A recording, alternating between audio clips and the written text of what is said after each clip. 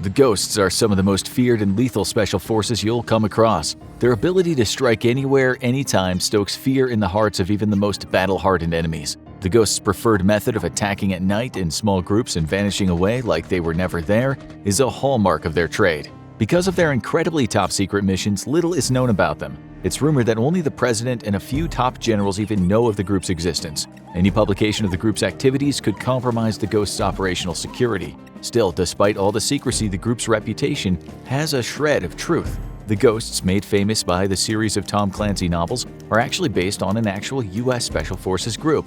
While this tiny group of special operators does not exist, the myths as portrayed in novels or movies like Rambo and Apocalypse Now are not too far from the truth. Though the unit, the Ghosts, never actually existed and is a figment of Tom Clancy's imagination, the actual group he based these special operators on is still just as remarkable. The real unit that all these books and movies based their characters on was the 5th Special Forces Group. This is a Green Beret unit in the U.S. Army. Their mission was to infiltrate behind enemy lines and lead groups of indigenous soldiers to bring the fight to the enemy. With the unit tracing its roots to World War II, the Army officially stood it up in 1961 and was among the first American units sent to South Vietnam in 1962. Though the group received no additional special training than other Green Berets, it appears that the stars aligned to place the group's personnel among some of the most difficult circumstances with some of the Army's most brilliant and innovative thinkers. As a result of its Vietnam service, it became the most heavily decorated unit in the Army for its size, with an astonishing 19 of its personnel being awarded the Medal of Honor and hundreds more earning the Distinguished Service Crosses and Silver Stars. When the 5th Special Forces Group deployed to Vietnam, the situation was a mess. South Vietnamese forces had been pushed out of most of the countryside and only controlled small swaths of territory around major cities. Viet Cong guerrillas openly moved without fear of attack and subjected the country's population to their rule. Though the Green Berets of the 5th Special Forces Group had their work cut out for them, such a situation was exactly what they had trained to do. The 5th Special Forces Group and other Green Berets in the country started implementing what would become their tried-and-true strategy. Instead of having large groups of special operators conduct missions all by themselves, the unit split up companies of Green Berets into small teams. These teams would then fan out into hostile territory to contact local leaders, recruit soldiers, and train them to take the fight to the enemy. The 5th Special Forces Group would eventually perfect the model of the fortified camp. These camps were designed and built by group members that wanted an easily defendable camp. Too often, isolated outposts got overrun, so by building these camps to withstand attack, unit members can not only defend a location for longer, but use these bases as stepping stones to push deeper into Viet Cong territory. For the first several years the 5th Special Forces Group was there, they mainly spent their time building relationships with local elders and building up their forces. Though smaller-scale raids and attacks often occurred, building the forces necessary to take back territory held by the Viet Cong would take years. Starting around 1964, the 5th Special Forces Group finally had enough manpower in place to truly begin its counteroffensives. Because the Viet Cong preferred to move around during the cover of darkness, it was here that the men decided to strike. In fact, night attacks became so common that by 1967, over 90% of the unit's operations took place at night. Perhaps this liking of the dark inspired the mythos of the Ghosts. During these raids, the Ghosts sought to inflict the most damage they could. They often sought out enemy command and control, logistics, and large troop formations in the open. Through the training of the local Vietnamese, the group was able to retake over 50% of the territory openly controlled by the enemy by the end of 1967. The men had developed many innovative tactics to accomplish such an amazing feat. One of these was attacking from watercraft. Because much of the country is covered in water, especially during monsoon seasons, the men had to figure out how to bring the fight to the Viet Cong even when water was blocking their way. To this end, the men requested several commercial airboats to make the rainy season a tactical advantage for the operators. After requesting a trial run of 4 boats in 1964, they quickly became so effective that a further 80 were ordered by the unit. During their time in Vietnam, the 5th Special Forces Group became the only Green Beret unit to operate such a craft, and their battlefield effectiveness became very impressive. The boats allowed operators to serve as the eyes and ears for Vietnamese units that allowed them to go through any dike, rice field, or flooded stream. Its shallow draft, high speed, and heavy weaponry made it possible to bring the fight to the enemy even when he thought he was safe. Eventually, the 5th Special Forces Group gained so much notoriety that it was personally elected by General Westmoreland to open the in-country reconnaissance school, known as Recondo School. The infamous Recondo School was a 3-week course that could teach 120 students all the basics of being a special operator, from long-range patrolling and evasion tactics to scuba diving and parachuting. The Recondo School hoped to be a force multiplier that provided practical combat training from some of the first operators in U.S. military service. The school was no joke and has been remarked as the most dangerous school the U.S. Army has ever run. This is because the final event culminated in an actual combat patrol through enemy-controlled territory. Because of this, there are several known instances of students being killed before graduation because of this final mission.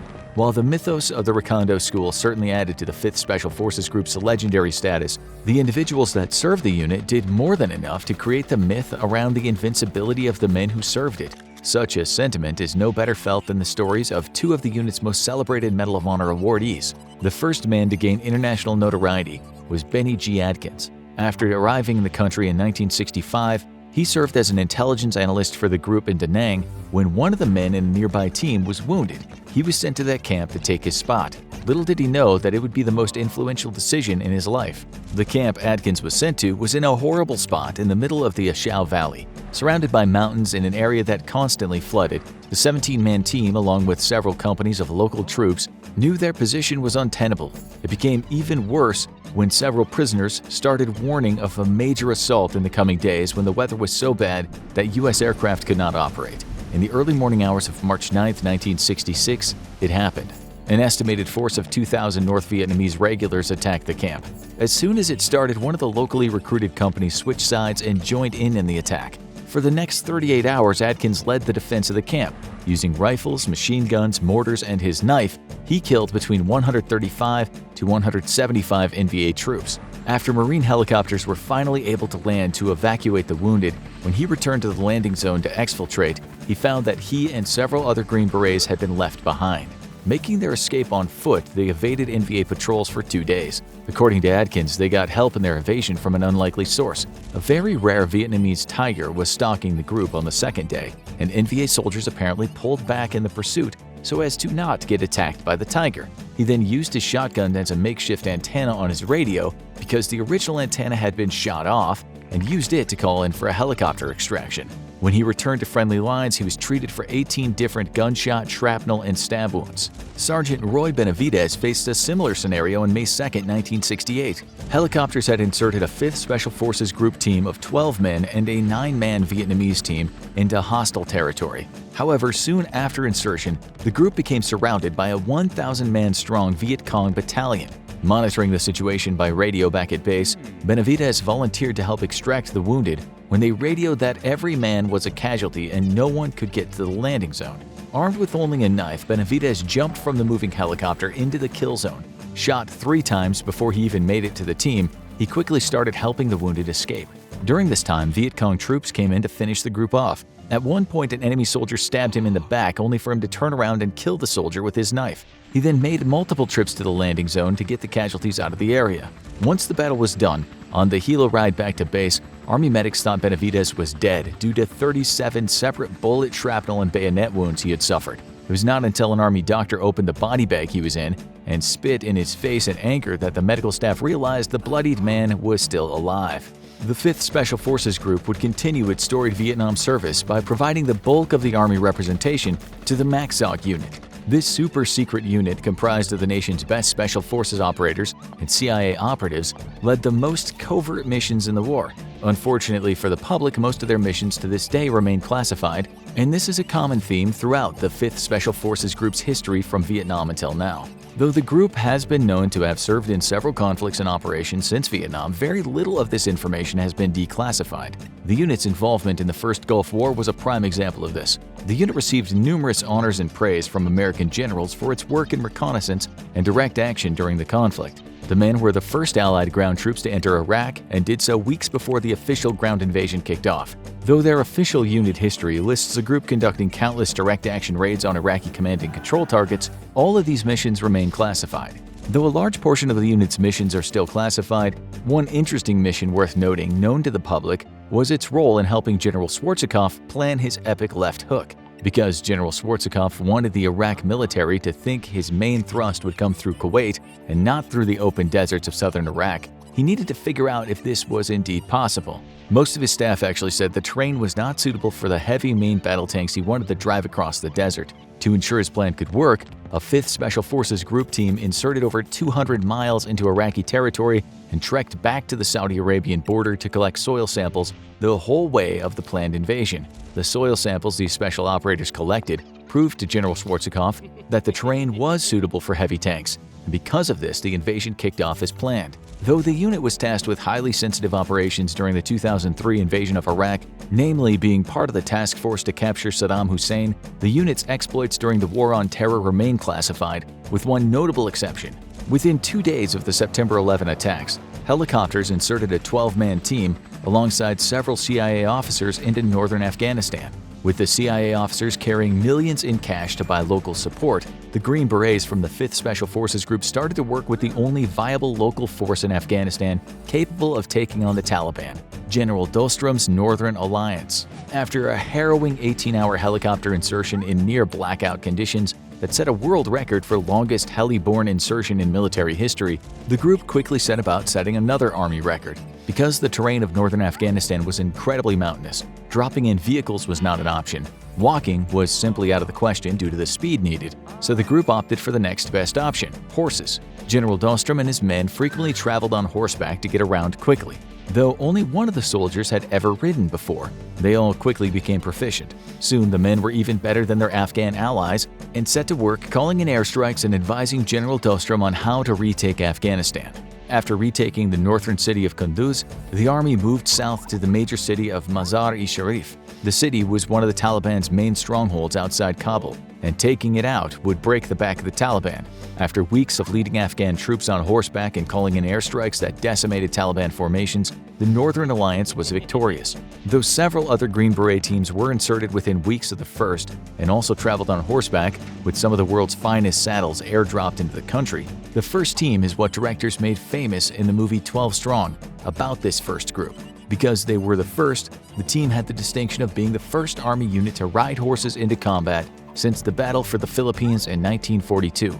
Even though the Army's early Afghan exploits propelled it to international fame, its day-in, day-out activities that never made it to the big screen are what really solidified its reputation amongst pop culture as the Ghosts. 500 pro-Syrian government troops led by a detachment of Wagner PMC fighters versus 40 American Special Forces and a handful of their Syrian rebel allies. But not only was no American even wounded, the opposing force was utterly devastated, and we have Russia to thank? The conflict in Syria has been raging for years, with the United States of America and the Russian Federation both supporting opposing sides. The US and its coalition partners support the Syrian Democratic Forces, a group of rebels from varying groups who all have one goal: overthrow the government of Bashar al-Assad and bring him to justice for his many crimes against humanity. The Russian Federation naturally supports Assad's dictatorship, if for nothing else than because Assad has made it clear that the Russian Navy will maintain access to the Mediterranean via leased naval facilities on Syria's coast.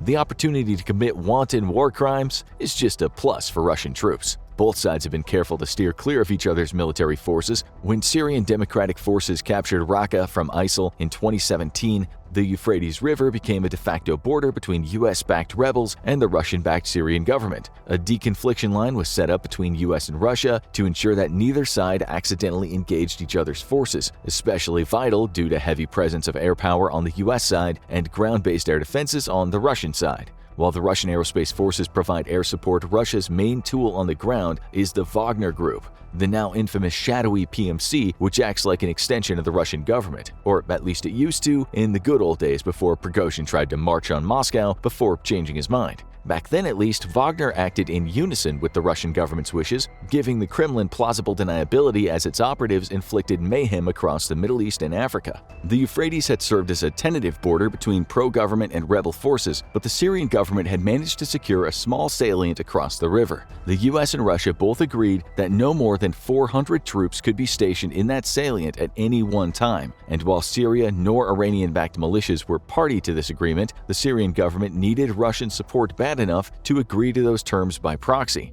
The troop limit was meant to prevent a sudden offensive by pro-government forces, which otherwise would have to cross the river, giving rebel forces ample time to mount a defense. Details of what happened next remain murky, but a narrative can be pieced together from various sources. While disregarding the more outlandish claims out there, What we do know is the rebel forces held very profitable oil facilities near the Euphrates, and in past conflicts, Wagner PMC has often been compensated by being granted a share in liberated, a term we use extremely loosely here, mining and oil extracting or processing facilities. Several days before the infamous attack, U.S. intelligence intercepted communications between Wagner's chief Yevgeny Prigozhin and senior Syrian officials as well as Kremlin officials. The intercepted communications painted a picture of the Kremlin and the Syrian government giving Prigozhin the green light to go ahead with a, quote, fast and strong operation sometime in early February. The only problem for both the Syrian government and Prigozhin's ambitions was a detachment of U.S. special forces based near the lucrative oil facilities that Prigozhin hoped to seize. Wagner nor the Russian government could launch an all-out attack that couldn't be traced directly back to them, so days before the battle, U.S. intelligence began to note the arrival of dozens of fighters just across the Euphrates.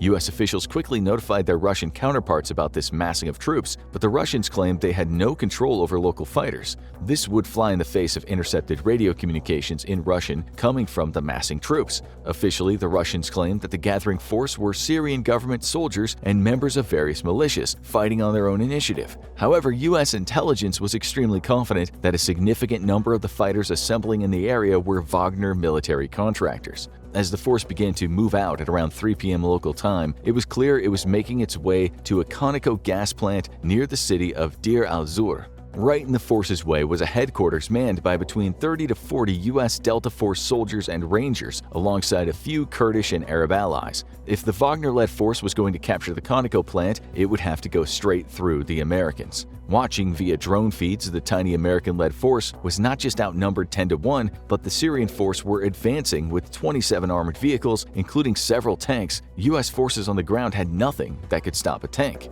About 20 miles away, Green Berets and a platoon of Marine infantry also watched the advancing force via drone feed, waiting for the call to roll out. They were equipped with Stryker armored vehicles, but could bring man-portable weapons to bear on the Syrian tanks. Even if the Marines and Green Berets got there in time, they would still be significantly outnumbered and outgunned in raw firepower. Also monitoring the situation was the American Air Operations Center at Al Udeid Air Base in Qatar, which immediately placed all available air assets on alert. Nobody could be sure the Wagner-led Syrian force was truly aiming for a fight. It wouldn't be the first time that they'd attempted to intimidate the U.S. or its allies into concessions. However, the previously intercepted communications made the Americans wary that this was the big move Prigozhin had been asking for permission to make, and the formation's movement toward the Conoco plant seemed to back the suspicion up.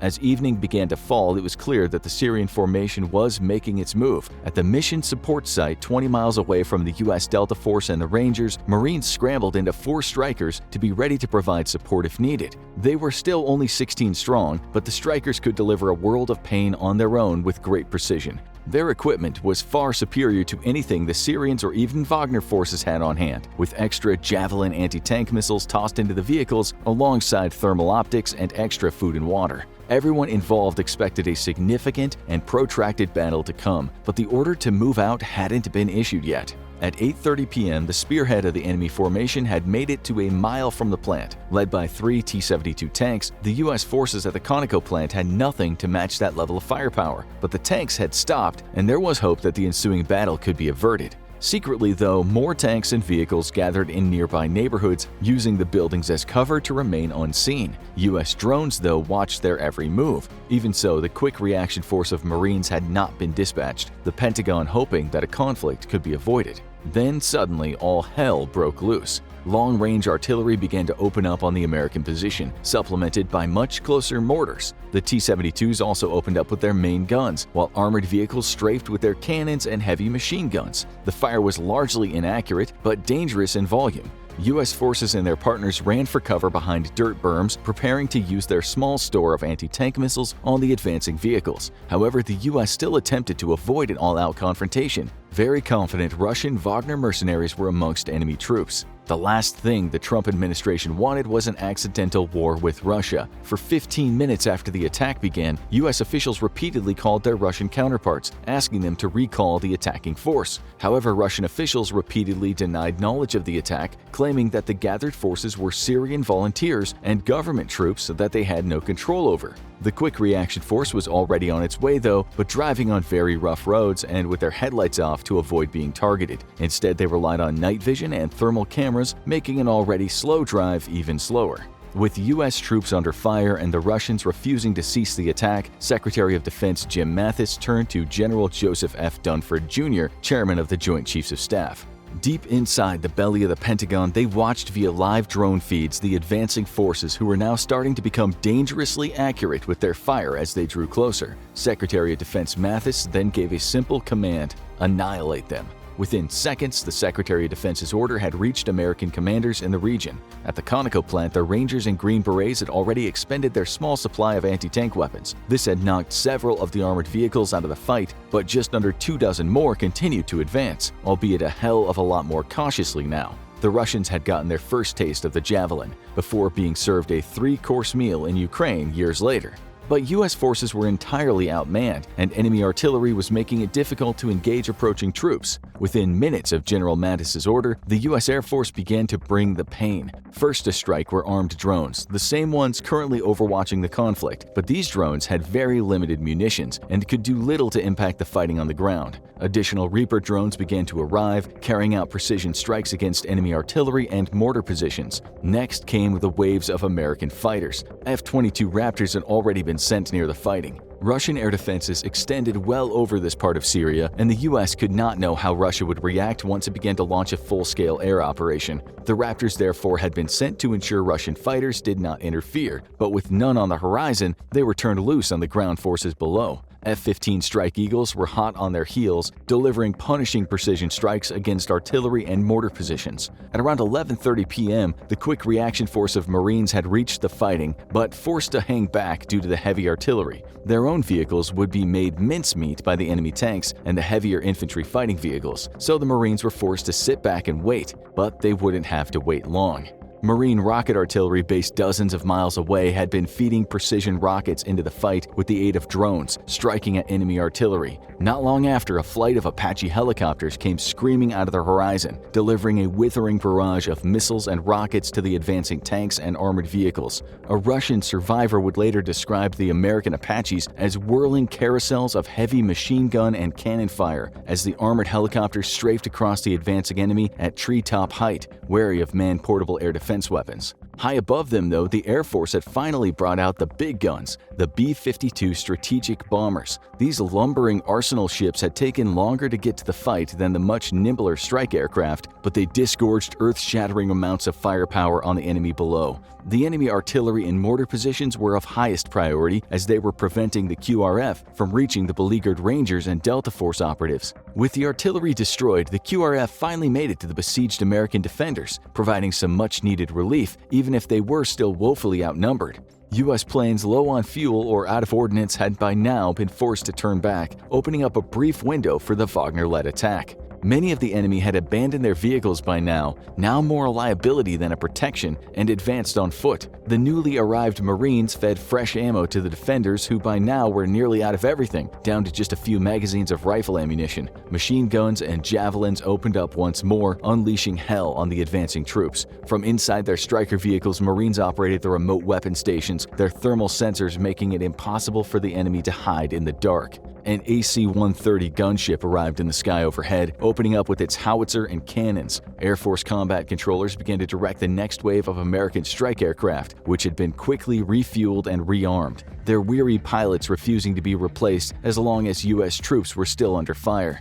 Everything American that could fly in the region was put into the air, the defenders still being massively outnumbered and overmatched in firepower. Every single flight of strike aircraft and attack helicopter was like a flight of guardian angels, delivering righteous fury in the form of precision high explosives and armor-piercing cannon fire. An hour later, the ill-fated attack finally halted. Enemy troops began a hasty withdrawal. In a show of good faith, the U.S. Air Force ceased atomizing the retreating troops. Some were allowed to return to collect their dead. The 500-strong force had been shattered, and the only casualty on the U.S. side was an allied Syrian fighter who had been lightly wounded. So, what really happened and who was in charge, and how was Russia responsible for this overwhelming U.S. victory? Even years after the incident, there remained significant gaps in the public knowledge over the event. Russia denied all responsibility, claimed that no Wagner forces had been involved in or had knowledge of the attack.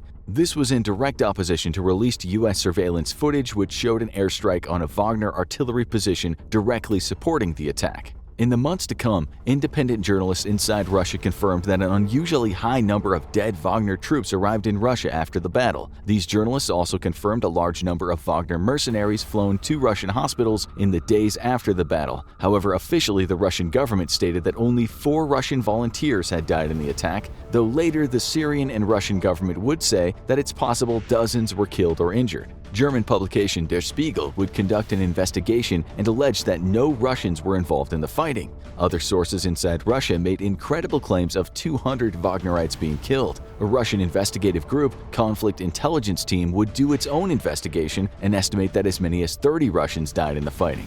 In 2023, The Gray Zone, a Telegram channel often associated with Wagner, published a summary of the infamous battle. From interviews with Wagner soldiers present, U.S. forces first used Reaper drones to take out the lead and rear vehicles of the formation in a classic ambush. Then Apache helicopters came roaring into the confused mess, decimating anyone attempting to retreat. A loitering AC-130 gunship pounded defensive positions into dust even as men attempted to find cover in nearby buildings. F-16s hounded them from above, with one Wagnerite allegedly claiming that in the morning the area was littered with liquefied gun barrels and solidified sand, melted in the intense heat of the American attack and re-solidifying after.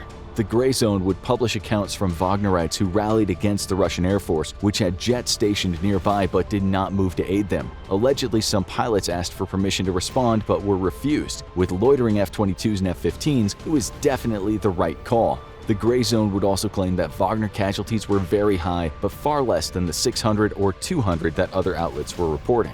We'll probably never know how many Wagnerites or even Russian special forces were directly involved in the fighting, but it's clear that the attack was led by Wagner and Yevgeny Prigozhin, who wanted to seize the Conoco oil field at all costs. However, in a surprising twist, and perhaps one that cemented in Prigozhin's mind the fact that he could no longer trust Putin's government, it was the Russian military itself which ensured the attack would ultimately fail. Russian air defenses were dense in the region and posed a significant challenge for U.S. aircraft. In the years since, the world would learn that despite Russia refusing to recall the attack, they had ordered their air defenses to stand down, giving the green light to the U.S. to use its air power freely. Why this is remains unknown. Perhaps Russia wished to continue its guise of plausible deniability. Wagner is a Russian PMC that works directly in the interest of the Russian government, but as a PMC, it affords Russia the option to disown or disenfranchise itself from any of the group's actions. Turning off the air defenses might have been Russia playing to this plausible deniability. After all, keeping the air defenses on would have essentially married the Russian government to the attack on the Conoco oil field. That would have come with significant consequences, inevitably sparking a significant buildup of U.S. forces in the region and dramatically escalating the possibility of all-out conflict between the two sides. It's also possible that Russia simply significantly underestimated U.S. air power. Air operations are difficult, a carefully choreographed dance of logistics, platforms, and personnel. As the Ukraine war has proven, Russia itself is incapable of coordinating significant air operations, let alone a massive and rapid, extremely time-sensitive response. The Russians might have assumed the U.S. shared this weakness, or that it simply couldn't coordinate so many different platforms so quickly. The Russians bet wrong. The U.S. air operation in the Battle of Kasham is nothing short of a military miracle. No matter which way you stack it, even with significant air support, U.S. forces should have been easily overrun. But the U.S. absolutely annihilates its own budget to find extremely terrifying capabilities you literally never want to be on the wrong end of. Firstly, the U.S. air fleet has the largest capability for close air support of any air fleet in the world. While Russian aerospace forces struggle to deliver accurate ground support, there's hardly any U.S. air combat platform that is incapable of doing the job that Russian planes simply aren't equipped for, and their pilots aren't trained for. The ability for U.S. warplanes from an F-15 to a B-52 to deliver precision ground fire is unmatched by any other nation in the world, and it's basically illegal for any U.S. aircraft of any kind to take to the skies without the ability to drop a bomb with high precision right where the troops need it the most. But U.S. logistics and command and control is the secret hero of the show here, because Russia likely did not expect such a massive and well-coordinated response of so many different air platforms.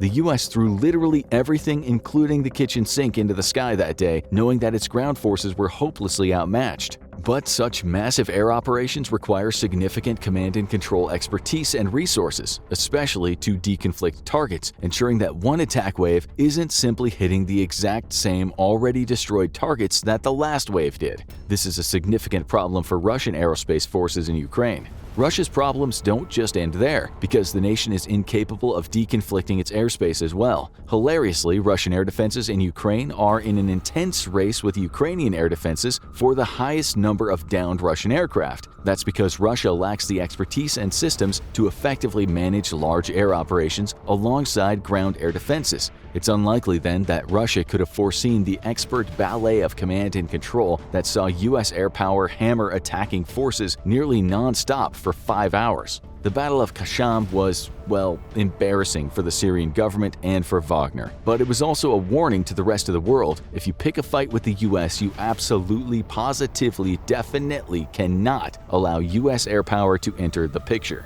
In times of crisis, the commander-in-chief has the entire United States military at their disposal. When it comes to dangerous and sensitive missions, there are certain elite soldiers who can get the job done. The elite soldiers we're talking about are the Navy SEALs and the Green Berets. Each is a special forces branch of the military. Let's take a look at the similarities and differences between these two military powerhouses. The name Navy SEAL tells us two things. The first is that this is the Special Forces branch of the Navy and that they conduct missions on sea, air, and land. This is what the acronym SEAL stands for. These elite soldiers are used in direct raids, reconnaissance missions, and action against terrorist forces. The Navy SEALs can trace their heritage back to World War II. During the war, elite naval soldiers were assigned to naval combat demolition units and underwater demolition teams. The missions they carried out were to disarm mines and recover sunken objects. These dangerous missions required the best soldiers the Navy had to offer. They were nicknamed frogmen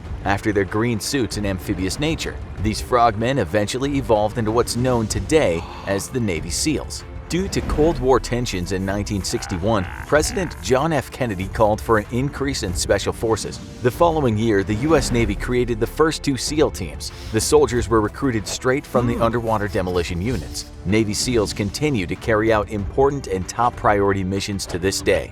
Green Berets are the Special Forces unit of the United States Army. Green Berets specialize in counterinsurgency. Like the Navy SEALs, the Green Berets can trace their history back to World War II as well. However, the name Green Beret did not come into use until the 1950s. The idea behind creating Green Beret squads was to create small tactical teams that could sabotage enemy communications and supply lines. The first actual Special Forces unit in the U.S. was formed in 1952 under the U.S. Army Psychological Warfare Division. 2 years later, the Army Special Forces soldiers incorporated their iconic Green Berets into their uniforms to distinguish themselves from other branches of the military. In 1962, the Army Special Forces gained official and exclusive rights to the Berets, thus immortalizing the name Green Berets in history.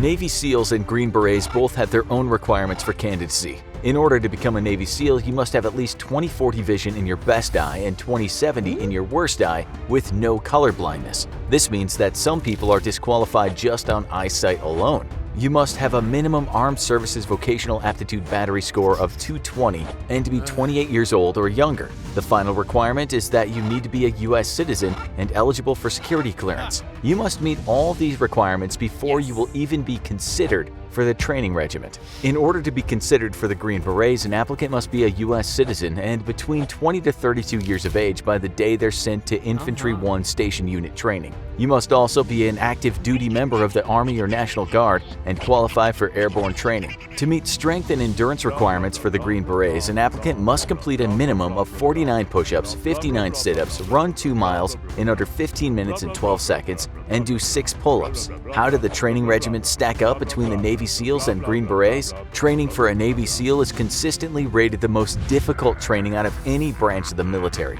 The training for a Navy SEAL is made up of 3 core pillars. The first is to create men of character, which means to train each soldier to uphold the Navy's core values. The next pillar of training is physical. Navy SEALs must be physically fit and trained to work in every environment, but most especially water. The final pillar of training is technical. The training to become a Navy SEAL requires soldiers to be intelligent and able to quickly learn new tasks. There are 2 months of preparatory training before a soldier can even begin their Navy SEAL training.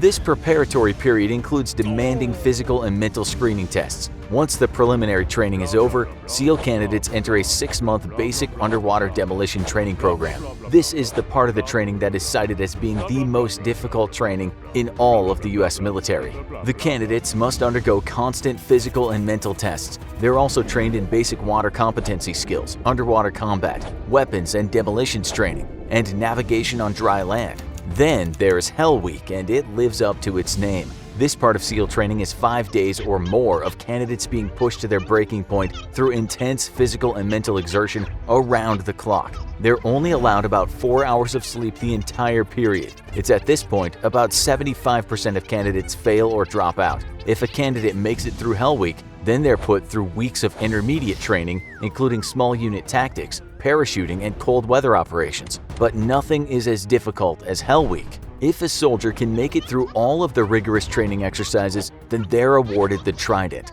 This is the official Navy SEAL symbol. Once the soldier receives their Trident, they are assigned to a SEAL platoon, where they have several more months of advanced training for specialty skills. It's after this point that soldiers can call themselves a Navy SEAL. Green Berets start out with basic combat training. Candidates who aspire to be Green Berets must also have completed advanced individual training and U.S. Army Airborne School. Soldiers then need to report to Fort Bragg to complete a 6-week course in physical fitness and land navigation called the Special Forces Preparation Course. Next, the candidates need to go through the Special Forces Assessment and Selection Training. During this training, soldiers' survival skills are tested and their physical and mental fitness is pushed to its limits. The final phase of the training is the Special Forces Qualification Course. This is a 53-week training course in small unit tactics, combat marksmanship, advanced special forces tactics, language and cultural training, and unconventional warfare. Once these 53 weeks are over, the soldier can finally be deployed as a Green Beret. Navy SEALs and Green Berets are both elite Special Forces units. The Navy SEAL training is more difficult to get through, but the Green Berets training is a longer process. There's currently around 2,500 Navy SEALs on active duty. There are about 7,000 Green Berets on active duty. Reports state that the number of Green Berets may be decreasing. The strain of repeated deployments and failure to meet recruiting targets are starting to take its toll on the Green Berets. The amount of soldiers in a squad differs between Navy SEALs and Green Berets as well. SEAL squads consist of approximately 16 men, but may be divided into smaller squads and fire teams as needed. Green Beret squads work as 12-soldier teams known as an A-team. Each member of the team has a specific job within the squad. The 2 Special Forces branches have specific mission types. However, Green Berets and Navy SEALs do work together from time to time. There have been missions where the 2 branches are deployed to complete missions together, and other times where a squad is a mix of Navy SEALs and Green Berets. Normally, Navy SEALs are assigned to specific missions based on the skills required. In the case of Navy SEALs, the skill set of the squad drives the decision of where they'll be deployed.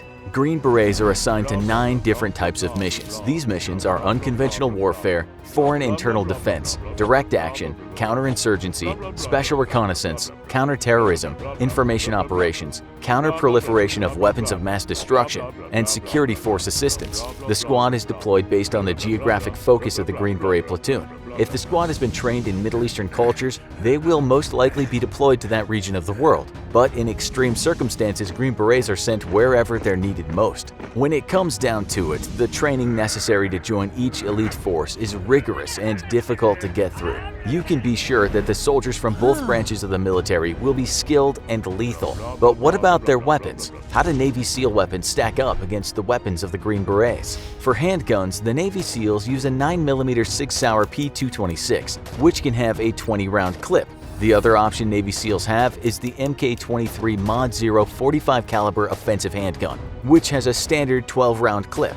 Both handguns are equipped with a suppressor and laser aiming module. These modifications allow for stealthiness and better accuracy. For rifles, Navy SEALs use a plethora of different guns. Most common is the M4A1, which has a 550-yard range and a 30-round magazine. SEALs have also been known to use the AK-47 along with submachine guns, shotguns, and sniper rifles to supplement the firepower in their squad. The standard issue handgun for the Green Beret is the Glock 19. This pistol was selected for its low visibility, which allows it to be concealed easily. This is important as the Green Beret Beret uniform might change to meet mission requirements. The Glock 19 magazine capacity can vary from 6 rounds to 33 and can fire over 100 rounds a minute.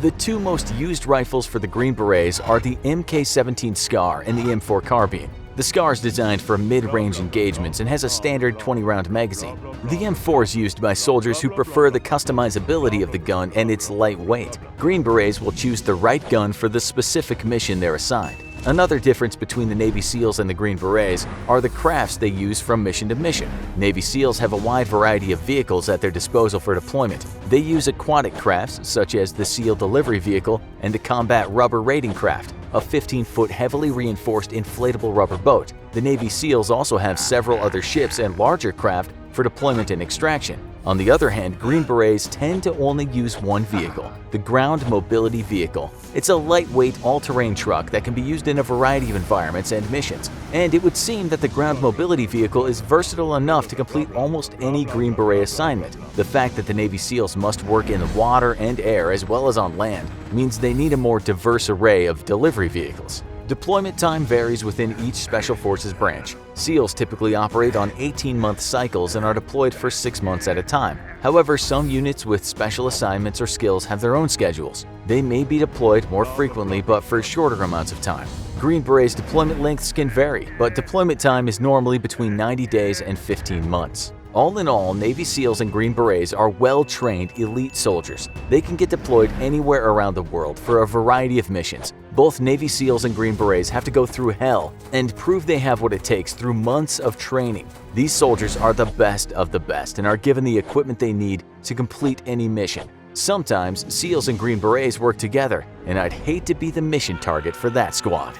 In news that shocked the world, U.S. Special Forces are now stationed just 6 miles off China's coast. With their presence accidentally leaked, China's responded with the expected levels of outrage. Yet the U.S. military has refused to back down, and in fact has now confirmed the presence of American special operators in Taiwan will now be permanent. The move was controversial, to say the least, and China has labeled it as an act of provocation.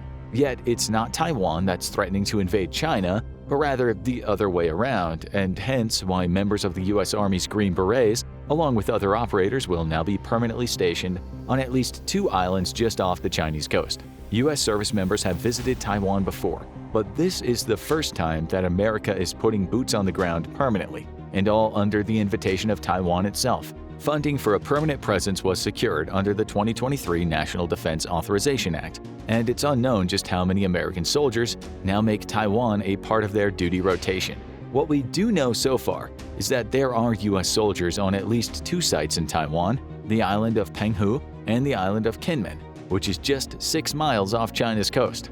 The Department of Defense has remained tight-lipped on the purpose of these special forces, though it did confirm that one of their goals is to help train Taiwan's own special and amphibious forces. Green Berets specialize in defending against enemy special forces, making them ideally suited to the task of preparing Taiwan for the inevitable insertion of Chinese special forces operators if a conflict ever sparks up in the region. A major focus of the Green Beret mission in Taiwan is preparing to counter China's special forces threat, as well as identify and neutralize infiltrators and sabotage agents. This is a major concern, given that Taiwan intelligence regularly discovers Chinese collaborators or infiltrators in the Taiwanese military, the general population, or even its government.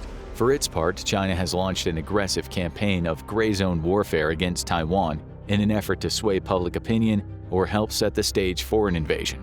Chinese infiltrators stir up the Taiwanese population, with little success to date, but also gather detailed information on Taiwan's defenses. In case of a war, it's expected that the first phase of an invasion will include a massive sabotage campaign across the islands, all performed in an attempt to slow or hamstring Taiwan's initial response to Chinese incursions. Political and military leaders are also the target of Chinese special forces. Plans show that specialized kill teams will be sent to assassinate Taiwan's leadership as part of China's spearhead during its invasion of Taiwan. Here, the Green Berets are well suited for helping train Taiwan's forces, with Green Berets typically providing security for American VIPs during wartime scenarios. During Desert Storm, American General Norman Schwarzkopf, who oversaw the entire campaign, had his own security detail of Green Berets to thwart Iraqi attempts to assassinate him. Many in the US military believe that a Chinese invasion of Taiwan is inevitable, and recent reports state that China will likely be fully prepared for such an invasion by 2027. The initial estimate was that China would capitalize on political turmoil after the 2024 American election to invade by 2025. But a massive corruption scandal amongst the People's Liberation Army rocket force seems to have significantly eroded Chinese President Xi Jinping's confidence in his military. The scandal has ensnared numerous senior PLARF and other military officials, including 2 now former commanders of the rocket force. It's also revealed that it's possible a number of Chinese missile silos had faulty doors that prevented their missiles from being fired, a revelation supported by the well-documented corruption and poor quality work of Chinese construction firms. The PLARF is the key to any invasion of Taiwan, as China's rocket force is tasked with neutralizing U.S. regional power. Via long-range ballistic missiles, China aims to shut down American airfields across the Pacific for long enough to successfully land on Taiwan. Long-range anti-ship missiles will target U.S. Navy surface action groups, with the specific goal of sinking American carriers. The PLARF's entire purpose is basically to enable China freedom of action in the Taiwan Strait by keeping U.S. naval and air forces at bay. But if this specialized force is incapable of doing its job, China stands little chance of successfully landing on Taiwan. China's corruption scandal may have bought the U.S. and Taiwan a few more years, but either way, America is taking the threat of a Chinese invasion more seriously than it ever has before in history. Many of the intelligence and military community agree that invasion is all but inevitable, and until now, America has retained a position of strategic ambiguity. However, in an effort to deter an invasion in the first place, American President Joe Biden publicly affirmed twice that he would defend Taiwan. White House press staff were quick to walk the comments back, creating even more ambiguity about the U.S.'s real intentions and inserting doubt into Chinese calculations. Though the presence of U.S. Special Forces so close to China leaves little room for interpretation. As America gears up for new weapon sales to Taiwan, it's likely that these operators aren't there just to train in countering China's own special forces and sabotage or infiltration attempts, but also to help train Taiwanese troops in new tools the U.S. has made available for purchase. Amongst these is the Black Hornet. These micro-drones have seen action in Ukraine, where Ukrainian special operators have utilized them to conduct covert surveillance against Russian forces. The small drones are perfect for local reconnaissance and include 3 cameras, one facing forward, one facing down, and one canted at a 45-degree angle from the nose. The powerful little drone is even strong enough to fly in harsh winds, despite its tiny size of 6 by 1 inches and a total weight of 18 grams. Its loiter time is around 20 to 25 minutes, which is the same amount of time it takes to recharge its battery. Therefore, with 2 drones, one can be ready for flight as soon as its partner returns from a mission. The drone even has night vision and infrared capability, perfect for recon at night. Very little has been publicly confirmed about the specific mission and training that America's Green Berets are undertaking in Taiwan, but their location on outlying islands is a strong hint of other aspects of their mission. The proximity to China's coast could hint at the preparation for Taiwan's own special forces to conduct counter-infiltrations into China itself in case of hostilities. Any invasion of Taiwan would take months to prepare for, as troops are moved to the coast and ships are assembled. This gives Taiwanese special forces an opportunity to conduct sabotage missions inside China itself in an effort to slow the invasion or delay it. Given that tidal conditions of the Strait of Taiwan itself are only favorable for an invasion at 2 different times of the year, a delay caused by sabotage could delay an invasion long enough to make it politically not viable. Using encrypted and jam-resistant communication links, special forces on these islands could direct long-range fires against Chinese vessels moving into the strait. This is a critical concern for China, and one that we know it's spent a lot of time worrying about. In case of war, U.S. Marines will be used to conduct amphibious landings on outlying islands across the strait and near China's coast. A structural reorganization of American Marines has now made them into a far more flexible and agile force, with the ability to deploy into outlying islands or seize them by force and turn them into anti-ship missile bases with the help of tools like HIMARS. America's goal in the Pacific is to present China with more complications than it can resolve, overwhelming its ability to defend itself and its invasion forces. These islands could also host mobile air defense systems to harass the Chinese Air Force as it attempts to seize air superiority over the strait and Taiwan itself. We've seen an example of how successful the aggressive use of air defenses can be in Ukraine, with the Navy deploying Patriot and NASAM air defenses just behind the front line. The surprise move resulted in a brutal ambush of Russian aircraft that scored approximately a dozen downed aircraft, including very high-value and expensive airborne alert and control aircraft well behind the front lines. U.S. Special Forces on Taiwan itself would be critical to America's response to Chinese aggression. They would not only help Taiwan defend itself from Chinese Special Forces, but also help coordinate action between Taiwan's military and America's own. Their knowledge of American weapon systems would prove invaluable as Taiwan purchases ever greater numbers of them, and their ability to relay precise targeting data on Chinese forces to American strike capabilities would be crucial for the rapid and accurate destruction of invading forces and their support equipment. All this doesn't come without significant risk, though. In any invasion of Taiwan, it would put the U.S. service members in the direct line of fire. Yet this was always going to be the case, as the war would predominantly play out between China's Navy and Air Force against America's own Navy and Air Force. The addition of ground combat troops could prove politically contentious for Americans, especially if the nation elects an isolationist president or one with Chinese sympathies. However, the present course being charted by America does not indicate this will be the case. For the first time in U.S.-Taiwan relations, the island democracy has become the beneficiary of America's foreign military finance program. This is not a loan or a weapons purchase, but rather direct military assistance provided throughout history to various nations such as Ukraine, Egypt, Afghanistan, and others. An $80 million transfer of weapons was meant to bolster Taiwan's defenses, with the added side effect of boosting the domestic economy by creating a need to replace those same supplies. For decades, the U.S. has maintained a strategy of ambiguity on the Taiwan matter and refused to officially recognize the country so as to not anger China. In the past, U.S. arms sales to the nation were meant to ensure that it had enough weapons to defend itself, but not so much as to completely deteriorate relations with China. Yet, as many have observed, China's military advantage over Taiwan is now massive, and the old strategy no longer works. Taiwan needs direct military assistance, and a significant amount of it, in order to deter the far more powerful and modern China from attempting an invasion.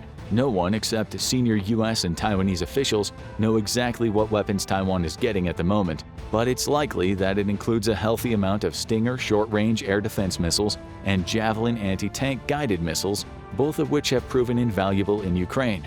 But that $80 million was only the start, and shortly after, Taiwan placed an order for an additional $500 million in new weapons on top of the aid package. The nation is also sending 2 battalions of troops to train in the U.S., the first time that's happened since the 1970s, and before the U.S. switched official recognition from Taiwan to China. Taiwan is in dire need of restructuring when it comes to its military in the face of growing Chinese aggression, and the U.S.'s aim is to help with that. Its main battle tanks are mostly aging Cold War models donated or sold by the U.S. and unlikely to offer much resistance against China's more modern tanks. It also has a critical shortfall of missile systems for both air defense and to counter Chinese armored vehicles, a problem the U.S. is attempting to fix with ongoing arms sales, but it's also being affected by the need to send these same weapons to Ukraine.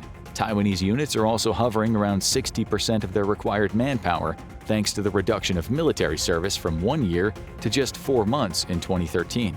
To remedy this, Taiwan has reinstated a mandatory full year of service for all youth, but the nation faces significant problems on the training front that the U.S. is attempting to help rectify. Taiwanese citizens jokingly refer to this period of service as summer camp, and those interviewed say there's no regular training and they only practice firing 50-year-old rifles every 2 weeks. While American combat troops undergo rigorous training on marksmanship fundamentals, such training has been lacking in the Taiwanese military, and there is little, if any, emphasis on physical fitness. All of these shortfalls are changing under immense pressure from the U.S. War game after war game has shown that China inevitably lands its forces on Taiwan, even if its amphibious fleet suffers heavy losses. This has led the U.S. to pressure Taiwan into investing far more resources into its army, which Washington says should be prepared to fight China not just on the beaches, but in the cities, towns, and jungles as well. The strategic reality is that due to its proximity to China and the need for the US Navy and Air Force to operate from so far away,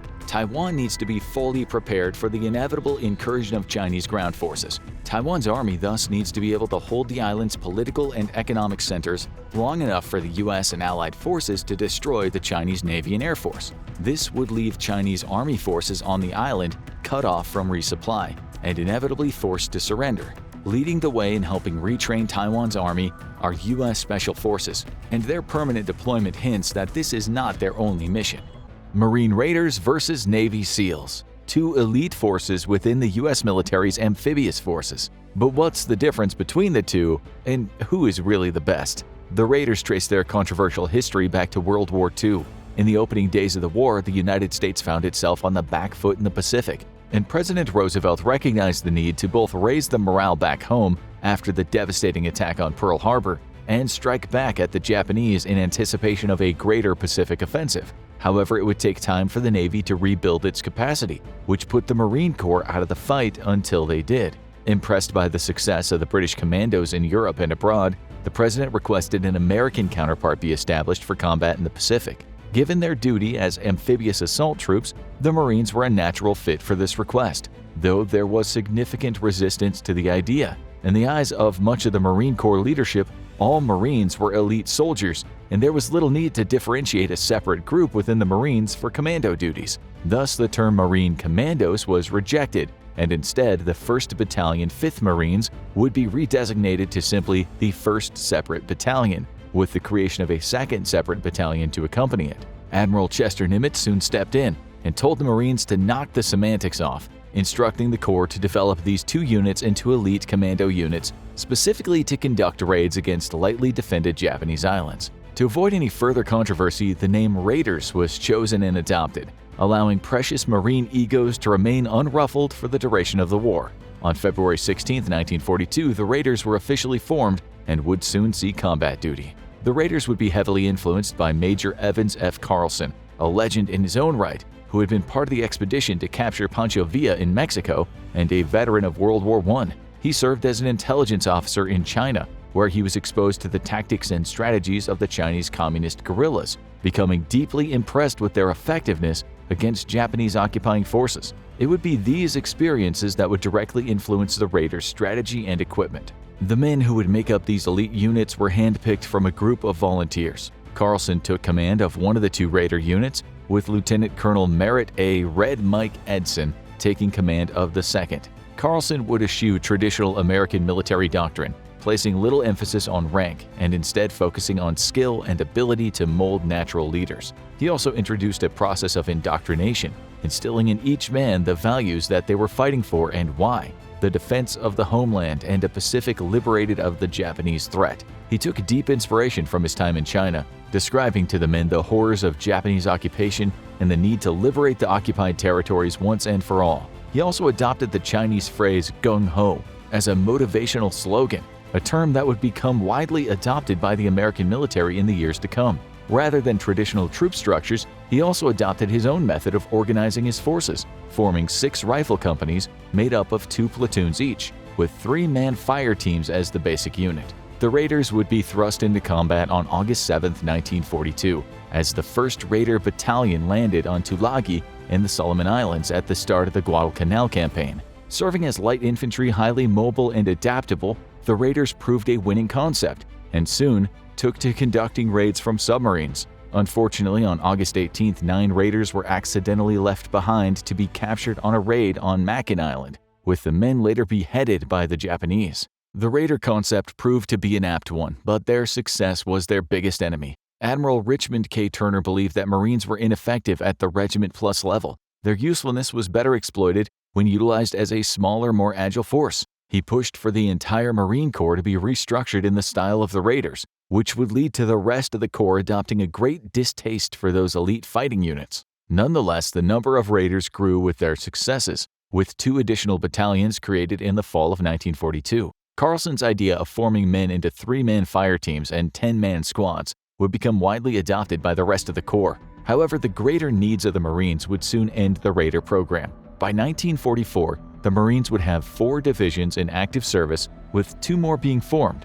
However, these 2 new divisions were experiencing significant manpower shortages given the amount of Marines designated to specialized units. To get the needed 2 extra divisions fully manned, they'd have to pull from existing organizations within the Marines. By 1944, there was little need for command-style operations in the Pacific. The development of the amphibious tractor, which allowed Marines to land on beaches inside of vehicles, which could then continue providing fire support, eliminated the need for light infantry in large amphibious assaults. Further, with the momentum in the Pacific decidedly swinging in the Americans' favor, the raiders themselves were more often than not finding themselves assigned to light infantry duties rather than specialized tasks behind enemy lines that they'd been designed for. Culturally, though, there was significant resistance from the rest of the Marine Corps on the existence of a, quote, elite unit within the Corps itself. On January 8, 1944, the Raiders would be no more. The men were absorbed or reformed into traditional battalions. The Raiders would disappear from history until August 6, 2014, when Marine Commandant James F. Amos announced that critical skills operators within Marine Special Operations Command would be rebranded as Raiders in honor of their World War II lineage. Today, Marine Raiders conduct general special operations missions, such as direct action, specializing in amphibious assaults. Raiders are designed to infiltrate enemy territory, typically from the sea, and steal, capture, or destroy extremely high-value assets. A typical example of this type of mission was the recent Ukrainian Special Forces raid on Crimea, which resulted in the elimination of all Russian security personnel and the destruction of an S-400 site. These types of direct-action missions typically open up critical vulnerabilities in an enemy's capabilities. The destruction of the S-400 site by Ukrainian Special Forces, many of which have trained with Marine Raiders, resulted in the penetration of Russian airspace by multiple volleys of missiles and drones with tremendous consequences. Special reconnaissance. In this role, Marine Raiders typically land first on a beach while remaining undetected. Operating in extremely small groups, the missions they're given are extreme risk, high reward, with the goal being intelligence gathering rather than a direct effect on the enemy. In this role, Raiders remain out of sight as much as possible, with the intelligence they gather on the enemy, terrain, and infrastructure being far more critical to a future military campaign than any damage they could do themselves. Security Force Assistance. The U.S. is heavily invested in the success of partner and allied governments, and in this role, Marine Raiders will often work alongside foreign partners to achieve goals beneficial for both the U.S. and its allies and partners. This can range from simply training partner nations' militaries, something U.S. Special Forces regularly engage in around the world, to joint raids, such as joint American-Filipino raids on al-Qaeda networks in the South Pacific. Counterinsurgency. During counterinsurgency operations, Raiders will work to neutralize insurgent networks and movements, attacking and dismantling them with direct action missions, but even more importantly, conducting psychological and civic campaigns to remove the threat. A typical counterinsurgency operation could involve raiding an insurgent stronghold, then pushing anti-insurgency propaganda, and lastly helping locals rebuild from the effects of war. Not all missions Raiders undertake involve killing or destruction. Counterterrorism. Similar to counterinsurgency, Raiders specialize in gathering intelligence on terrorist networks, surveilling them, and finally destroying them. Their goal isn't just to be the fires of retribution after an attack, but to deter or even prevent them through decisive preemptive actions. Support to combat weapons of mass destruction. A key concern during Desert Storm, Raiders aid theater commandos to combat the threat of WMDs by locating, identifying, and tracking WMDs in a combat theater. Typically, other tools would be used to neutralize the threat, such as airstrikes, but if need be, the Raiders can quickly move in to neutralize or capture WMD capabilities fielded by the enemy. Foreign Internal Defense. A mission shared by most U.S. Special Forces, Raiders will typically find themselves providing indirect assistance to foreign governments in their own national defense. An example of this type of mission is the training of Ukrainian regular and Special Forces units, with rumors that Raiders alongside SEALs and other American special operators are currently inside of Ukraine assisting its military in training and planning. Support to unconventional warfare. A mission that's the exact opposite of counterinsurgency. Raiders in this role will find themselves creating and fueling an insurgency movement. There are myriad examples of this throughout history, from the battlefields of World War II to very credible rumors that even right now U.S. Special Forces are directly coordinating insurgency movements from afar within Russian-occupied territories of Ukraine. Navy SEALs also trace their lineage back to World War II. At the onset of the war, the US was on their back foot, but fully prepared to bring the thunder to Japanese forces across the wider Pacific. There was only one problem: there was little if any way of gathering intelligence on Japanese defenses, and with amphibious operations being so extremely risky, bad intelligence could get a lot of people killed. Thus, the US military organized what would become the first SEALs, as a beach reconnaissance force made up of Army and Navy personnel, naming them Scouts and Raiders. Their mission would be to covertly identify and infiltrate a target beach for landing, then hold their position until the actual assault began, upon which they would guide the assault waves to their destination. The Joint Army-Navy force was not initially deployed in the Pacific. Instead, they embarked on the North Africa campaign in November 1942. The first Scouts and Raiders group would see action during Operation Torch off the African coast, supporting Allied landings against Axis forces. They would then assist the Allied effort through combat in Sicily, Salonor, Anzio, Normandy, and the south of France. The second group, codenamed Special Service Unit No. 1, just to be nice and confusing, was established on July 7, 1943, after the successes of the African campaign. This joint force would receive its first mission in September 1943 at Finschhafen, Papua New Guinea. They would go on to see combat in Gasmata, Otterway, Camp Gloucester, and the east and south coasts of New Britain, all without receiving a single KIA. However, despite their success, the Navy chafed at the inclusion of Army personnel in what was obviously an amphibious campaign.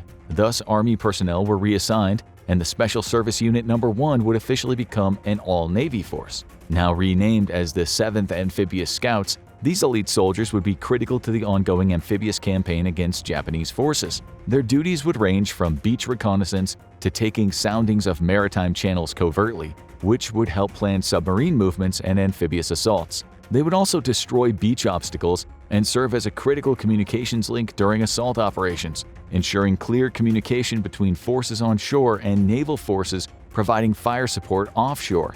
They would even see service in China, conducting surveys of the Yangtze River, fighting alongside Chinese guerrillas, and conducting a 3-month survey of the Chinese coast right under Japanese noses by disguising themselves as low-wage immigrant workers. In September 1942, 17 Navy salvage personnel would undergo training for what would become the bread and butter mission of future Navy SEALs. These men would undergo training in demolitions, explosive cable cutting, and commando raiding techniques, ultimately infiltrating the Wadi Sibu River in North Africa and destroying the net and cable barriers protecting it from further infiltration.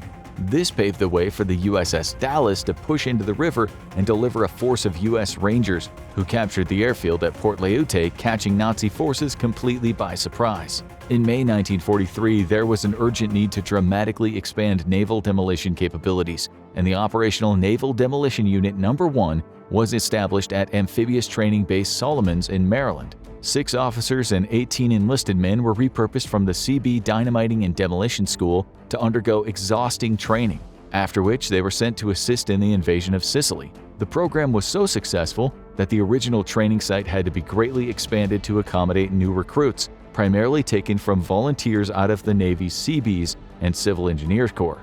The prototype SEALs would undergo a baptism of fire in the greatest and most difficult amphibious operation in history. During the landings at Normandy, these elite units would blow open gaps in German defenses, critical to the success of follow-on forces. However, at Omaha Beach, they would succeed in their mission, directly influencing the overall success of the landings. After being assigned to Operation Dragoon in southern France, there was no further need for amphibious operations in Europe, and all personnel were transferred to the Pacific Theater, integrated into the underwater demolition teams currently making life unpleasant for Japanese forces across the theater. The Office of Strategic Services, itself a progenitor to the CIA, would also play part in the heritage of Navy SEALs. These American commandos were modeled after the success of British commandos operating behind enemy lines in Europe. They would often infiltrate enemy territory via amphibious delivery, making Navy personnel an easy fit into the OSS program. Once behind enemy lines, they would conduct reconnaissance and direct action missions against priority targets, as well as gather intelligence and stoke up insurgency movements. The general order of the OSS was to, quote, create hell for the enemy.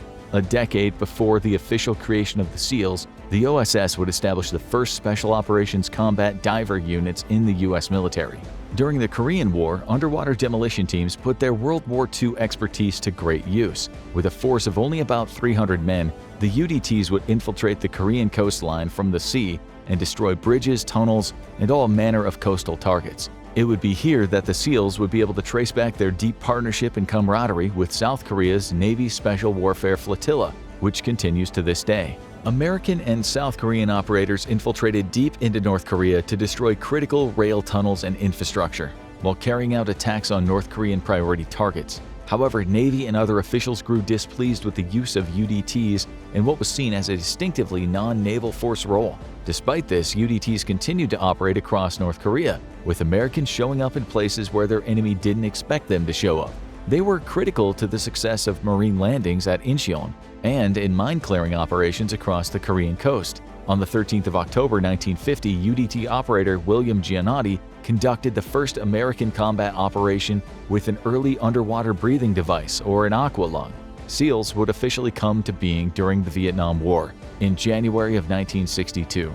With a critical need for unconventional and special operations forces, SEALs would be designed to directly support a massive $100 million expansion of U.S. Special Operations Forces announced by President Kennedy. The Navy, however, initially struggled to find its role within the larger U.S. Special Forces ecosystem, until Admiral Arleigh Burke, Chief of Naval Operations, recommended the establishment of elite guerrilla and counter-guerrilla units with the unique capability of being inserted via sea, air, or land. This cemented the SEALs as the premier special forces of the U.S. military, given their pre-existing expertise in amphibious operations. Once you know how to survive underwater, jumping out of an airplane or booting it over a mountain is easy as pie. Team 1 of the newly established SEALs would be stationed at Naval Amphibious Base Coronado in San Diego, directly supporting U.S. efforts in Vietnam.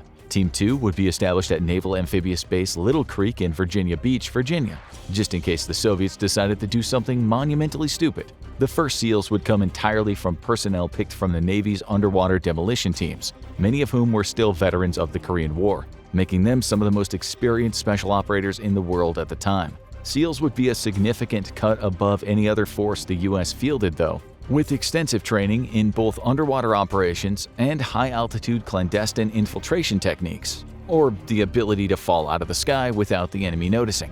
Surprisingly, though, the first SEAL mission would not be in Vietnam, but rather in Cuba, with SEALs conducting clandestine beach reconnaissance in anticipation of a possible U.S. invasion.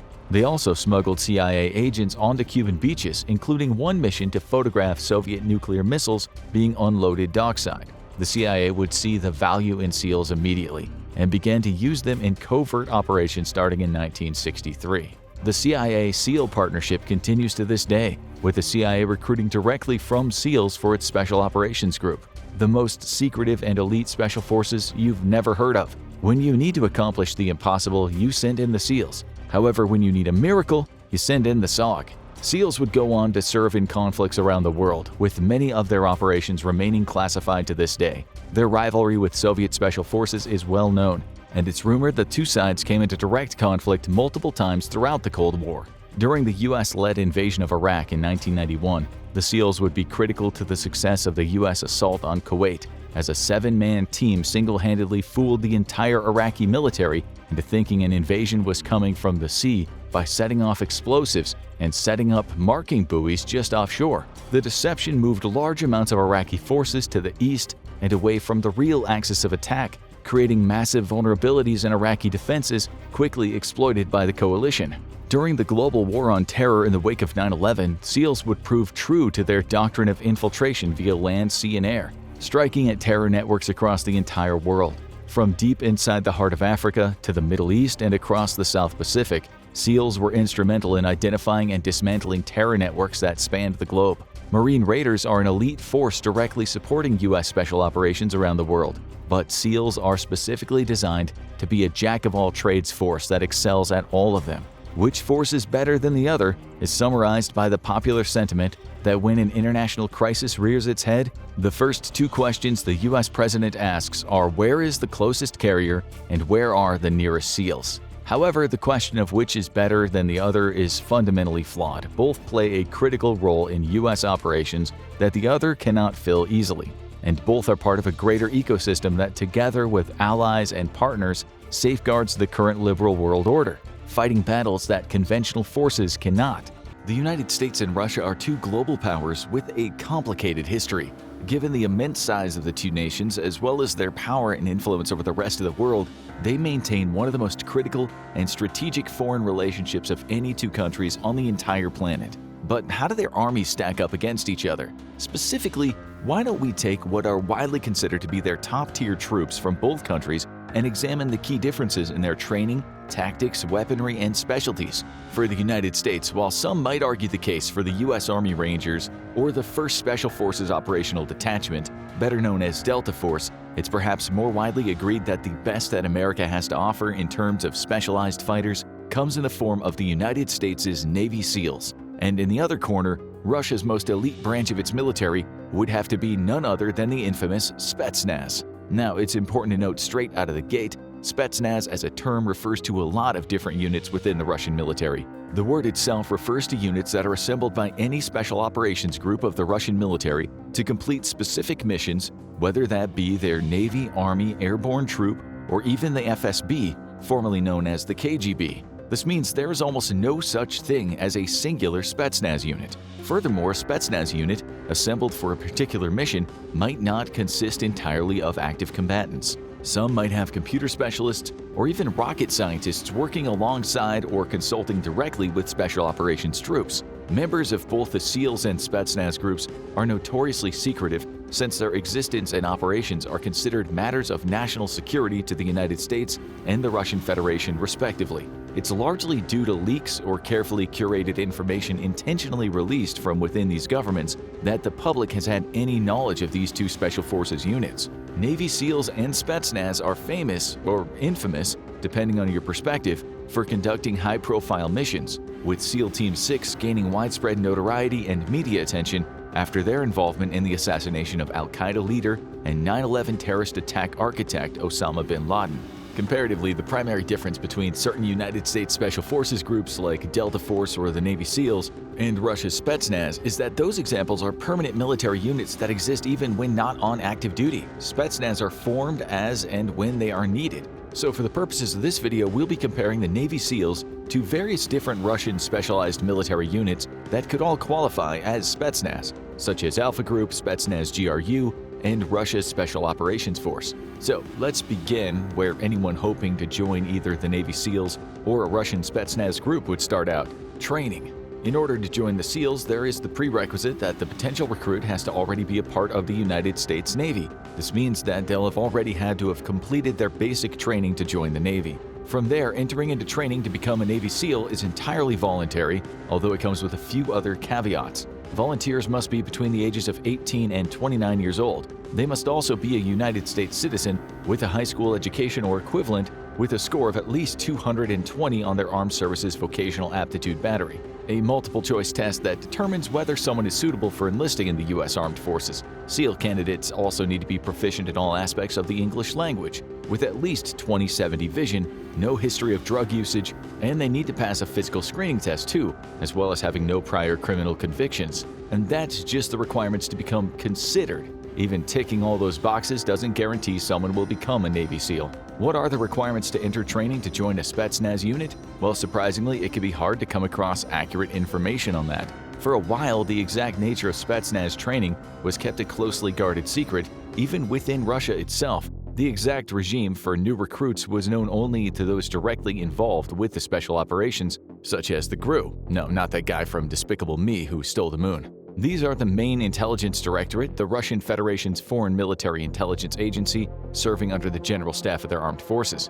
The GRU acronym was used in official capacity during the time of the Soviet Union. However, the modern iteration of the main intelligence directorate is still commonly colloquially known as the GRU. They're responsible for military intelligence operations and maintaining their own special forces units. So until the 1980s, the Soviet GRU would have been the only ones to know of the abilities required to join one of their Spetsnaz units. This secrecy led to a lot of unsubstantiated rumors about Spetsnaz groups until Mikhail Gorbachev, the president of the Soviet Union from 1990 to its dissolution in 1991, who'd also been effectively directing the country as leader of the Communist Party for 5 years before that, disclosed Russian state secrets in an act of good faith to ease international tensions with the US. After the policy of glasnost, meaning openness, stories of the achievements and abilities of Spetsnaz groups reached the Western world. According to books written by many former agents of agencies such as the GRU or KGB, the training of Spetsnaz recruits was designed to foster similar skills to those of Delta Force or the British Special Air Service. Anyone applying to join a Spetsnaz group didn't need any prior military training and didn't have a long checklist of requirements to start training, like the Navy SEALs. However, to train to join a Spetsnaz group, candidates did need to have completed at least the normal basic training before attempting to meet the harsh requirements of the Spetsnaz training regime. To become a fully fledged SEAL, volunteer recruits are expected to pass 2 months' worth of initial training to prepare them, including a series of intense and demanding physical and mental screening tests. They will also have to undergo a rigorous basic underwater demolition/SEAL or BUDS training program that can last 6 months. It's said to be one of, if not the toughest of the programs within the U.S. military, enduring a constant barrage of mental and physical conditioning. Prospective SEALs are taught several specialized skills necessary for the type of operations they'll be undertaking should they successfully complete their training. These skills include basic water competency in swimming, underwater combat, weapons and demolitions training, and navigational skills on dry land. The BUDS program also includes the infamous Hell Week, a 5-day stretch wherein each candidate for the Navy SEALs is subjected to extreme physical exertion at an almost constant rate. Around the clock, recruits are in an almost constant motion, only permitted around 4 hours of sleep in the entire week. That's not 4 hours per night, it's 4 or 5 hours over 5 whole days, while the rest of the time they are either running, swimming, paddling, carrying boats on their heads, doing sit-ups, push-ups, rolling in the sand, trudging through mud, or paddling aboard boats. If that sounds like a lot to go through, it is, proven by the fact that only a quarter of every class of Navy SEAL candidates will successfully complete their BUDS training. Even then, it's still not over. Recruits for the SEALs are then further trained in tactics focused on working as a part of a small unit, parachuting, and operating in icy weather conditions.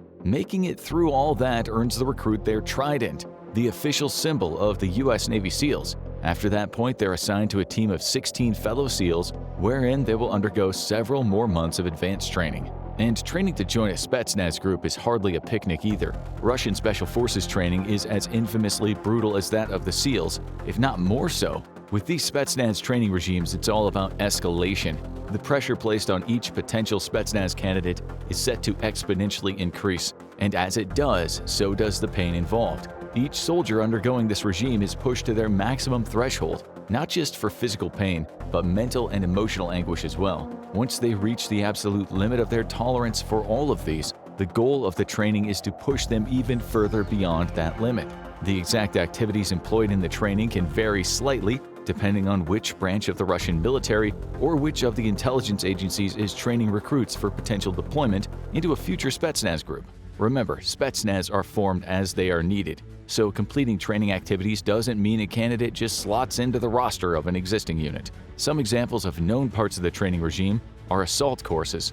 If you've ever gone to an outdoorsy summer camp, not necessarily even a military-adjacent camp, then you might have even tried one for yourself. They can be challenging, but not impossible to complete, right? Now try to imagine doing an assault course while being shot at with real bullets, not blanks, not BBs or paint. Spetsnaz candidates are put through live-fire assault courses as part of their training.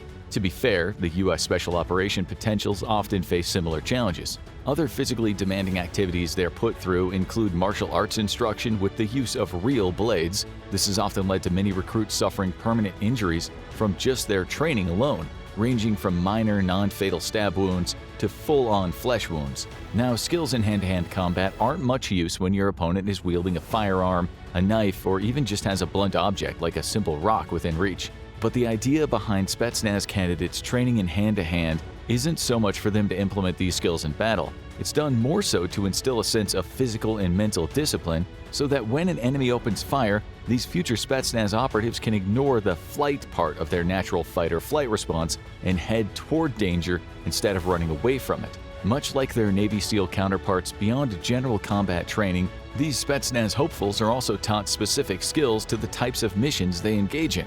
This means learning infiltration methods for covert operations where they might be required to go undercover, such as sabotage, assassinations, and reconnaissance missions. This includes learning foreign languages and receiving training in cultural acceptance to allow these candidates to better blend in with the public of whatever country they're conducting their operations in.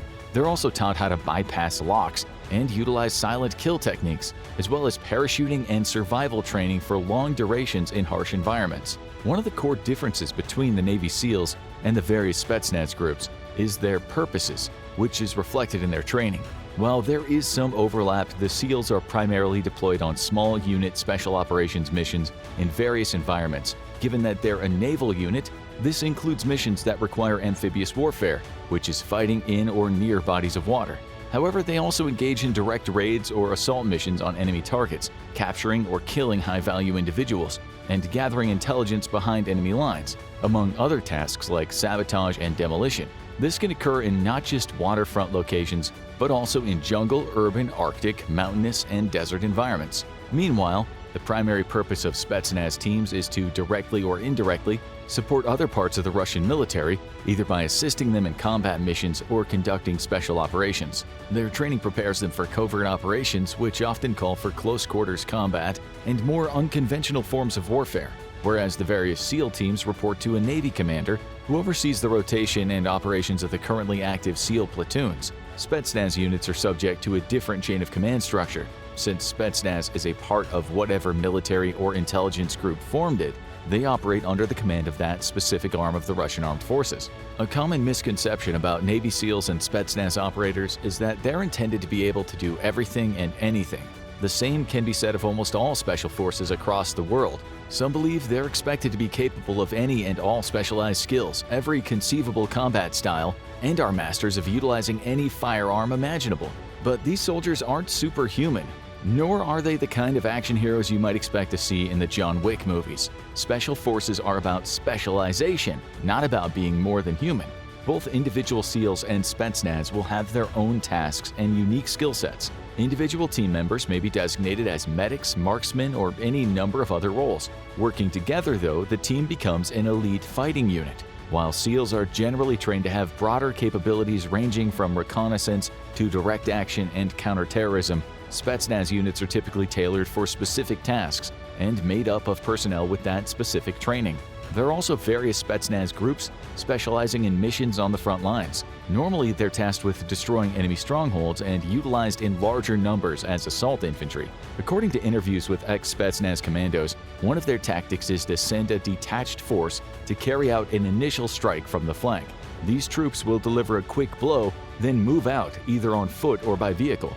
The operational philosophy for Spetsnaz is always the same: get in and then get out as quickly as possible. Inversely, the Navy SEALs aren't a unit designed to partake in frontline combat.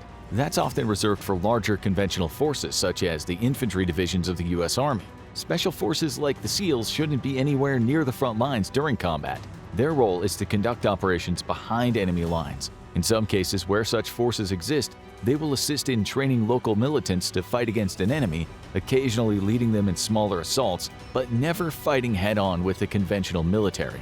The Navy SEALs are highly effective in reconnaissance operations on a battlefield and other methods of preparing infantry for entering that space. Their other typical small unit missions are counterterrorism operations, which consist of actioning strategies to defeat potential terroristic threats. This is another way in which the SEALs and Spetsnaz groups are similar, as they exist to accomplish a lot of the same goals as each other on behalf of their countries. It's more so the specific ways they function that tend to differ, and the specific ways they conduct their operations. Another similarity that's also a difference is how these two forces are armed.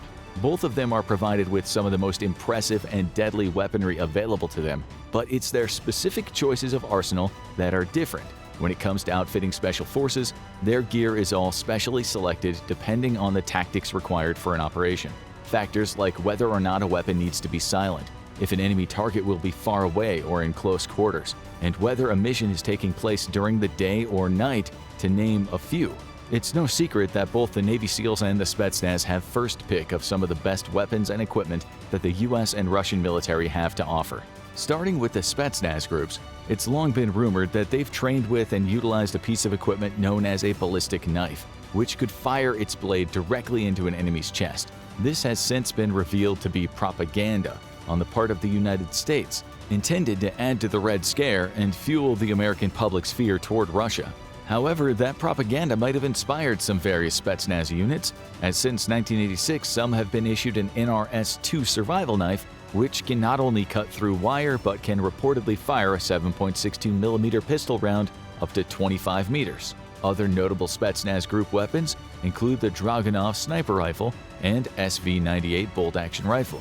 Snipers in Spetsnaz units are highly trained and lethal at long distances, many often using modernized SVDS rifles with folding stocks, or the latter bolt-action rifle, which is typically used with a mounted variable magnification scope, giving a range of 1,000 meters. While it can also be fitted with a sound suppressor for stealthier operations, this can severely limit the weapon's mobility.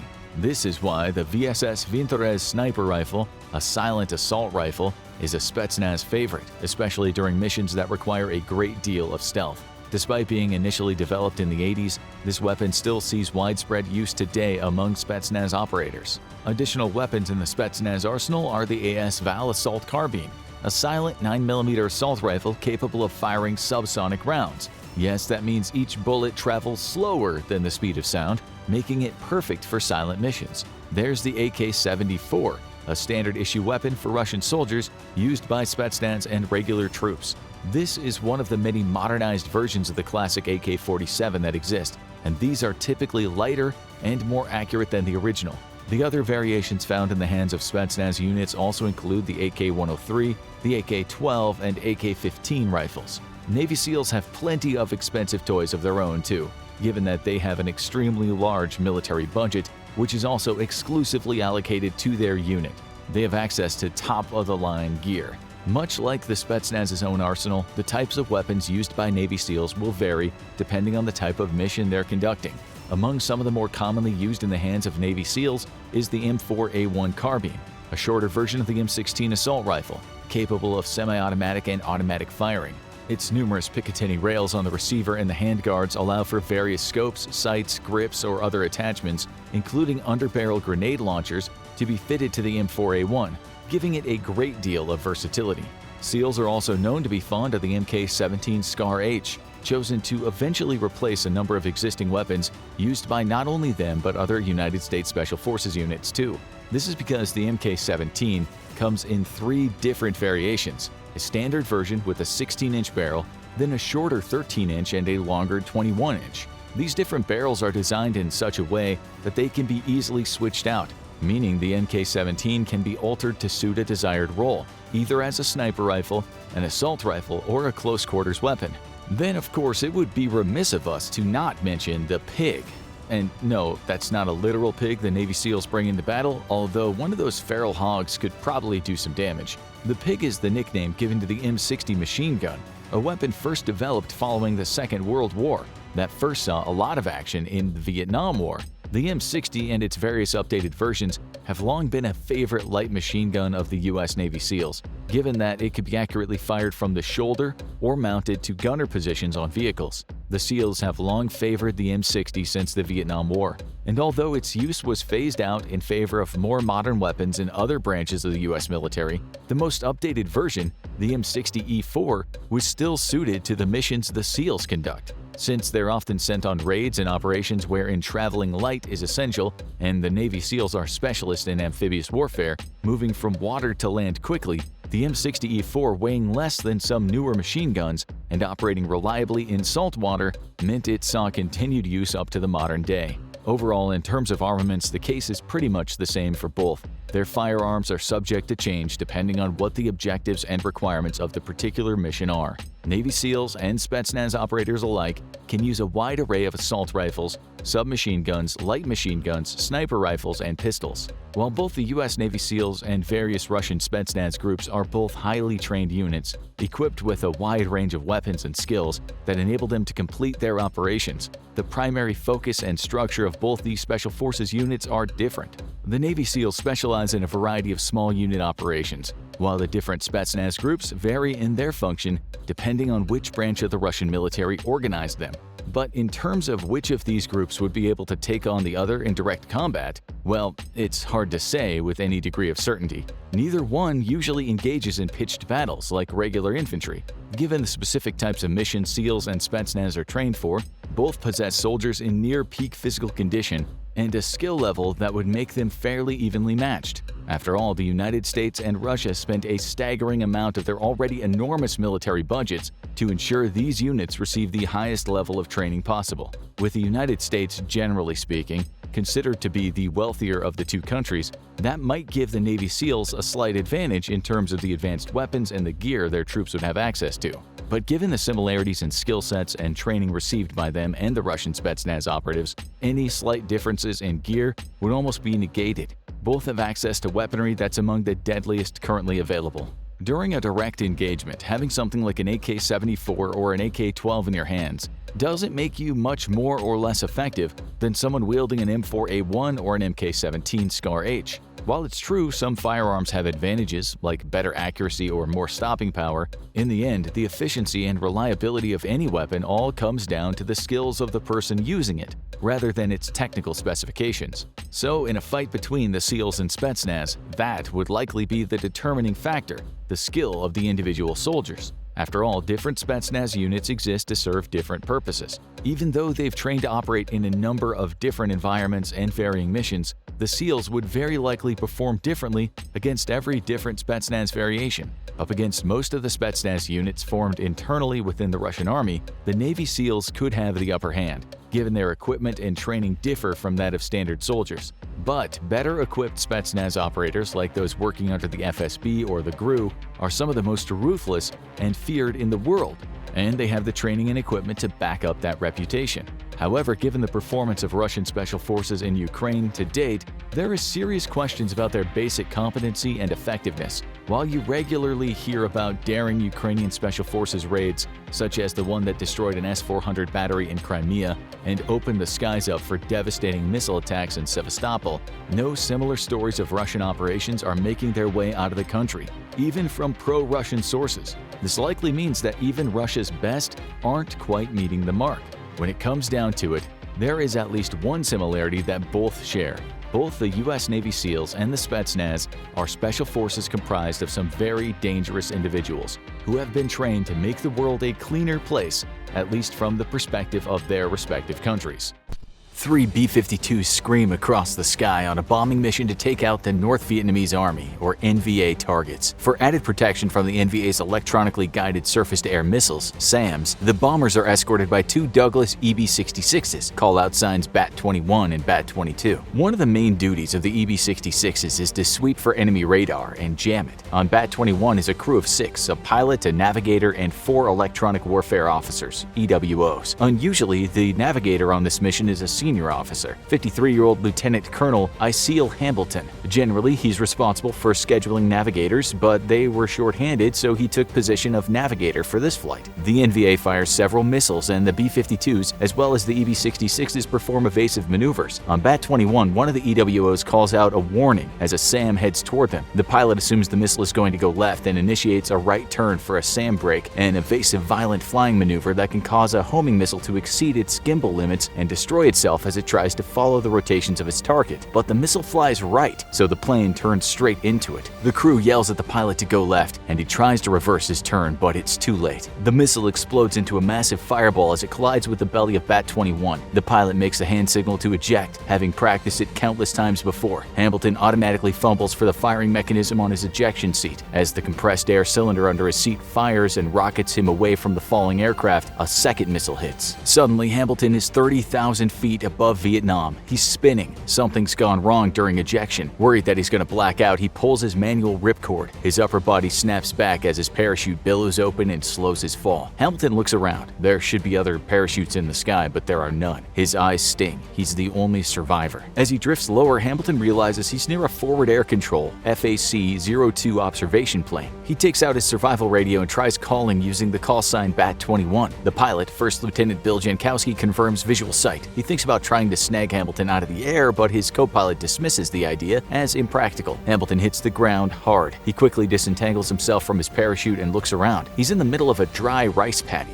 He can hear the thump of mortars being fired nearby. Not good. He darts into a nearby shallow ditch. Hamilton's bruised his back and there's a gash on his finger, but generally he's okay. The O2 circles overhead and notes Hamilton's position. He's landed in a bad spot, about a mile east of the village of Camelot, near a huge buildup of NVA troops. Jankowski gets on the emergency frequency and calls for any support available to help with the search and rescue or SAR mission. 2 Jolly Greens, aka rescue helicopters, a few Cobra attack helicopters, and a couple of other aircrafts respond. But as they approach the area where Hamilton is, they take on heavy fire. A Cobra is shot down behind enemy lines. One crew member escapes the exploding helicopter and is taken prisoner. The rest of the crew is lost. Due to how hot the area is and the growing poor visibility, the rescue is called off. The Joint Search and Rescue Command, JSARC, orders 24-hour FAC coverage over Hamilton's position to watch over him, as they order the 7th Air Force to establish a standard 27 kilometers no-fire zone around Hamilton. Basically, without approval from the JSARC, no friendly artillery, naval gunfire, or aircraft engagement can take place in the zone. The FAC arranges for Hamilton's position to be ringed with CDU-14 gravel, so he'll be hard to access. Those anti-personnel mines are about the size of a lemon. They explode when stepped on. When it gets dark, Hamilton finds a wooded area. Sitting under a tree, he inventories his gear. Among his supplies are a first aid kit, survival radio with extra batteries, flares, a loaded .38 revolver, a hunting knife, a signal mirror, and a mini compass. Hamilton digs a hole big enough to lay in. Then he creeps around the area and does some reconnaissance. He reports to FAC on enemy vehicles and troops for several hours. Finally, he creeps back to his hole, covers himself with foliage, and sleeps. April 3rd. A SAR mission consisting of Jolly Greens and Douglas A-1 Sky Raiders, aka Sandys, attempt a first light rescue, hoping to extract Hamilton with minimal force. Unfortunately, the weather's overcast, making it hard for the FAC to have visual control of positions and strikes. To make matters worse, most of the flight crews receive a briefing that doesn't tell them the extent of the battle developing near Hamilton. Also, the NVA has a listening post in the area where they monitor and jam US radio traffic. Once the aircraft flies through the bank of clouds, all hell breaks loose. The rescue mission comes under heavy fire. One of the Jolly Greens is seriously damaged and has to make an emergency landing at Fubai Airfield, which is actually also under attack at this moment and doesn't want them to land. They land anyway and avoid crashing by the skin of their teeth. The rescue mission halts, but the Sandys continue to drop ordnance to soften up the area. They also pinpoint targets to take out to support the SAR effort. A few hours later, a second rescue attempt is made, but they also come under heavy fire. A second helicopter is forced to make an emergency landing at Fubai Airfield. Further SAR missions are aborted. The area around Hamilton is just too hot. Meanwhile, on the ground, Hamilton reports on NVA positions when he can, but mainly stays hunkered down in his hole to avoid the troops searching for him. April 4th. Incredibly hungry and thirsty, at dawn, Hamilton goes foraging. He finds some berries and unripe pineapple. Carefully studying the ground to avoid mines, he sneaks close to a village and steals a few ears of corn from the fields. JSARC is briefed with some bad news. From listening to chatter on North Vietnamese radio broadcasts, the Air Force has learned that the NVA knows who Hamilton is. Not only do they want to stop its reconnaissance, but capturing such a high-ranking officer who's a ballistic missile expert with a top-secret clearance would be a strategic feather in their cap. Hamilton needs to be rescued ASAP.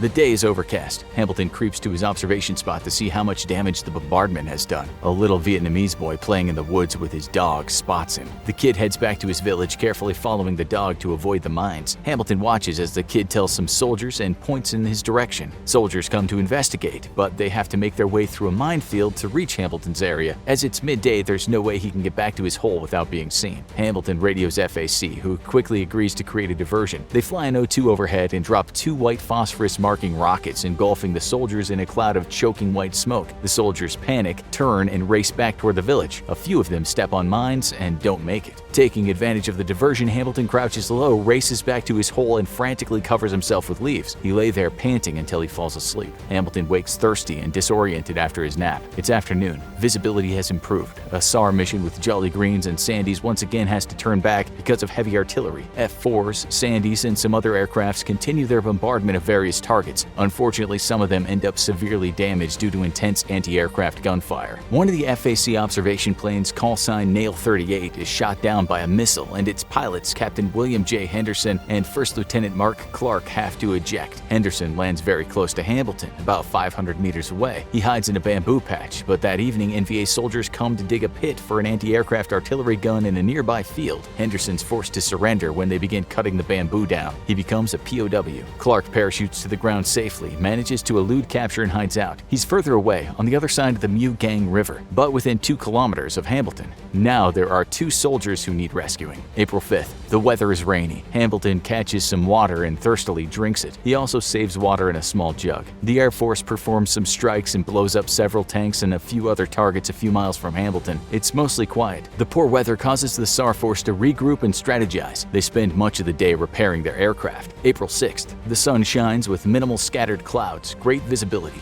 In the morning, the SAR task force waits on the ground while several F-4s and B-5s, with permission to fight in the rescue zone, destroy several previously identified targets. Both Hambleton and Clark see some of the action from their respective hiding places. In fact, the action gets so close to Clark that he radios FAC and asks them to back off a little. The Vietnamese Air Force, VNAF, also launches several devastating strikes just outside of the no-fire zone. In the afternoon, a SAR force of 2 Jolly Greens and 4 Sandys takes to the sky. The Sandys drop ordnance, again softening up the area for a rescue attempt. One of the Sandys is rigged to drop a survival resupply kit for Hambleton, but the arming device fails and the pilot doesn't realize that the kit didn't deploy until after he landed. As the SAR force flies toward Hambleton, he gets out a flare, poised to dash to the clearing. One of the helicopters suddenly breaks into an evasive maneuver, but it's too late. A strike hits the fuel line of the Jolly Green 76 and it explodes into a massive fireball. Both Hambleton and Clark witness the destruction. The 6 men aboard are lost. The survivors feel guilty that the men were lost trying to save them. The Air Force is able to pinpoint where the deadly ground fire is coming from. It's a nearby village. The Air Force and the VNAF bombard the area, taking out the artillery in the village and several other targets. April 7th. While directing naval gunfire from the destroyer USS Buchanan against NVA tanks, a USAF plane call sign Covey 282 is shot down by a SAM just a few miles from Hambleton. The 2 crew members survive the crash, but flyover attempts to pinpoint the survivors' locations are bombarded with SAM strikes. As a result, rescue attempts have to be halted. Sadly, neither survivor is ever seen again. This is the final straw, and General Crichton Adams, commander of military operations in Vietnam, declares that no further helicopters are to be used for SAR missions to pick up Hambleton and Clark. Lieutenant Colonel Andy Anderson, commander of the Joint Personnel Recovery Center in Saigon, begins working on plans for a rescue by ground. If Hambleton can get to the river some 2 miles south of him and float down it a couple miles, they can get a team to rescue him. Clark would need to do the same, but as he's nearer to the river, his journey should be quicker. Anderson has a team of Vietnamese commandos that he's been working with that he can assign to the mission, but he needs an American to go along as an advisor. Navy SEAL officer Tom Norris has recently finished an assignment as part of a team training Force Recon Marines to run covert special operations. He's quickly dispatched to lead the rescue operation. Anderson briefs the commanding ARVN Brigadier General Vu Van Giai on the rescue mission. In the last few days, the ground war has really ramped up and Giai has his hands full battling NVA troops. He thinks the mission is insane and tells Anderson that he cannot guarantee the operation's safety, especially when they cross the Mugyang River. However, Giai agrees to provide them transportation to his most forward unit. This is a Ranger platoon of about 20 men and 3 M48 tanks at a forward operating base along Highway QL9 within observation range of the strategic Kamlo Bridge. During the evening, Hambleton is notified that he'll no longer have a babysitter. FAC patrols are scaled back due to how hot the region is. Sometime later, Hambleton hears the roar of B-52s. He hunkers down as they heavily bomb near his area. For the first time, he wonders if he's being left behind by the war. In reality, the B-52 raid was carefully planned around where Hambleton was hiding. They hit several big gun emplacements, destroy a SAM site, and some ammo dumps. April 8th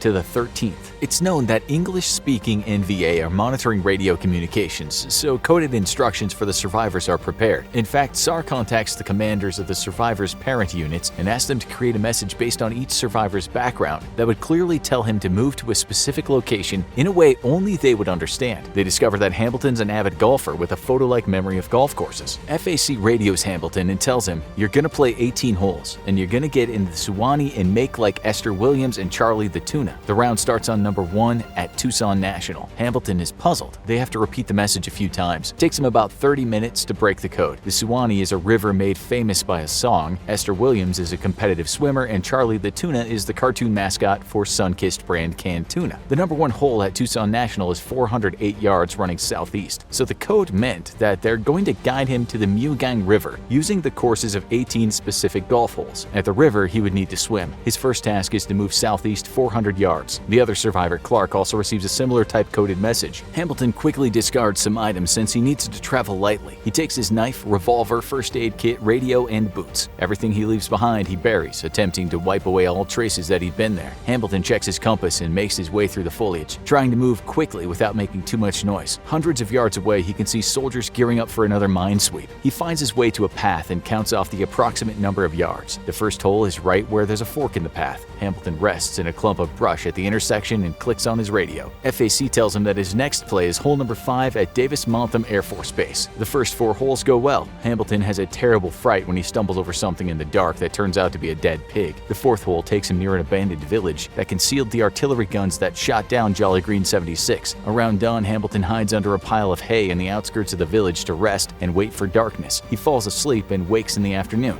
During the 5th hole, Hamilton passes by a seemingly abandoned small hut. A scrawny chicken scratches in the doorway. Meat. Hamilton gets out his knife and pounces at the bird. A man collides with Hamilton and they wrestle on the ground. The man stabs Hamilton in the shoulder, but he fights back and shoves his knife into the man's chest. Hamilton backs away in horror from the crumpled, bloody figure on the ground and runs. He hides under a pig trough. Hours later, when he's calmer and it's become apparent that no one is searching for him, Hamilton crawls out. He unzips his flight suit to check on the wound on his shoulder. Thankfully, it's not too bad. He uses his first aid kit to dress it. He's exhausted, but ready to go when it's time to check in with FAC. The SAR task force receives photos from a reconnaissance drone that flew over the area where Hamilton originally hid. Several armored personnel carriers are in the photo. The NVA made it through the minefield, searched for Hamilton and found him missing, so they've brought in additional troops for an extensive search. The U.S. command in Saigon orders special high-altitude B-52 bombing raids on nearby targets to divert the NVA from searching for the 2 survivors. Clark makes it to the Mugang River and floats downstream. Norris and his team of commandos take a dangerous journey skirting several NVA patrols to intercept him. Thankfully, they're able to rescue Clark on the night of April 10th and deliver him to Anderson at the forward operating base. Clark is transported to the last outpost on the Qua Viet River at Dong Ha by an ARVN M113 armored personnel carrier and then flown to Da Nang. Meanwhile, Hamilton completes a few more holes, then gets a little lost. He falls off a cliff and breaks his arm. Finally, he makes it to the river and, per FAC instructions, floats downstream. It's mainly willpower keeping Hamilton moving at this point. He's cold, wet, stressed, and has gone over a week with minimal food and water. Finally, he reaches his destination spot. He crawls out of the water and hides in the undergrowth near the shore. Later, Hamilton wakes up stiff and sore. He hears splashing and realizes that someone is paddling. Several soldiers are coming down the river in a sampan, guns in their laps, shining flashlights on the shore. Hamilton's heart beats frantically. It's a long moment before the soldiers move on. Anderson calls in airstrikes in an attempt to soften the area, but the NVA fights back with mortar rounds and B-40 rockets. Some rockets strike the team's position. One commando is killed. Anderson, Lieutenant To Nguc Vu, the senior Vietnamese commando, and all of the Vietnamese officers are hurt. Anderson and the wounded Vietnamese troops have to be evacuated. Navy SEAL Norris is left with 5 Vietnamese commandos with limited English-speaking skills. After dark, Norris and his team set out, but the NVA attacks again. 2 of the 5 remaining ARVN commandos are killed. Norris and the team regroup. They'll try again next night. Meanwhile, Hamilton is fading fast. He's erratic and not checking in on the radio. The next night, Norris and his team head upriver more than 4 kilometers, evading several NVA patrols. Upon seeing the extremely large number of North Vietnamese forces, 2 of the commandos balk, saying they refuse to follow an American just to rescue an American. Norris manages to convince them to stay by saying the only way they'd get back to safety is to stay with the team. Unfortunately, they don't find Hamilton, and after a few more hours of searching, return to the forward operating base. The next day, FAC pinpoints Hamilton's new position for Norris. He's moved 50 meters overnight. A Sandy drops a survival pack containing food, water, ammunition, and extra radios to Hamilton, but it lands 50 meters away on a hill. Unfortunately, due to rough terrain and exhaustion, Hamilton can't retrieve it. FAC and 2 Sandy pilots flying over are shocked to see Hamilton coming out of his hiding place and standing in the open on a sandbar, waving a white handkerchief at them. FAC convinces or orders him to go back into hiding and wait a little longer. Hamilton's mental and physical health are giving out. That evening, Norris realizes he can't force the commandos to go on the mission, so he asks for volunteers. Petty Officer 3rd Class Nguyen Van Kiet steps forward. The 2-man team sets out. While walking upstream, they come upon an empty, destroyed village and find an abandoned sampan and some clothing. The 2 disguise themselves as Vietnamese fishermen and quietly paddle up the river. It's a dangerous journey. It's pitch dark and eerie, dense fog hangs low. Several times they pass NVA troops and tanks on the shoreline. When they break through the fog, they find themselves under the Cam Lo Bridge. They've overshot Hamilton's last known position by half an hour. They quickly turn around and paddle back. Norris and Kiet find Hamilton lying in some bushes on the shore. He's weak and delirious. It's close to sunrise and Norris thinks about hunkering down and waiting for night, but Hamilton needs medical attention ASAP. It takes both Norris and Kiet to get Hamilton onto the bottom of the boat. They cover him with bamboo before paddling down the river. Soon they're spotted by an NVA patrol. Some soldiers fire, but the rescue team furiously paddles away, using the current to their advantage. Unfortunately, their luck soon run out. As they round a bend in the river, NVA soldiers fire a heavy caliber machine gun from the north shore. The commandos pull the sampan over to the opposite bank and turn it over for cover. They call for air help. 5 A-4 Skyhawks from the carrier Hankook immediately answer. The fighters drop ordnance and completely obliterate the NVA on the opposite bank. 2 Sandys also assist, dropping both explosives and Mk-47 smoke bombs to provide a smoke screen. Norris and Kiet move Hambleton back to the sampan and quickly paddle. As they get closer to the outpost, they receive support from South Vietnamese forces. When they land on the bank, they're met by some ARVN soldiers. Hambleton is unable to walk, so Vietnamese commandos carry him into the bunker. Once inside, they lay Hambleton on a stretcher and give him first aid. Norris radios for an M113 armored personnel carrier to carry him, Hambleton, and Kiet to brigade headquarters in Dong Ha. While waiting for the carrier to arrive, Hambleton smokes a cigarette given to him by a Vietnamese soldier. When the three arrive at Dong Ha, a reporter comments to Norris, "It must have been tough out there. I bet you wouldn't do that again." Norris stares him down and replies, "An American was down in enemy territory. Of course I'd do it again." Hambleton is transported to a hospital where he recuperates for a month. During his 13-day ordeal, he lost 45 pounds. As a direct result of attempts to rescue Hambleton, 5 aircraft were lost and several more were severely damaged. 11 people were killed and 2 were captured. Ultimately, the operation changed how the military approaches high-risk rescues. For his heroic efforts and putting his personal safety at risk to report on targets while in hiding, Hambleton is awarded the Silver Star, Distinguished Flying Cross, Air Medal, the Meritorious Service Medal, and a Purple Heart. Lieutenant Thomas R. Norris receives the Medal of Honor, and Petty Officer 3rd Class Win Van Kiet receives the Navy Cross, the highest award that the Navy can give to a foreign national.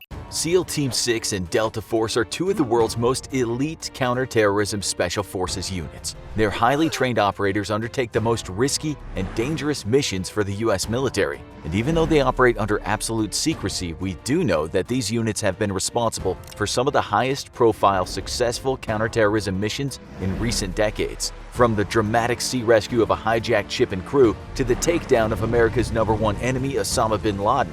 We know both units are the best of the best, but if it came down to U.S. Navy SEAL Team 6 versus Delta Force, who would win? The first official Special Forces units were formed in the U.S. in the 1950s, although there's ample evidence of unofficial special operations throughout history, including World War II and even as far back as the Revolutionary War. The Navy SEALs can trace their roots back to World War II's naval combat and underwater demolition teams. These special units were disbanded after the war, but resurrected during the 1950s and 60s during the Korean and Vietnam Wars. When SEAL Team 6, officially known as the United States Naval Special Warfare Development Group, or DEVGRU, was formed in 1980, it was one of only 2 Navy SEAL teams in operation at the time. The use of the number 6 in the unit's name was a ploy to trick the Soviets into thinking that the U.S. had more active Special Forces units than they really had. Delta Force, or the 1st Special Forces Operational Detachment Delta, was formed in the late 1970s in response to worldwide political unrest and a rise in international terrorism. It was inspired by the British Special Air Service, or SAS, and a 1977 proposal painted a picture of an elite force that could respond to highly sensitive situations, including international acts of terrorism. Officially, Delta Force and SEAL Team 6 don't even exist, making it hard to get accurate information about their operations and members. Best estimates place the total number of Delta Force operators at around 1,000, and there are an estimated 300 active SEAL Team 6 operators. Unofficially, these 2 units carry out some of the U.S. military's most dangerous and risky missions. With so many similarities between the 2 units and the wall of secrecy that surrounds their operations, it's no wonder that people often find it hard to keep them straight. Both SEAL Team 6 and Delta Force are Special Missions Units, or SMUs, under the control of the Secretive Joint Special Operations Command, or JSOC. Both are Tier 1 units, closed teams that are staffed by invitation only. There are only 4 Tier 1 units in the U.S. in total: SEAL Team 6, Delta Force, the Air Force's 24th Special Tactical Squadron, and the CIA's Intelligence Support Activity Team. The Tier 1 units are the most elite and selective special operations units, and their operators are the best of the best. Both SEAL Team 6 and Delta Force undertake similar clandestine missions, primarily counterterrorism operations, but they're also trained in close-quarters combat, hostage rescue, and espionage. But despite their many similarities, the units differ quite a bit in terms of selection and training, operations, and culture. If SEAL Team 6 and Delta Force were ever to go head-to-head, how would these 2 ultra-elite units fare against one another? Let's find out. by taking a closer look at two of the US's most secretive and elite special missions units. One of the main differences between SEAL Team 6 and Delta Force is the way that the units select and vet their candidates. Delta Force candidates largely come from the US Army. Most come from the 75th Ranger Regiment or the Special Forces, but they've also been known to accept candidates from other military branches, including the Coast Guard, the National Guard, and even the Navy SEALs. SEAL Team 6, on the other hand, selects candidates exclusively from within existing SEAL Team units. This gives SEAL Team 6 the advantage of having a common culture among recruits who all came from a Navy SEAL background. The operators often already know each other from previous missions or training. Once candidates have been selected, the process of qualifying and training a SEAL Team 6 operator is quite different from the path that a new Delta Force recruit will follow. Delta Force holds selection courses twice a year at a secret location somewhere deep in the Appalachian Mountains, where more than 100 candidates attend the grueling course. Candidates come from diverse military backgrounds, but are all battle-hardened, seasoned soldiers, and still, the failure rate is over 90%. The selection course is exactly as tough and demanding as you would expect a course with such a high failure rate to be. Candidates undergo a grueling test of their physical fitness, stamina, and mental determination. Candidates must complete a series of navigation tests where they must navigate a foreign landscape with nothing but an old-fashioned map and compass. They're also subjected to physical endurance tests, like a timed 18-mile ruck march, a nighttime hike carrying a fully loaded 35-pound pack, and a timed 40-mile mission carrying a 45-pound pack over steep, rough terrain. The lucky 10% who manage to survive this grueling test of the selection course are then subjected to a barrage of psychological evaluations and a commander's review before officially being accepted into the unit. Even once they're accepted, though, they're not in the clear. New recruits must attend a 6-month operator training course, or OTC, where another 30 to 40% of the candidates fail to make the final cut. SEAL Team 6 has a two-part selection process: the review and the green team. After a Navy SEAL submits an application, his picture is posted on the wall at the unit's headquarters in the Navy's Dam Neck Annex. Current SEAL Team 6 members who may have worked with the candidate in the past then mark the candidate's photo with a check mark if they should be accepted into the elite unit, or with a minus sign if they don't think they'd make the cut. Once a candidate has passed this daunting review, they've earned the right to attend a green team, a 6-month-long training and selection course similar to Delta's OTC, where they face a 50% failure rate. The remaining graduates are then drafted. For the rare few that make it through the selection process and are admitted to the elite ranks of SEAL Team 6 or Delta Force, their further training will look remarkably similar. Both units are highly trained in counterterrorism, close-quarters combat, hostage rescue, high-value target extraction, espionage, explosives, and marksmanship. Thanks to their naval heritage, SEAL Team 6 operators receive additional training in specialized maritime and underwater operations. This gives them an advantage at sea, but Delta Force has an edge in ground combat. In cases where a mission devolves into a large unit action, Delta Force operators can rely on their greater ground combat experience to switch into infantry mode. SEAL Team 6 operators may lack as much experience in large unit infantry tactics as Delta Force, given their highly specialized training in small unit tactics. Both units receive similar training because they undertake similar missions and objectives. Because of the clandestine nature of these elite units, we know very little about their actual operations, though that's changing in recent years. Increased media scrutiny and coverage of the elite team's operations is driving a strong public interest in these secretive special forces. Hollywood, always quick to capitalize on a trend, has further raised the profile of these under-the-radar units with a string of blockbuster hits. Black Hawk Down was a dramatic retelling of the 1993 capture of Somali strongman Mohammed Farah Adid by Delta Force operatives. Zero Dark 30 received 5 Academy Award nominations for its portrayal of the SEAL Team 6 raid of a compound in Pakistan that resulted in the death of Al-Qaeda leader and 9/11 architect Osama bin Laden. The 2013 film Captain Phillips told the amazing true story of Captain Richard Phillips, played by Tom Hanks, who was rescued by SEAL Team 6 operatives after he was hijacked and kidnapped by Somali pirates in 2009. Because of their overlapping mandates and skill sets, there is certainly some rivalry between SEAL Team 6 and Delta Force. SEAL Team 6 have been called out by Delta Force for courting the spotlight after the takedown of bin Laden. though this criticism might stem from the fact that Delta Force felt that they should have been the ones to lead that important mission. It was insinuated that the SEALs only got to take the lead because Navy admirals were high in command positions in the JSOC and Special Operations Command at the time. While there may be tension between the groups from time to time, both SEAL Team 6 and Delta Force are on the same side in the War on Terror, and in reality they often work together on counterterrorism missions, albeit unofficially. As you'd expect, these elite teams have access to state-of-the-art weapons and technologies to help them complete their dangerous missions. The HK-416 carbine is thought to be the assault rifle favored by Delta Force operators, though they also have their pick of other high-powered assault rifles like the Colt M4A1 or the M16. Delta Force also uses the MP5 9mm submachine gun, Colt 45 pistols, and Beretta and Glock 9mm pistols. In addition to the impressive array of weapons at their disposal, Delta Force operators are supported by a team of gunsmiths who help customize the moving parts, sights, stock, and grips to each operator's personal specifications and provide Delta Force snipers with hand-loaded ammunition. SEAL Team 6 operators have a similarly impressive weapons cache. They also favor the HK-416 and M4A1 assault rifles, but use Sig Sauer 9mm pistols. SEAL Team 6 also uses the MK-46 and MK-48 machine guns and a modified M79 grenade launcher dubbed the Pirate Gun. SEAL Team 6 snipers have their pick of the world's best sniper rifles, like the MK-11, 12, 13, and 15 medium and long-range sniper rifles, the M82 50 caliber extreme long-range rifle, and the Macmillan TAC-338, which fires the deadly 338 Lapua Magnum round. Now that we know more about the selection process, training, and operations of these special missions units, we can't help but wonder how they'd fare in a head-to-head competition. If SEAL Team 6 and Delta Force had to complete identical missions, which team would put up the superior performance? Better yet, how would they fare against each other in a hypothetical adversarial combat situation?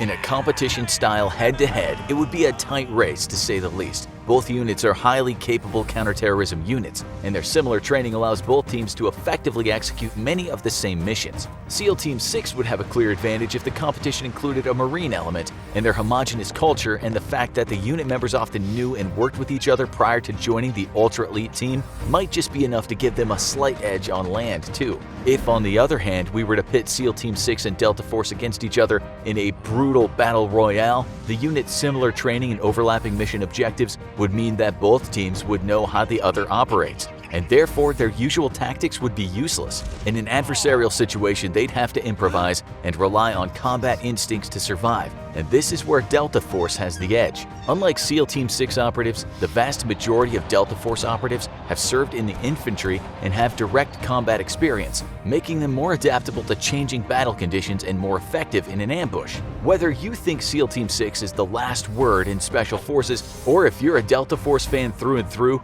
there's no denying that both elite units are head and shoulders above every other unit in the US military, and maybe even the whole world. Let's just hope they never go head-to-head for real.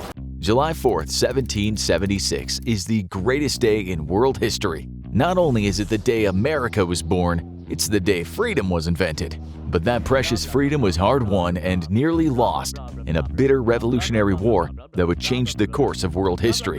What if, to ensure victory though, the United States sent a squad of its most elite soldiers back in time to serve under George Washington himself? How would a single squad of Navy SEALs have changed the course of American and global history? The roots of the Revolutionary War are, as most conflicts, steeped in money issues. At the end of the French and Indian War, the British kicked the French and their croissants out of American territories, known as New France, quickly populating them with English-speaking settlers to secure its hold. Britain was set to rule the New World. But there were a few problems. Most importantly was the fact that securing all that new territory was going to be pretty expensive, and this came at a time when Britain was pretty strapped for cash, despite its status as a global superpower. The biggest problem was that settlers wanted to expand to fertile lands west of the Mississippi River, which now served as a dividing line between British and Spanish possessions in America. This would not only put Britain into conflict with Spain, but the settlers themselves would need to be protected from the Native American tribes who had unknowingly, illegally inhabited European-claimed territory for thousands of years. Establishing an exhaustive system of outposts and garrisons to secure the frontier cost more money than Britain was willing to spend on the colonies. and thus it enforced a royal proclamation that refocused all expansion into Nova Scotia and south into Florida, territories already firmly in British control. There was just one problem: Nova Scotia is cold as hell, and Florida is, well, it's Florida, so naturally settlers didn't want to move to either region. Instead, they wanted the fertile valleys and the plains west of the Mississippi. Encroachment proved impossible to prevent, forcing Britain to create garrisons along the frontier, which it funded directly by taxing the colonies themselves. The colonies chafed at the idea that they should have to pay taxes for something they fundamentally disagreed with, and after the heavy taxation to support the 7 Years' War against France, they expected fewer taxes, not more.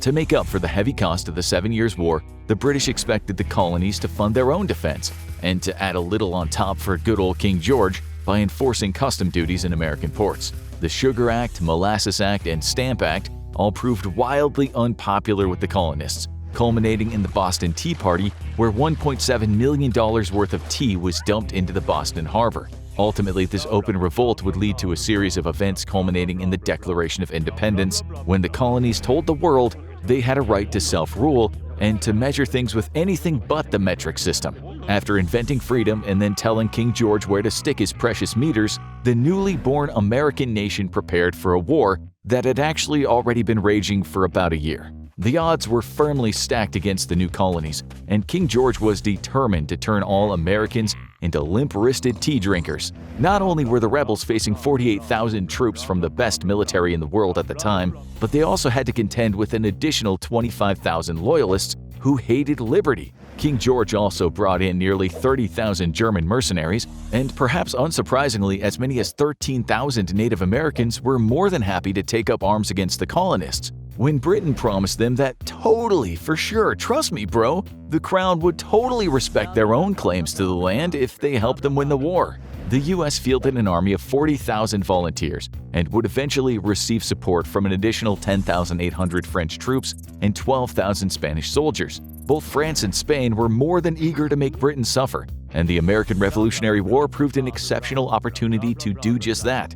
The biggest problem, however, was not the numbers disparity, but the fact that the colonists suffered from serious equipment shortfalls. While the British were all well armed and equipped, the colonists largely relied on donated arms and what they could seize from British garrisons. On top of that, the British naval blockade made resupply from the French or Spanish difficult, so the colonists would be undergunned for much of the fighting. The advantage they did have was much higher morale.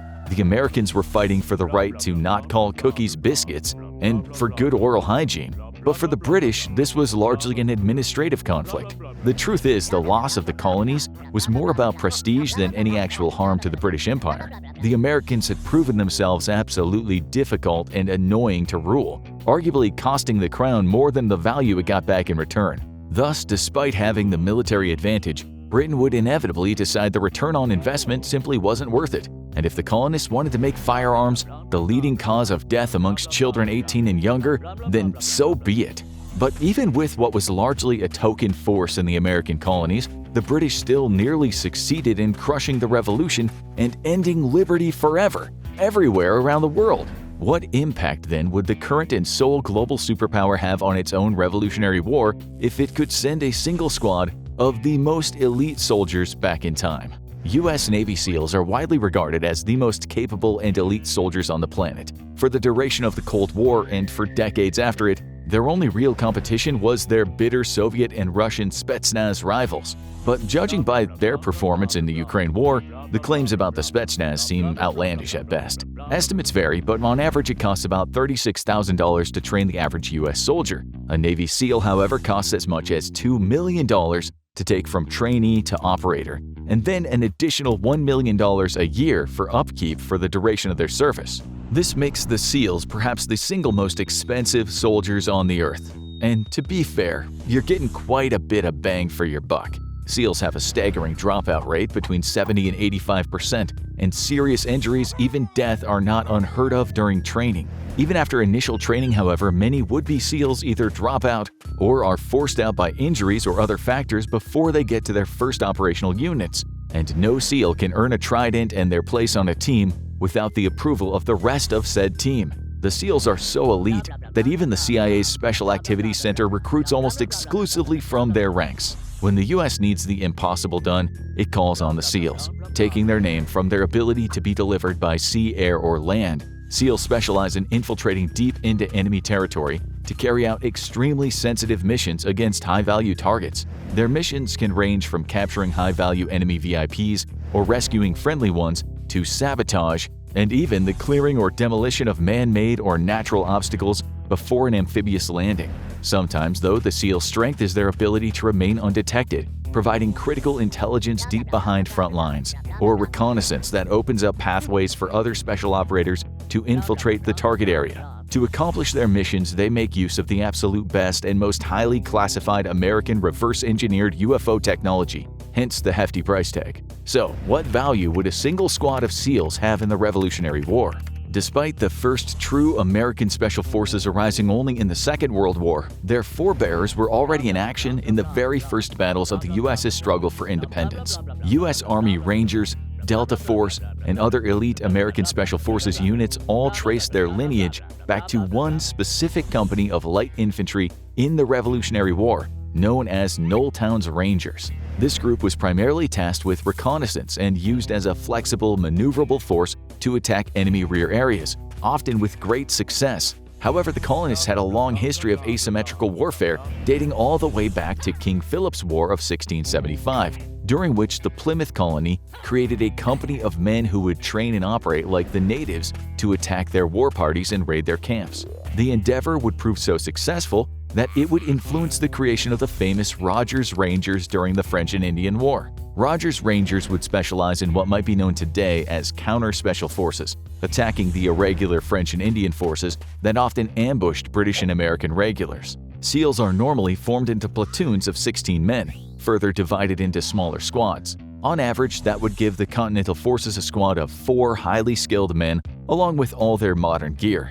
This would include night vision and thermal equipment, satellite communications gear, emergency medical equipment, and various odds and ends tailored for the specific mission. Given that the only satellites in the sky at the time would have been UFOs, that equipment would be useless, but our SEALs would still get great benefit from standard long-range communications gear. All of that fancy night vision and thermal tech would also be very power-hungry, so extra batteries are high on the gear tier, as well as a portable recharging system based on solar power.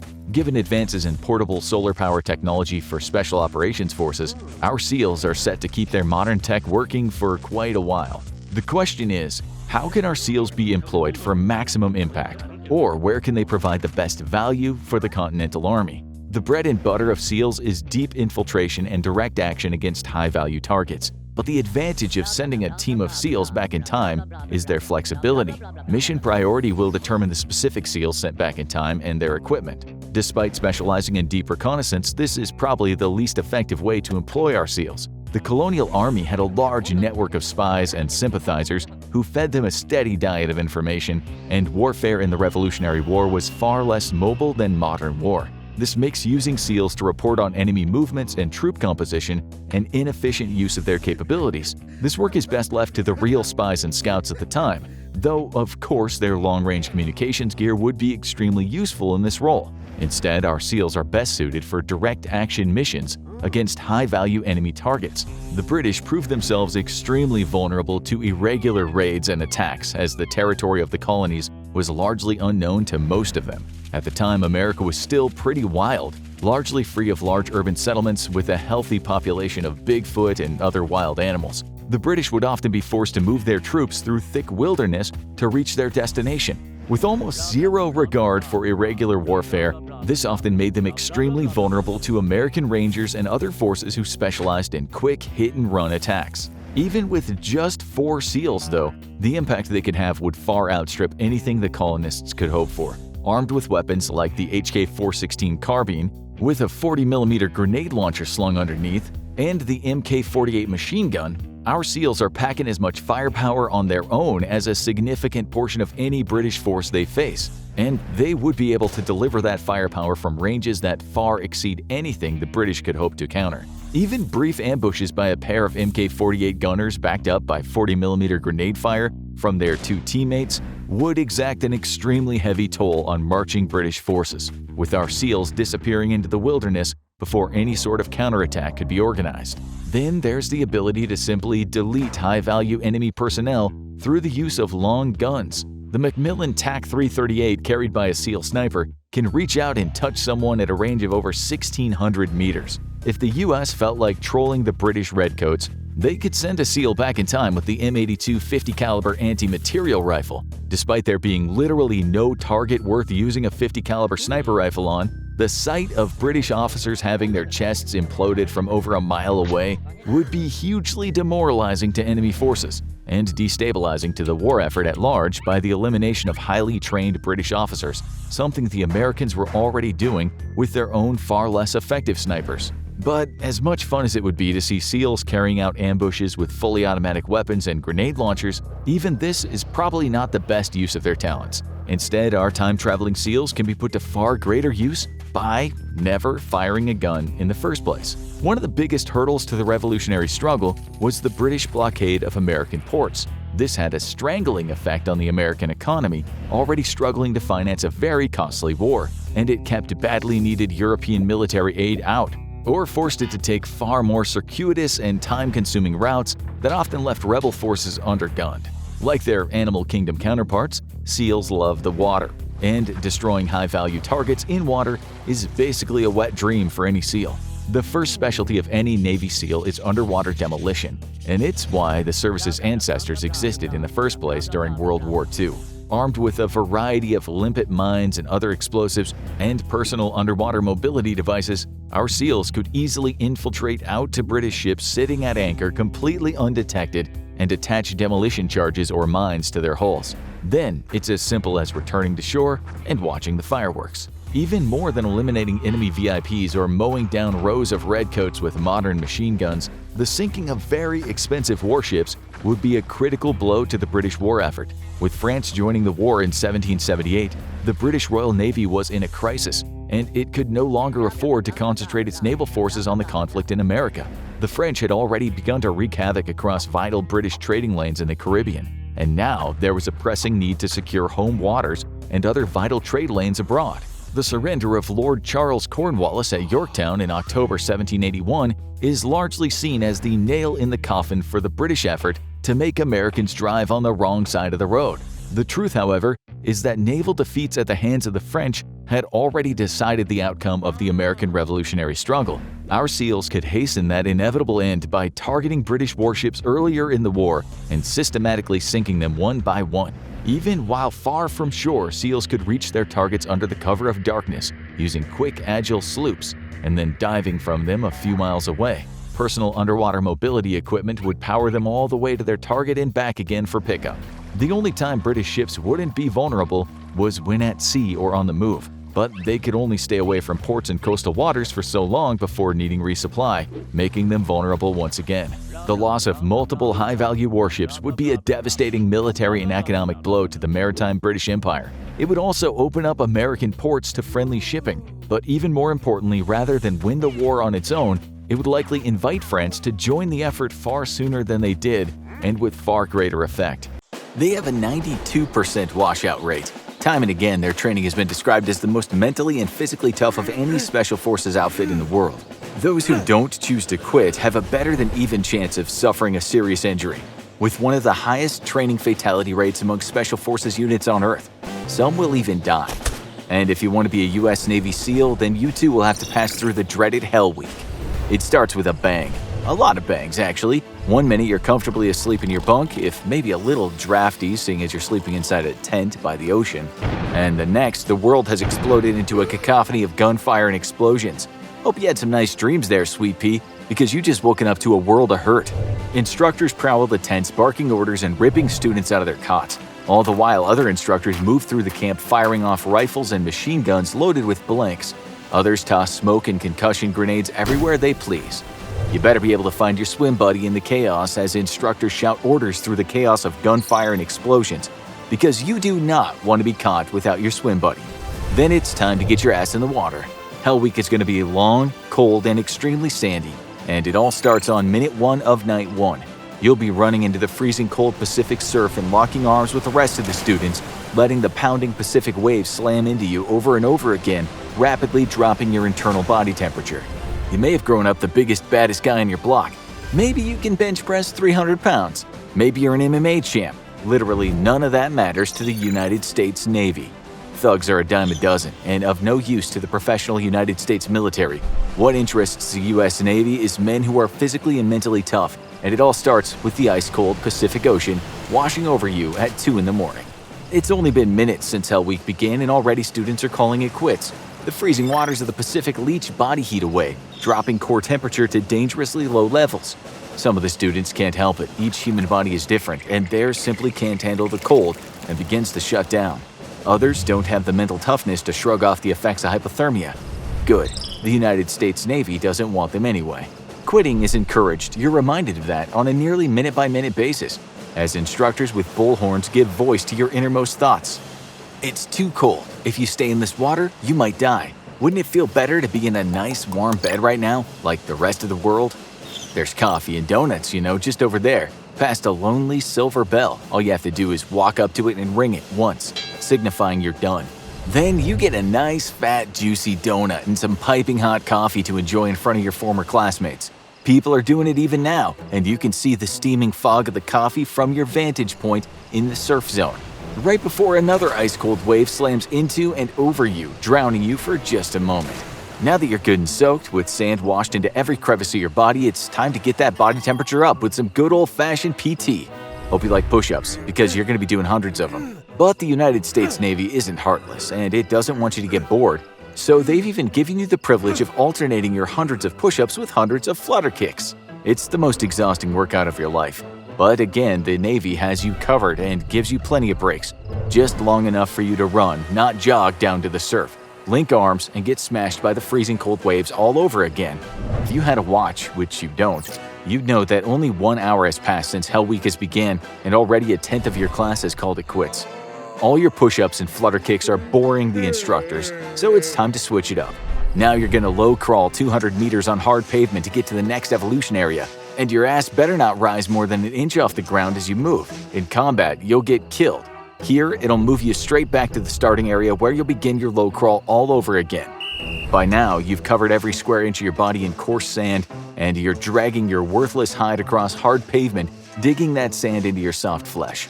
That's not road burn, student. That's the American homeland giving you a loving kiss. You can't so much raise your head until you can physically reach out and touch an instructor's boot.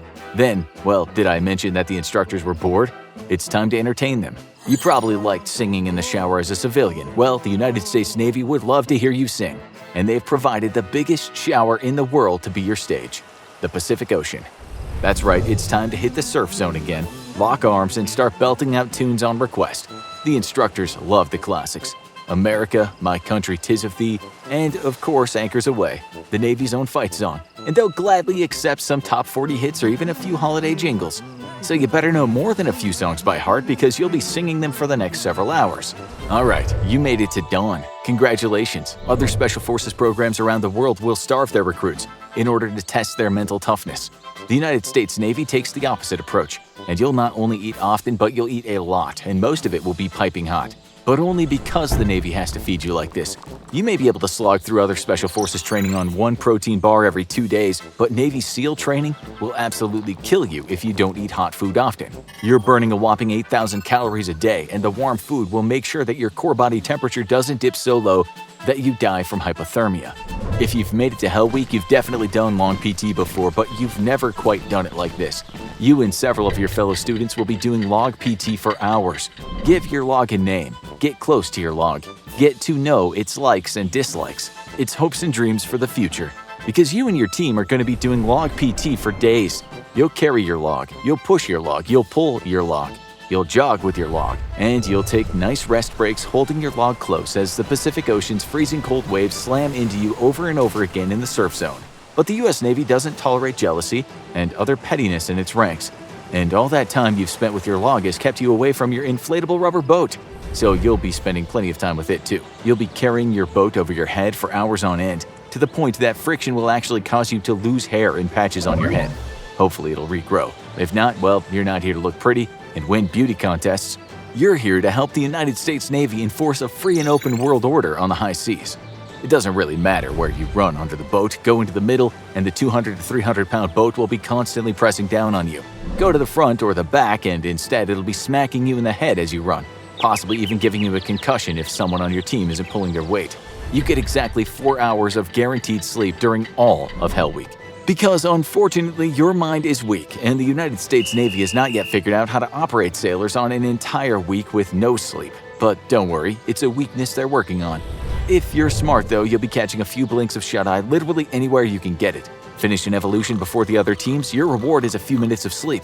If the instructors are feeling egregiously generous, you might even get to rest by the fire so you can warm up.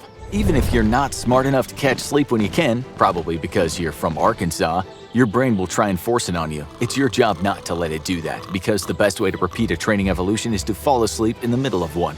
By about the third day though, your pathetically weak human brain will start to get a bit buggy, and it's your job to push through the hallucinations of cartoon characters rowing the boat next to you to finish the evolution at hand. That's right, you don't have to carry the boat all the time. That'd be silly. Boats are meant to be on the water after all. So in order to reward your progress through Hell Week, the United States Navy gives you plenty of opportunities for a nice, relaxing cruise through stormy Pacific waves. Of course, you'll be paddling the boat yourself, and you'll be paddling on absolutely zero sleep and waves over 6 feet high for miles and miles at a time. Don't get swept out of the boat and drown, though. That would be incredibly inconvenient for the Navy, and honestly, just plain selfish of you. Hope you like whistles, because you're going to be hearing plenty of them throughout Hell Week. Each instructor carries a whistle, and it doesn't matter what you're doing or what you're carrying. The moment you hear that whistle, you better act. 1 whistle means drop, flat on your face as incoming rounds are on the way. 2 whistles means stop whatever you're doing and low crawl to the instructor through sand, mud, or hard cement. You hear the whistle blow twice, you move, no questions asked. And you don't stand up again until you hear the 3 whistle all clear sign. By now you haven't slept or showered in days, and even before getting to Hell Week, you were probably concerned with personal hygiene. But the Navy's got your back, because guess what? It's time for more surf therapy. Lock arms and lay in that surf. Let Mother America hold you close with her barely above freezing watery embrace, over and over again for hours, until your teeth are clattering so hard you might actually need dental work after training, like many Hell Week graduates. Or you might not even notice. After all, you've been shivering this entire time as your body desperately tries to keep its temperature up so it doesn't die. And make no mistake, this training will kill you. That's why you get plenty of meals, and most of them piping hot. It's a matter of necessity. Because in order to prove that you can join the ranks of the most elite warriors the planet has ever seen, the Navy will put you through a week purposefully designed to bring you to the brink of constant death by hypothermia. It's not the strongest or the fastest or the best sharpshooters who make it through Hell Week. It's the most mentally fit, the most die-hard sailors who refuse to quit, even when their body is on the verge of mechanical shutdown. Then and only then can you even begin to officially start your training as a Navy SEAL. That's right, everything you've endured until now hasn't even been a part of your official training. Hell Week actually takes place shortly after you're accepted into SEAL training. It's all been one big test until now, with Hell Week the final exam. So the United States Navy can see if you're even worth the incredible investment in time and resources it'll take to train you as a SEAL.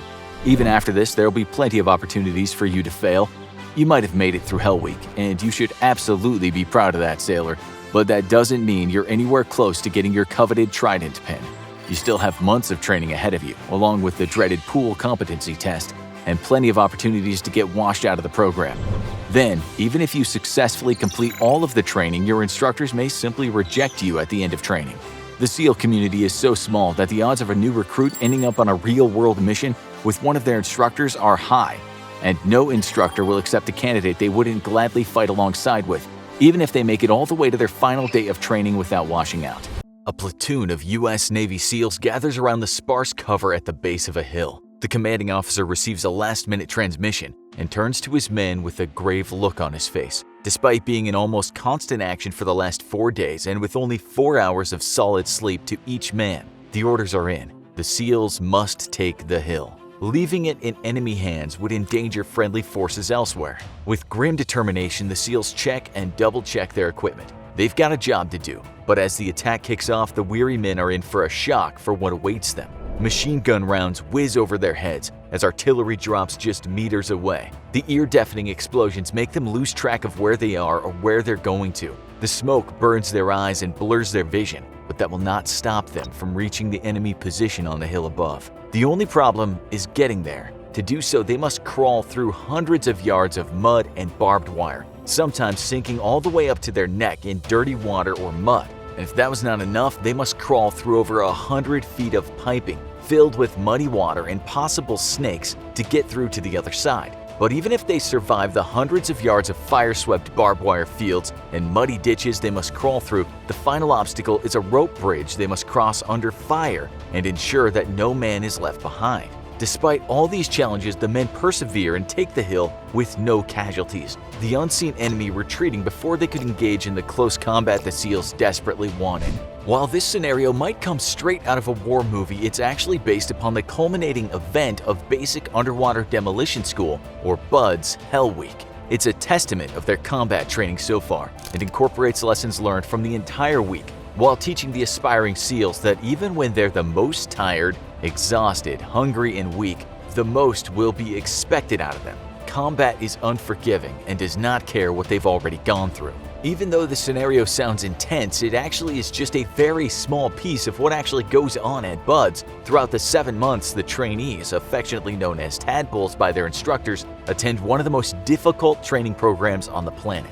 From day one, SEAL instructors are looking to maximize attrition, and for good reason. There's a high probability that today's trainee could be serving alongside an instructor tomorrow in an active duty SEAL team abroad. So while their methods might seem intense, out of the ordinary, or downright sadistic, they all serve the common purpose of crafting some of the world's finest warriors and ensuring those that do not want to be there quit. While that event might seem tough, the entire process from beginning to end is meant to find each trainee's limit and then exceed that every day. Before training even begins, all prospective SEAL candidates must attend what's called INDOC.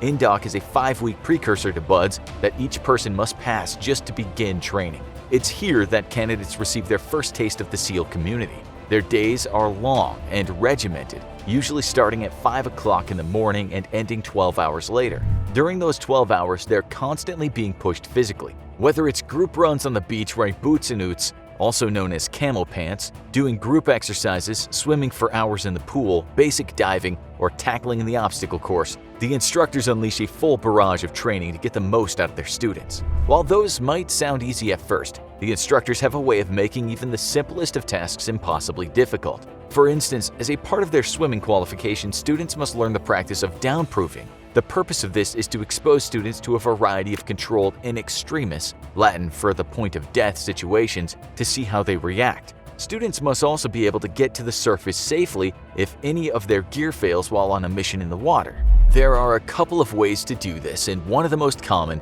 is having students tie their feet and hands together, then jumping into the pool to free themselves before they pass out. Another way instructors place students in extremis is by purposefully pulling off their diving equipment while in the pool, and then watching as the student clears and replaces it back in working order. Useful for sure, but definitely not for the faint of heart. The terror in the pool does not end there. Another seemingly impossible task is to swim 50 meters underwater. While that might sound easy, it's not uncommon for students to pass out during this evaluation.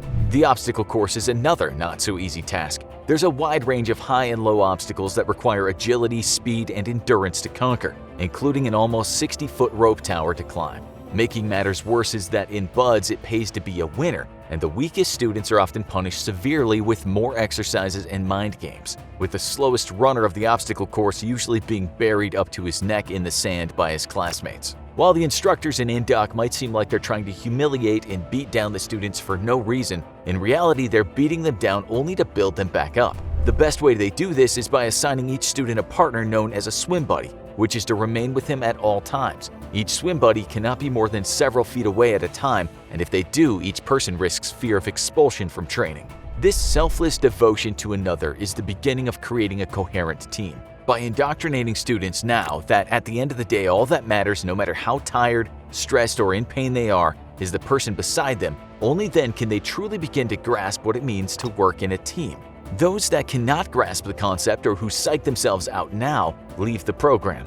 Once a prospective SEAL makes it through INDOC, the next most grueling phase begins. The first phase builds upon most of the skills learned in INDOC and pushes trainees past any sort of mental or physical breaking point they might have thought they had before. It's here that the students are first introduced to some of the SEAL pipeline's most legendary challenges. The first challenge they must overcome now and almost every day throughout their training is the infamous PT arena called the Grinder. The grinder does not look imposing at first. It's merely the asphalt courtyard in between where all the men live in their barracks. One would not even know of its use as an epic training ground minus the various pull-up and dip bars that adorn its sides. But make no mistake, many thousands of men have been made and broken upon it. Each day the men will train on the grinder. Thousands of push-ups, crunches, pull-ups, burpees, and other bodyweight exercises will be done here. But that's not all. Throughout their time here, instructors will continuously spray them with water to ensure their whole time spent here is wet. While this might seem refreshing in the scorching California summers,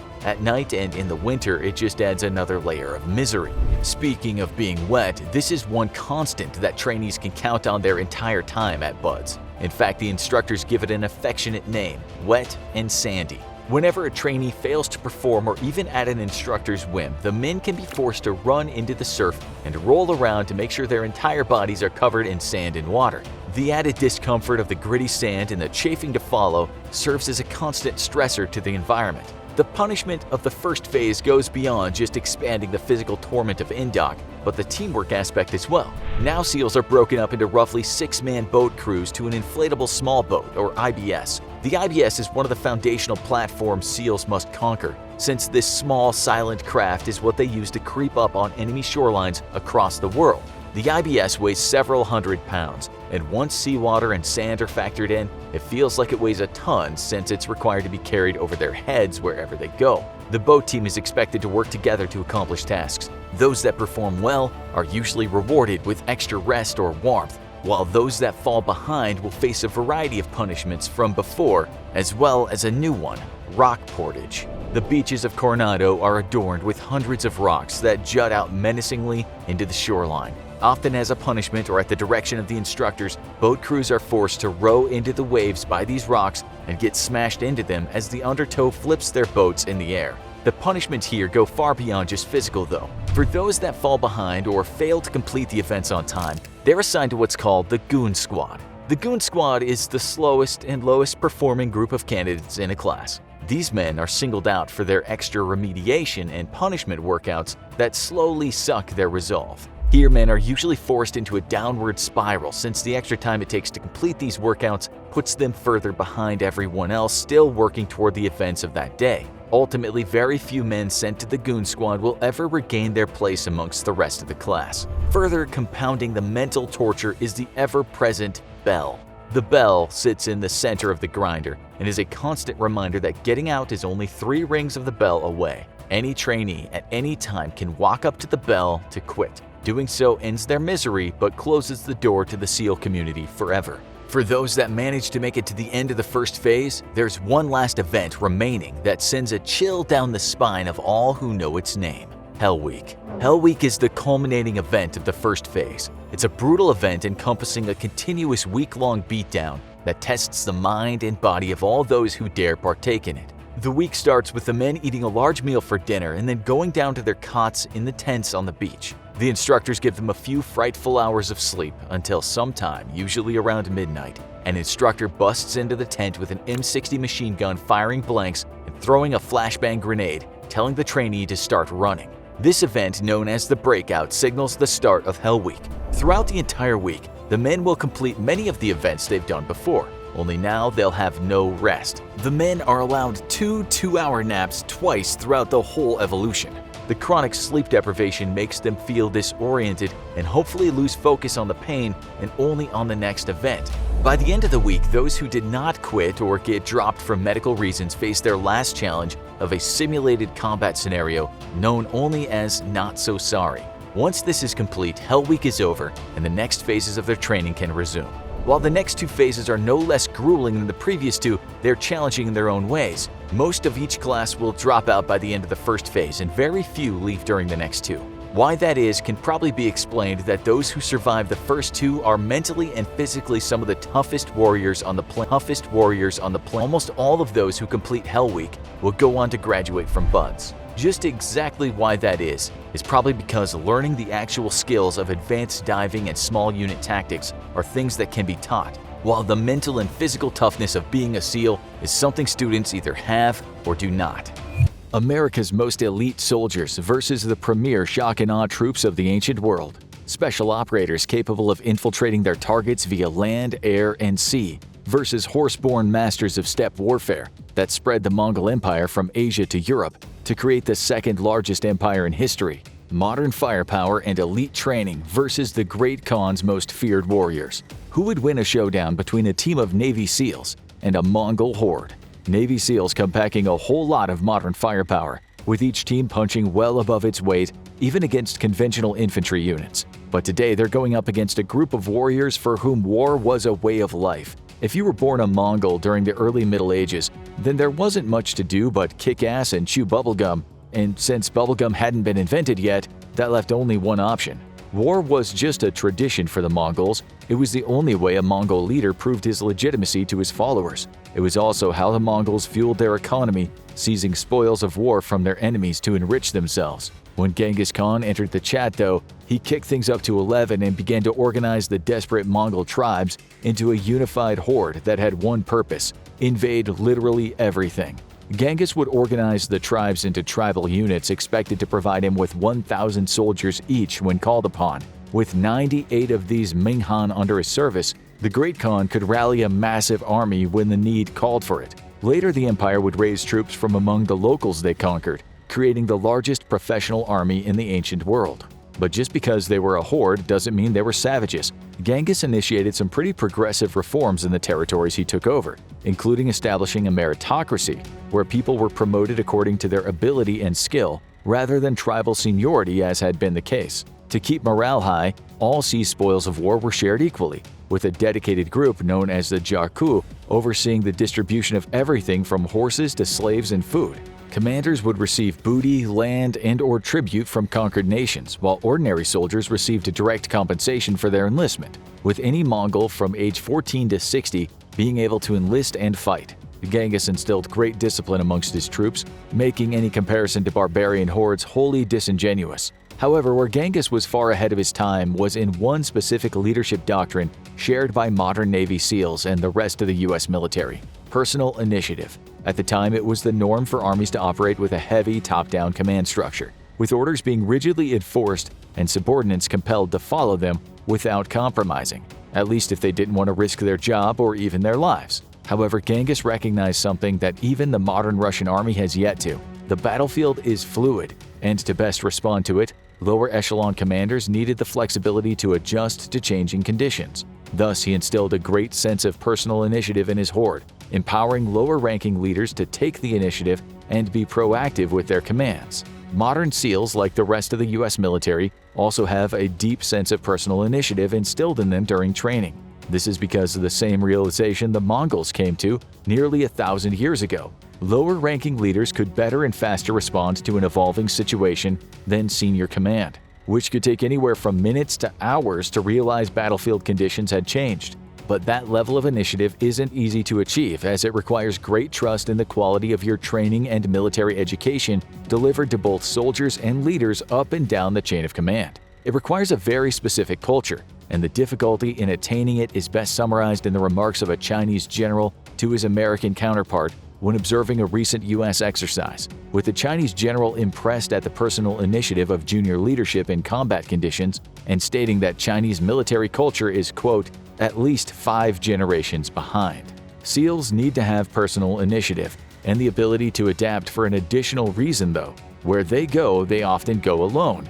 While a rank-and-file U.S. infantry unit could have other units nearby to call for support, or everything from air and naval artillery support, SEALs specialize in direct action and special reconnaissance deep behind enemy lines. They may not have the option to call for help from anyone, and thus need to be flexible enough to adjust their plans on the fly. When it comes to training, Mongols were basically the Navy SEALs of their time. It all began during childhood, from the moment a Mongol was strong enough to pick up a spear, and it didn't matter if they were a boy or a girl. The Khans of the day ran a very egalitarian society. If you were good at putting the pointy end of a stick inside other people, Mongols didn't much care for your gender. Thus, many Mongol women turned into some of history's most fearsome warriors. Once a Mongol child was able to, they would start competing in everything from wrestling to foot races. Hunting and archery were critical skills for a Mongol child to learn, as well as horse riding, skills that would make the Mongols one of the most successful armies in history. Mongol warriors were renowned for their accuracy with bows and their ability to maintain this proficiency on horseback, but could mix it up with a variety of melee weapons as well. Lances with hooks on the ends would be used to pull riders off their horses, where they could be cut down with everything from battle axes to single-edged swords. But it was the bow that made the Mongols the most feared warriors of the era. Mongol warriors utilized composite bows, which could have much as twice the range of other bows used by armies during this time period. If you're a fan of filling your enemy with sharp sticks while not having any sharp sticks fired at you in return, then you can appreciate the advantage of having greater range than the opponent. But Mongols carried two bows. The larger bow would be used for long-range shooting, while the shorter bow was easier to use on horseback and thus was used when the horse riders closed the distance. The use of stirrups and high-backed wooden saddles proved to be a revolutionary adaptation, allowing Mongol warriors to use their bows with great ease and increased accuracy, even while at a gallop. The bows themselves were difficult to draw thanks to them being strung against the natural curve of the bamboo, wood, and horn used to construct them, but this gave them increased range and even greater penetration power. Their arrows were typically tipped with bone, which was plentiful on the steppes, while metal was much more difficult to acquire, making it rarer. However, each soldier carried a variety of arrows suitable for either delivering poison, punching through armor, firing at long range, or creating a shrill whistling sound to signal other units or lower the enemy's morale. US SEALs also carry a variety of equipment, but they don't have a standard loadout. What a SEAL takes to the field depends on the mission, though the assault rifle is standard fare. This can include everything from the universal M4 to the Mk13 CQBR or M14 EBR. Sometimes it's a choice made from personal preference, sometimes it's simply the right tool for the job. If a SEAL team is infiltrating Houthi-controlled territory, as we know is currently happening, it doesn't make sense for them to be carrying M4s made by good old Uncle Sam. Instead, they'd likely carry something more local so they draw less attention. This means SEALs, like any U.S. Special Operations Forces, need to be universal masters of all firearms, meaning they train on every weapon in the U.S. arsenal, as well as most of what's in the Russian and Chinese ones as well.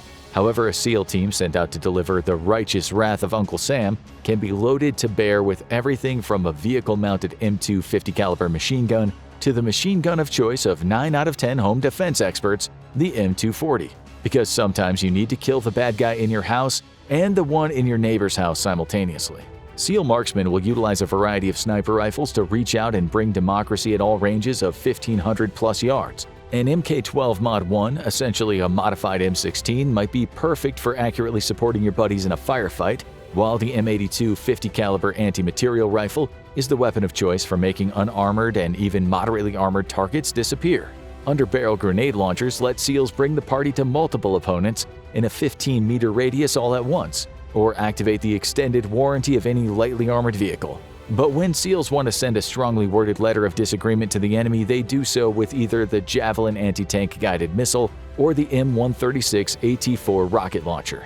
The Javelin is by now a legend and has recently become an unofficial patron saint of Ukraine, with the distinction of turning thousands of Russian tankers into Russian astronauts. The Javelin can either be fired straight into enemy vehicles or in the preferred top-down attack profile that makes it so good at briefly bolstering the roster of the Russian Air Force with Russian tank crews. In either configuration, it employs a dual-charge warhead that's designed to first slap explosive reactive armor out of the way, so an explosively formed jet of liquid all-American freedom can bore through armor and subject anyone and anything in the way to an extreme emotional event. But as fun as the Javelin is, sometimes you need a lot of people to leave the chat all at once, or maybe the enemy's holed up in a bunker and rudely refusing your invitation to exit. That's where the AT-4 comes into place. Sweden does two things well: chocolate and recoilless rifles. Produced by Saab, the AT-4 is the infantryman's solution to the age-old question of what to do when a small building is in your way.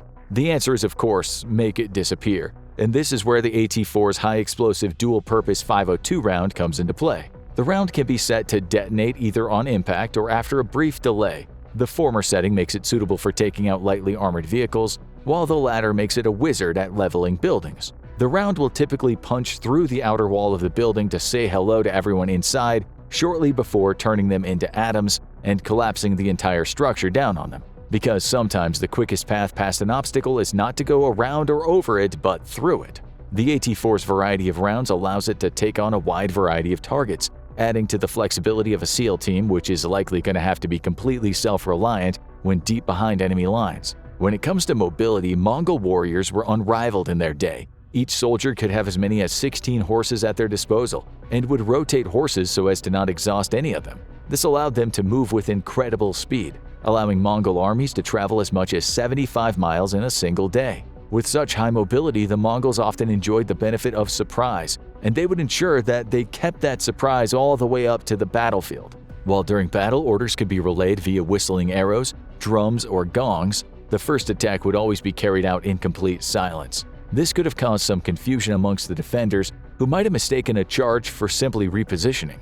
In places like the remote mountains of Afghanistan, SEALs also utilized horses. Also a light, agile force, SEALs are delivered to their targets in everything from nuclear submarines to inflatable rubber rafts and even ordinary bicycles. Currently, the Department of Defense is investing heavily into electric motorbikes to give special operators a silent and agile option while on a mission behind enemy lines. With the ability to penetrate a target with speed and stealth over land, air, and sea, SEALs have the ability to pop up exactly where an enemy expects them the least. This ability to surprise an enemy mirrors that of the Mongol hordes, whose prolific cavalry could speed them along so quickly that an enemy army was often caught unaware and unprepared. When it comes to defense, the Mongols wore a variety of armors. Their light cavalry forces would often wear tunics made of thick quilted felt or leather, trading protection for agility. Even their heavy cavalry, though, was lightly armored in comparison with other forces of the time period. Their armor would consist of similar thick leather tops and pants,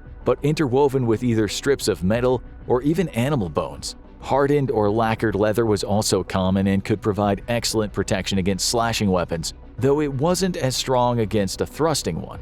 The Mongols didn't produce very much plate armor or chainmail, preferring to dex tank instead, but they would sometimes wear captured pieces of plate and chainmail from the foes they defeated. One thing the Mongols adopted from nations they conquered, specifically the Chinese, was the use of silk undershirts. These silk undergarments weren't just about feeling fancy, but served a crucial battlefield purpose. When struck by an arrow, the silk had the unique property of wrapping itself around the arrowhead, which helped minimize bleeding and protected the wound. It also made the arrow much easier to remove. Silk seems like a strange choice to wear to war, but the Mongols found an excellent use for it thanks to their absorption of Chinese knowledge. This assimilation was commonplace throughout the Mongol Empire, with the horde readily adopting new weapons, tactics, or techniques from the people they conquered. Given how important horses were to the Mongols, they too could expect to be armored. Plate armor was typically reserved for the horse's head, and usually each animal would enjoy long coverings made with stiffened leather, which was commonly interlaced with bone and metal strips. Mongol horses weren't as large or as strong as those bred in Europe and needed to remain agile anyway due to the Mongols' tactics, so full plate armor was rare for a steed. Along with personal armor, each Mongol warrior would wear a helmet that would either be made of iron or hardened leather. These helmets would sometimes have a neck guard that came down to protect the back of the neck, and a spike or a ball and a plume would often adorn the top of it. Traditional Mongol fur hats with upturned brims were also commonplace. Unlike many Western armies, the Mongols did not make widespread use of the shield. Only infantrymen would carry shields, and they would typically be small and circular, made of wicker or leather. These were made to protect the troops from arrows more so than blows from melee weapons, with Mongol warriors preferring mobility over protection, putting most of their points into dex instead of strength during character creation. Body armor worn by modern SEALs has been evolving since the year 2000, when the US issued the first fully ballistic armor meant to be worn by all combat troops. The Interceptor body armor system would eventually be replaced in 2007 by the improved outer tactical vest, an upgrade over the previous iteration of body armor. The biggest of these changes was the adoption of the enhanced small arms protective insert ballistic plates, which offered far better protection against a large range of ballistic threats. The IOTV system is modular, meaning that it can be scaled up or down depending on the projected threat environment, or a need for mobility and endurance. The core vest with ballistic plates is always worn, but can be supplemented with additional protection. The enhanced side ballistic inserts protect the flanks of a soldier, which are normally unprotected, given that the main armor plates are worn over the chest and back. The deltoid and axillary protector systems offer neck, throat, as well as deltoid protection, and a groin protection extension can be attached for nearly full frontal ballistic protection. Fully kitted up, this can give a soldier excellent protection and acceptable mobility, but it can be cumbersome and sap an individual's endurance very quickly, making it a less than ideal choice for missions requiring a lot of traveling, but excellent for kicking down doors. While still in use, the modular scalable vest system is currently in development and expected to be adopted soon. Though given their status as elite operators, it's likely SEALs have access to fancier protective gear than a rank-and-file grunt. To protect the head, SEALs use an integrated head protection system, which is only now starting to see adoption by the wider force. This helmet is 5% lighter than previous iterations and features improved ballistic protection as well as passive hearing.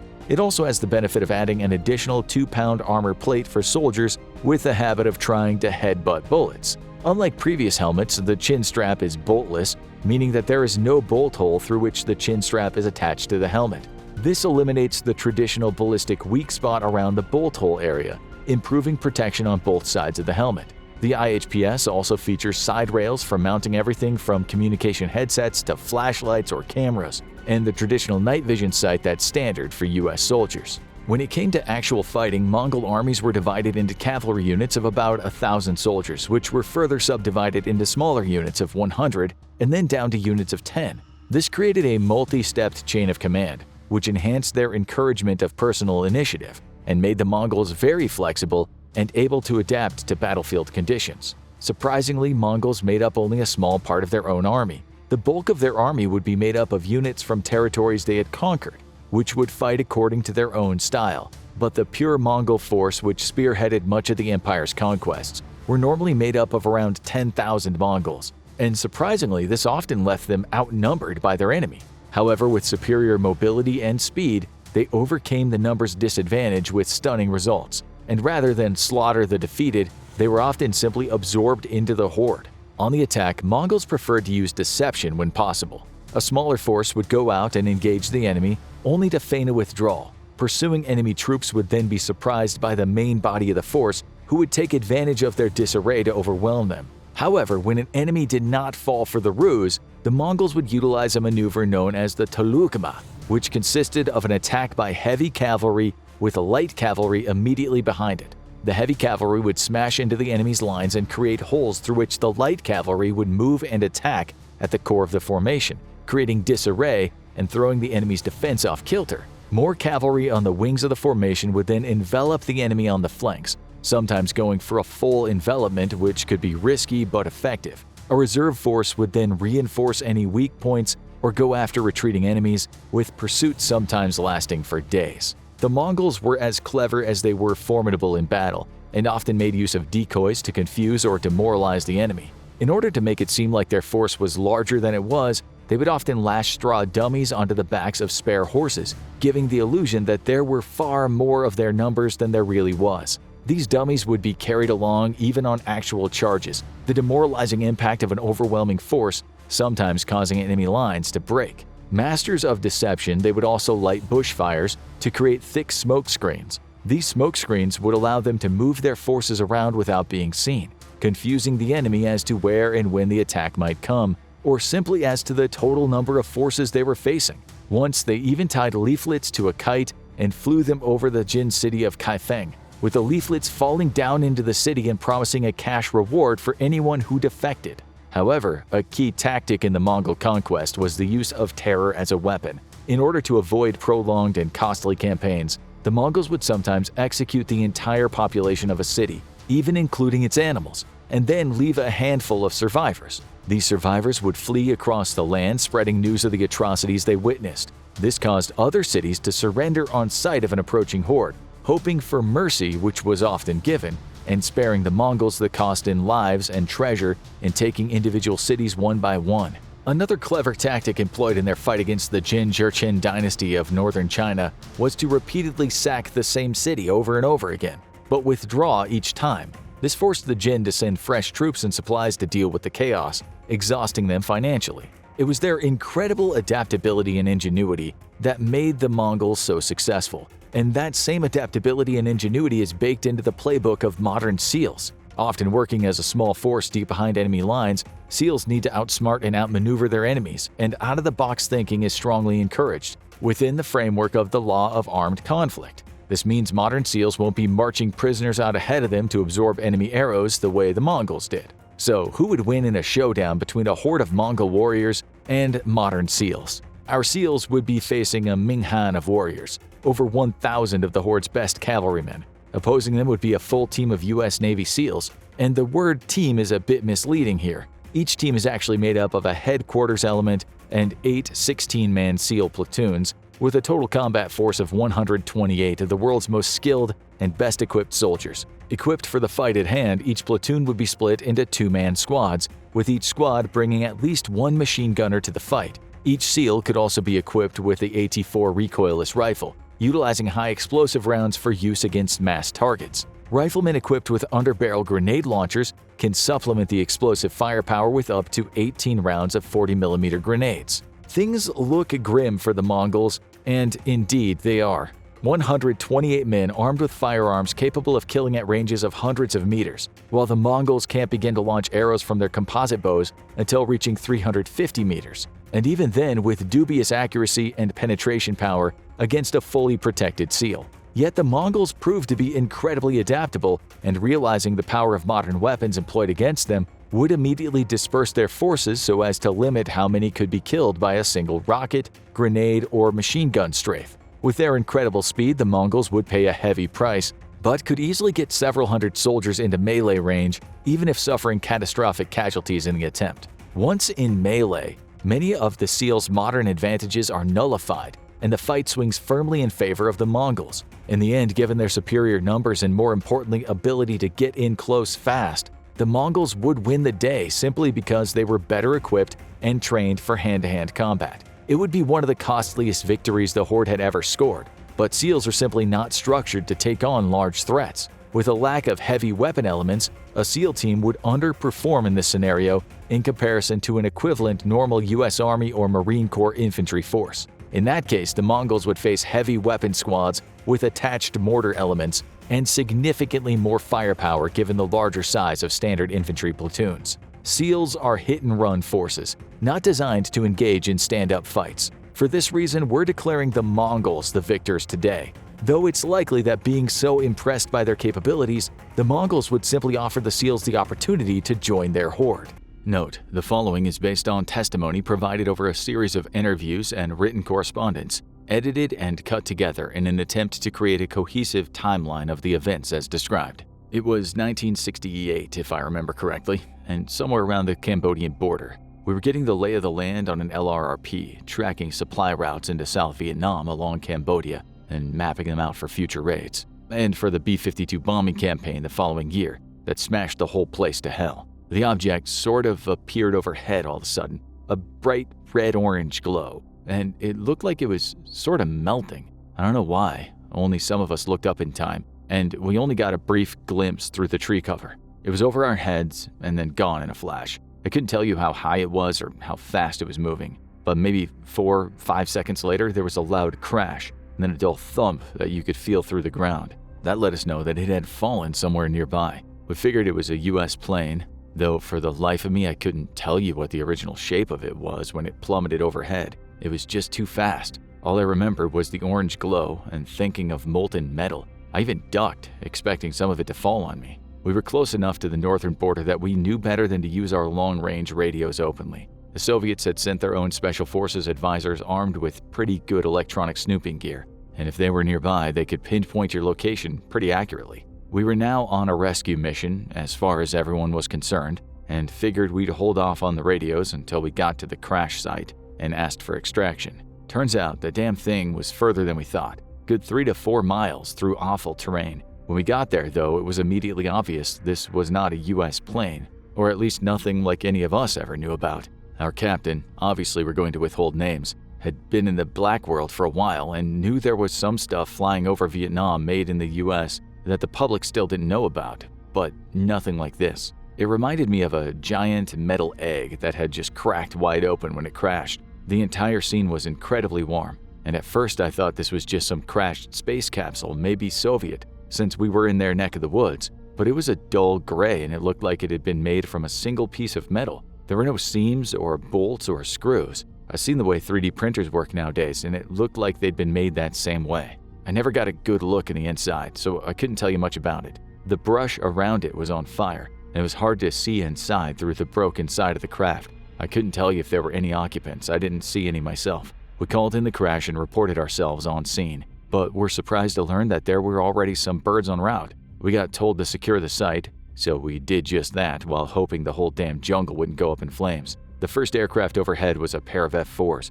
which quickly settled into an orbit. That's what kinda tipped us off that this was something real serious. I know this sounds silly now, but at the time we honestly didn't know what this damn thing was. The fire around it made it so hard to actually see the thing. Most of us still just thought it was either NASA or something Soviet. Anyway, I think the Air Force guys were overhead to ward off any curious Vietnamese MiGs. The first choppers to arrive were Hueys full of infantry, but the infantry wasn't let anywhere near the craft. They were deployed in a wide swath around it. I don't know what they told those boys, but it took a good 2 days to get that damn thing out of the jungle. And obviously, there was a need to secure the site given how close it was to the border. We got choppered back pretty immediately though. Other SOF guys came in and they worked a little closer to the actual craft along with some Air Force and Navy eggheads. I found out later they were all already read into the program. That's what everyone called it, the program. And there were several rapid reaction units stationed throughout in theater. See, we learned from the Korean War that these things are attracted to conflict, and I guess that it makes sense. It's probably one of the most interesting things we do. A lot of people think this whole mess started in World War II, and maybe it did, but the program got put together during the Korean War, and that's when it was official. Anyway, I think the intel guys that read us in kinda jumped the gun a little. See, most of us were still of the opinion that this was just some space probe or something. They could have told us that and just let us go, and we'd lived the rest of our lives without a second thought. But I guess they thought we'd seen more than we did, so we got read in, kind of by force. As in, we had no choice. It was that or a dishonorable discharge, and I saw it happen once or twice. They fabricated an entire Article 15 or worse if they thought you'd be trouble. Everything to kill your credibility. Their favorite was drug charges. We all knew drugs were everywhere out there, so who was gonna listen to some washout kicked out for heroin? Back then, the world was a lot smaller than it is today. The last thing you wanted was for your community and your family to believe you got kicked out or washed out with a bad conduct discharge. So they read us in, only a little. People think you just get all the info at once. That's not how secret programs stay secret. We were only told what we needed to know. I didn't even realize those damn things were from space until I actually saw a body. And then it was sort of like, okay, yeah, you figured that out, here's a bit more info. For all I know, I never did learn the whole truth. But I do know a lot of it, and I'm kind of tired of sitting on it all these years. Plus, what are they going to do now to an old man? That's the thing. If they did anything to me or that Grush guy, well, it just sort of validate his story, right? Better leave us alone and let the world just think we're crazy. Speaking of Grush, I like him. He's confident, he's strict on following procedure. That's what makes him so frustrating. Everyone wants him to come out and say everything, but he's doing it right, only saying what he can outside of a classified briefing. I think he's a patriot. If he just wanted fame, he'd come out and say everything. Again, if they put him in jail for it, well, that's kind of admitting that he really did share some classified info, isn't it? Is he telling the truth though? I don't know. A lot of what I've heard him say sounds right, but I've been out of it for 20 years now, and things change. And who knows what the whole truth is anyway. So, do I think he's lying or telling the truth? I think he's telling more truth than not, especially that part about aerospace contractors being involved. I know that's true, but I also don't ever underestimate how far these groups will go to create disinformation.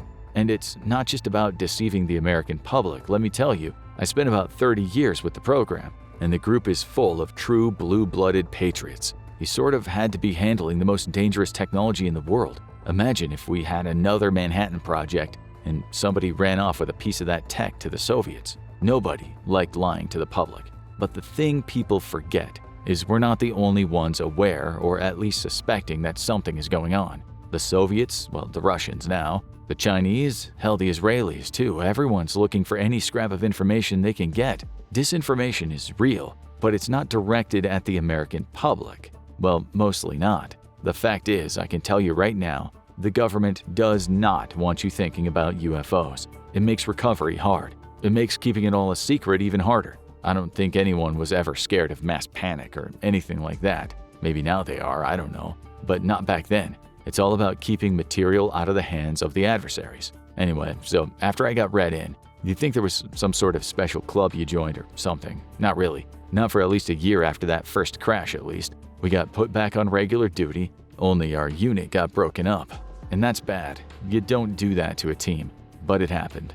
Also, I know for a fact we got put into the worst messes they could cook up. I know 5 of the original 12 died in combat, 3 more badly wounded. I think they were trying to kill us off. But about a year after that first crash, that's when I got brought in officially. As in, now my primary job was doing this stuff. Well, when it happened, it didn't happen often, but these things did fall out of the sky, or people would see something land or witness beings happening more often than people know, and we'd swoop in as fast as we could in case there was anything to snatch up. I think we pulled 3 total craft out of theater, and not just Vietnam. Damn near started a war with China in one recovery, but thank God their early warning systems were primitive back then, and it was close to the border. I don't think we could do that today. Europe was another hot spot, but most people don't know that.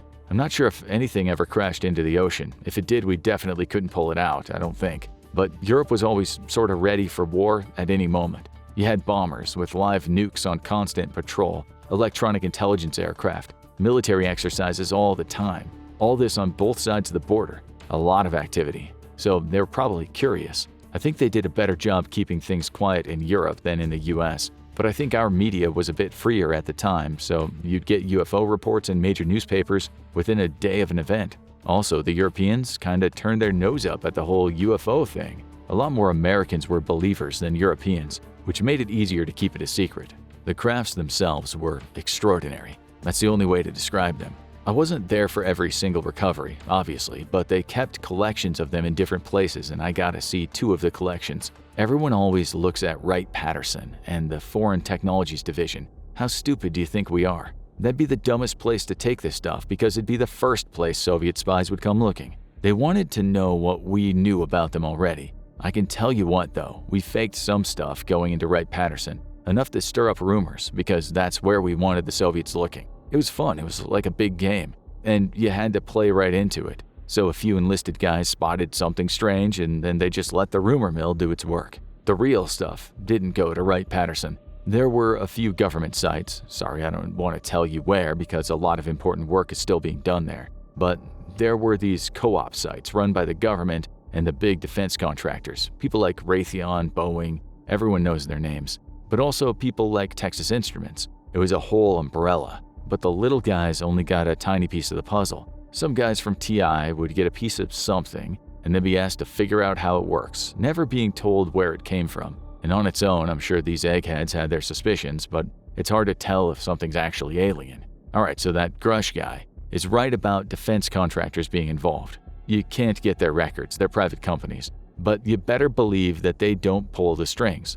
Boeing's CEO isn't going to tell the US military he'll take the saucer out that they gave him for a joyride. But there are legal considerations, you know, if this stuff becomes public and they reverse engineer it. Who owns the tech? Who gets to profit? Boeing or the US taxpayers who donated the stuff to keep it out of sight? I think a lot of people are thinking about that right now. The spacecraft themselves, and I'm only guessing they're spacecraft by the way, at least I know that they can go to space because we track them coming in and out all the time. But I don't think a lot of people are convinced that that's where they're really coming from. Instead, I think that's where they want us to think they're coming from. Anyway, so there are different shapes. The UFO people on the internet have done a pretty good job compiling the data on their own. I saw a chart someone made one time of the most commonly reported objects, and it's pretty accurate. So you got your flying eggs, your Tic Tacs, I guess you now call them, we just call them pills, your old-fashioned saucers, bells, triangles, whole mess of shapes. But the ones that crash are almost always the eggs and the bells.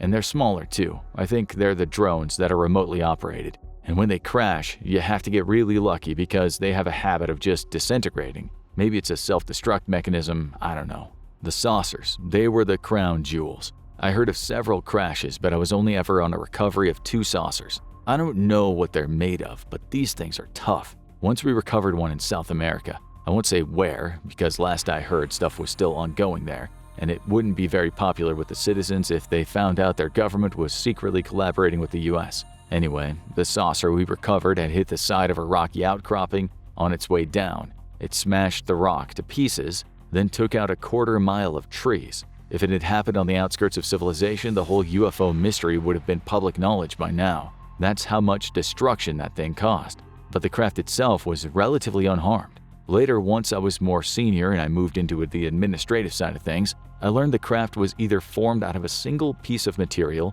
or put together at the atomic level. Incredibly strong stuff, however they do it. And like I said, not a single seam is visible. Even the entrance is invisible until it actually opens. That's how tight the tolerances are.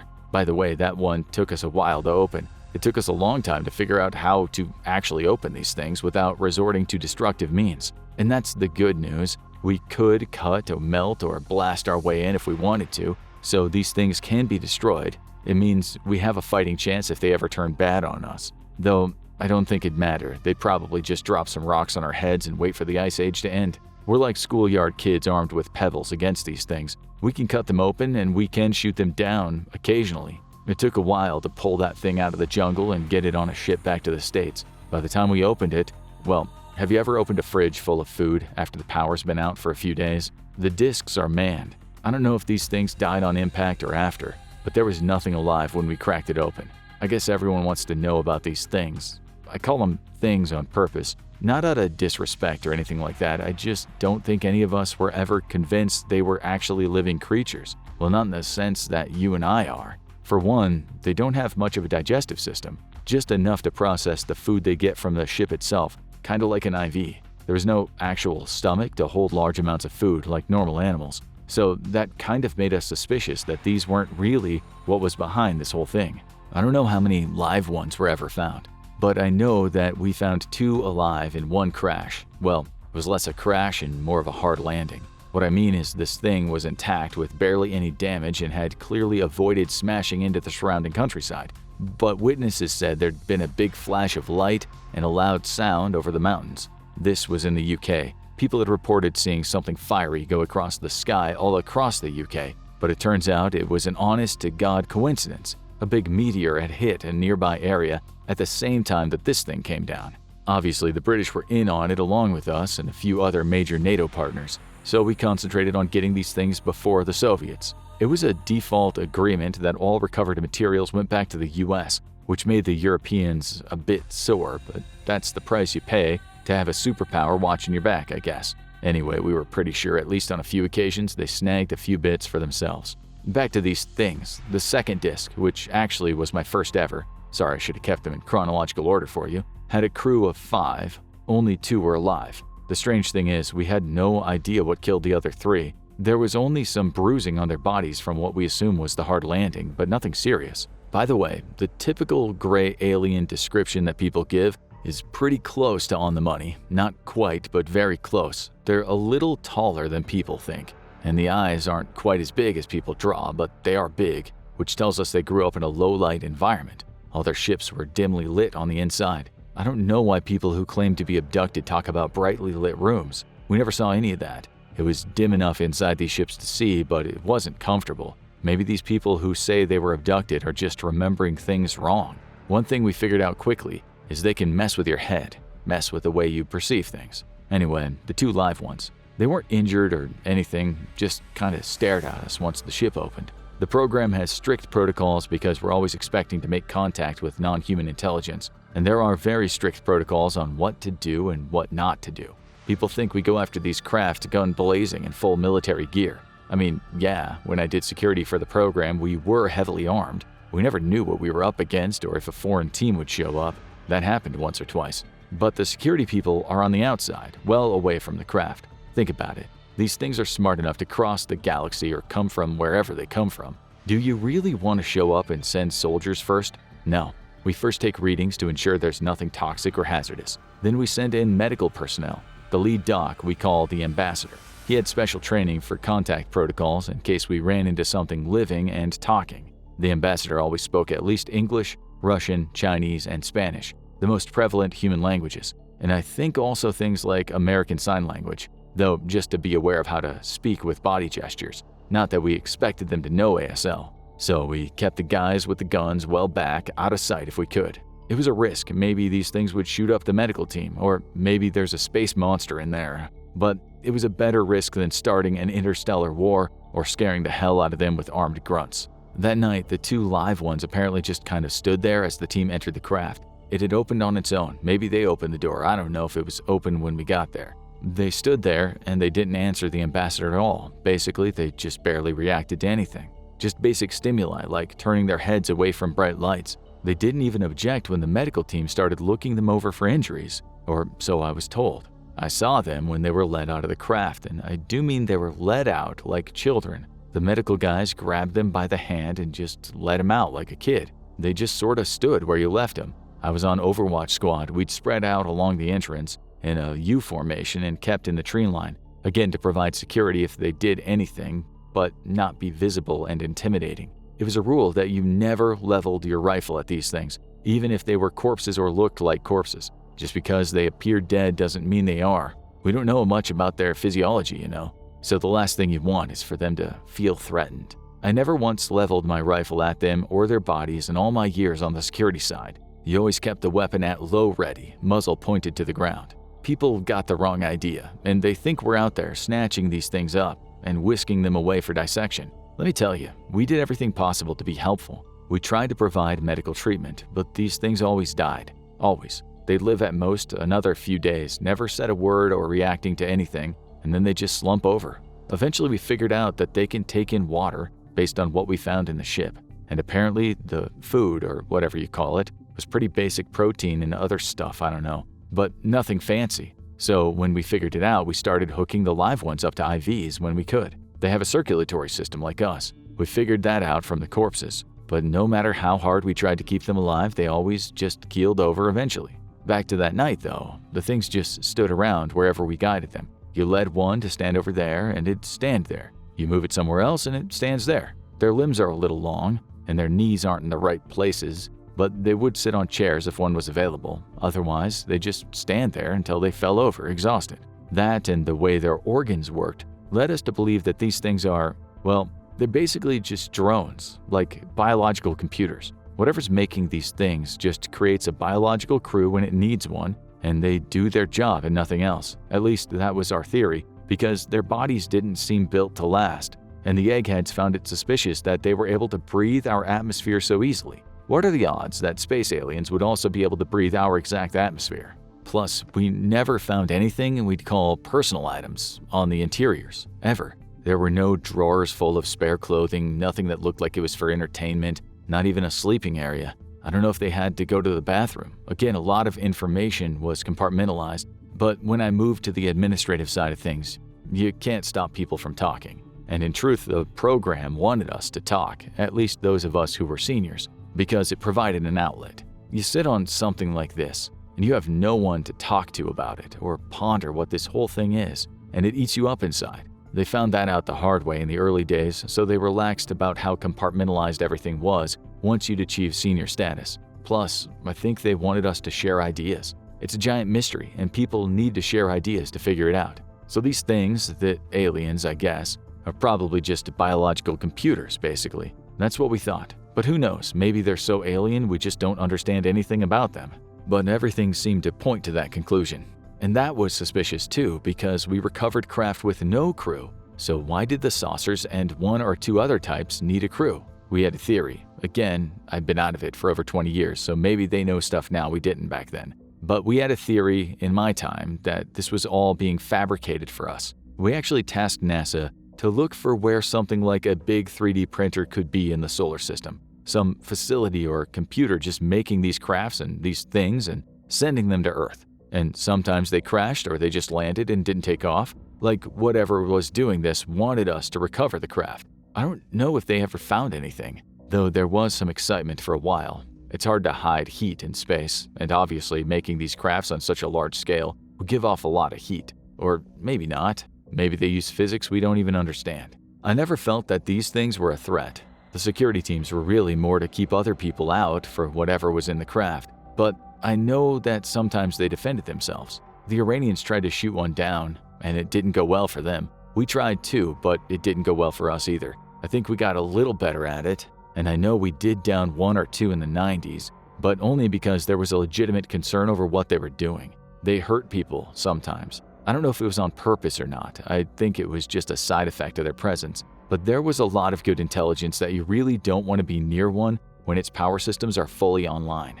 I said earlier that they can mess with your head, and I don't think that's on purpose either. We were confident that the source of the trouble wasn't the living beings we recovered, because you'd get the same effect when the craft was empty if you got close. Not all the time, but sometimes. People would describe things happening in different ways. Never big, major differences, but enough to be worrying. We had to develop special techniques for handling exposure to these crafts. We called them anchors, a consensus on what is reality. For instance, if you and I were on a security team and approached a craft, we'd say, okay, the craft is resting up against a big oak tree, and there's a gray boulder on the other side. You'd think of that picture, and it would help with the confusion whenever that effect happened. Kind of ward it off. I don't know what it was, though. Maybe a side effect of the technology, maybe some attempt at communication. It didn't seem a defensive measure to me, but yeah, I'm not surprised when there's a sighting and people see different things. As a matter of fact, I know there have been some high-profile events where people have suffered from this phenomenon. The Hopkinsville Goblins, for instance. Those people were shooting at ghosts, but really there was a craft in the vicinity. It's way back when we were first figuring things out, though. As far as what they want, I can't tell you. If anyone figured it out, they didn't share it with me. I don't think they're a threat. We only recently got the tech to even harm these things, and even then it seems more like they're letting us do it. We strongly suspected this whole phenomenon was a form of gifting. Why else would craft crash or just land and then nothing comes to try to recover it? If we had a space mission go bad on Mars, we'd send help if we could. I guess Mars is too far away, but okay, the moon. We could rescue people on the moon if we needed to, and we would, but nobody ever comes for these things. And why are they sometimes landing completely operational and not taking off again? Most of us thought that it was a way of gifting technology without massive disruption to our own evolution. I don't know how much they figured out, and I wonder if they ever managed to even fly one of those things. I do know that from speaking to the eggheads, this technology is so far advanced they couldn't tell the difference between the toilet and the drive system. It'd be like giving a nuclear aircraft carrier to the ancient Romans. Maybe they figured it out by now. I don't know. I don't think so. Or we would see some tremendous technology by now. We had another conclusion, though. This one more disturbing. Maybe they just left these crafts lying around because they were easy to build, and they just didn't care because they had a plan to deal with us well before we figured out their technology. Imagine if we accidentally lost an F-14 Tomcat to the ancient Romans fully intact while doing reconnaissance. What would we care if they studied it? By the time they figured out how to even turn the damn thing on, we'd already have dealt with them. So maybe we're getting gifted, or perhaps we're getting to be dealt with before we're a problem. I don't know. Only time will tell. An M4A1 carbine begins firing within the dark tent. Men fall off their bunks as the room illuminates with each muzzle flash. "Grenade! Everybody out!" someone yells. The sailors sprint out of the tent and onto the sands of a damp beach. Waiting for them are several officers with sinister grins on their lips. "Welcome to Hell Week, boys," one of the officers says. "Grab your IBS and get in the water." 14 days before Hell Week, Cadet Finn eagerly awaits the officer in front of the group of Navy SEAL applicants to finish his spiel. He's obviously trying to scare some of the more hesitant recruits out of Bud's training so that only the strongest and most dedicated sailors make it through the program. Finn joined the Navy straight out of high school. He was smart but had struggled to keep up with his grades while working close to 40 hours a week to support his ailing mother and 2 siblings after his father had died. Finn had planned to pursue engineering, but with no money and a less than average GPA, the military was his best option. Joining the Navy would turn out to be the best and most difficult thing he would ever do. During basic training, Finn showed himself to be a capable leader and exceptionally strong, likely from moving heavy boxes in a warehouse every day for the last 2 years. One of his Navy friends suggested he should apply to the Basic Underwater Demolition SEAL School. Becoming a Navy SEAL would be an accomplishment. Finn knew his father would be proud of it, and the more he looked into it, the more he realized how badly he wanted it. Finn had been warned that the months of training would take a toll on him, but there was one week, given the nickname Hell Week, in which his limits would be truly put to the test, and his body would be forced to do things that he didn't think were possible. Finn trained and studied hard until he received his acceptance letter into Bud's. Now, he's finally started, and the countdown to Hell Week has begun. Every day the instructors push the cadets hard. They tell them that it's all to prepare them for what's to come. Each sailor has been put into a 6-man boat crew where close bonds are formed. Each group is responsible for carrying their IBS, or inflatable boat, small practically everywhere they go. After only a few days of training, Finn becomes the de facto leader of his crew after the other men see just how resilient and clever he is. Each boat crew becomes a tight-knit unit, which is good, as they'll need to rely on each other for what's to come. The cadets are put through countless drills and exercises. Throughout the day, they're ordered to paddle their IBSs into the pounding surf along the Southern California coastline. After exhausting themselves just to get past the break, the instructors tell them to paddle back to shore, where they're immediately thrown into the next training regiment. At the end of each week, they must complete a 4-mile timed run and obstacle course. Finn does well in all of these tasks, but he especially excels in the 2-mile daily swims. He was a star on the swim team in high school before he had to drop the sport to pick up more hours at work, much to the dismay of his coaches. Unfortunately, not everyone in the Buds can keep up with Finn and the other cadets. Any candidate who doesn't meet the time requirements for the running and the swimming tests is told to pack their bags and try again next year. One day before Hell Week, Finn awakes at 0400 on Saturday. The day begins just like every other. Between 0400 and 0600, the cadets go through physical training. Finn found out that this is the preferred time for physical activity due to the cooler temperatures. Instructors walk around with hoses spewing cold water as the sailors complete each exercise and drench each cadet. When it's Finn's turn, his muscles tense for the shocking chill that accompanies being covered in cold water before the sun begins to rise. After completing 2 hours of physical training, the cadets rush into the mess to eat breakfast and change their wet clothes to dry ones. Finn and the others throw on their inspection uniforms and wait at attention as the instructors scrutinize every inch of them. Finn has learned the hard way that if the instructor doesn't see his own reflection in his boots, he will be ordered to jump into the ocean and swim laps in his uniform, which he will then be required to wear for the rest of the day. At 0800, the cadets start their first class of the day, which can range from first aid to boat operations. This hour-long break from the grueling physical training that consumes most of each day is Finn's favorite. He enjoys the learning part, but he enjoys resting even more to allow his body to recover and prepare for what's to come. For the remainder of the morning, he'll do more running, swimming, and paddling. Between 11 and 1200 hours, the cadets scarf down their lunches before heading back to the obstacle course for more training. At 1630, the instructors release the class to have dinner and rest for the following day. However, this evening is different. There is apprehension in the air as every cadet knows that Hell Week will begin tomorrow. Finn listens to nervous conversations as he eats his chow and mentally prepares for what's to come. He knows the physical toll that the next week will take on his body will be harsh, but the mental toll tends to drive most recruits out of the Buds program during Hell Week. Finn finishes eating and returns to his bunk. He takes a few deep breaths to try to clear his mind, but he knows that at any point after midnight, the hardest several days of his life will begin. The crazy part is, Finn will need to complete about 20 more weeks of training after Hell Week, but he knows that if he can get through the next 6 days, he can get through anything. Rather than sleeping in the barracks, the cadets are sleeping on cots in large tents behind the Buds compound. Before trying to get some rest, Finn checks his dry bag one last time for the clothes and food he stored to help him get through the week.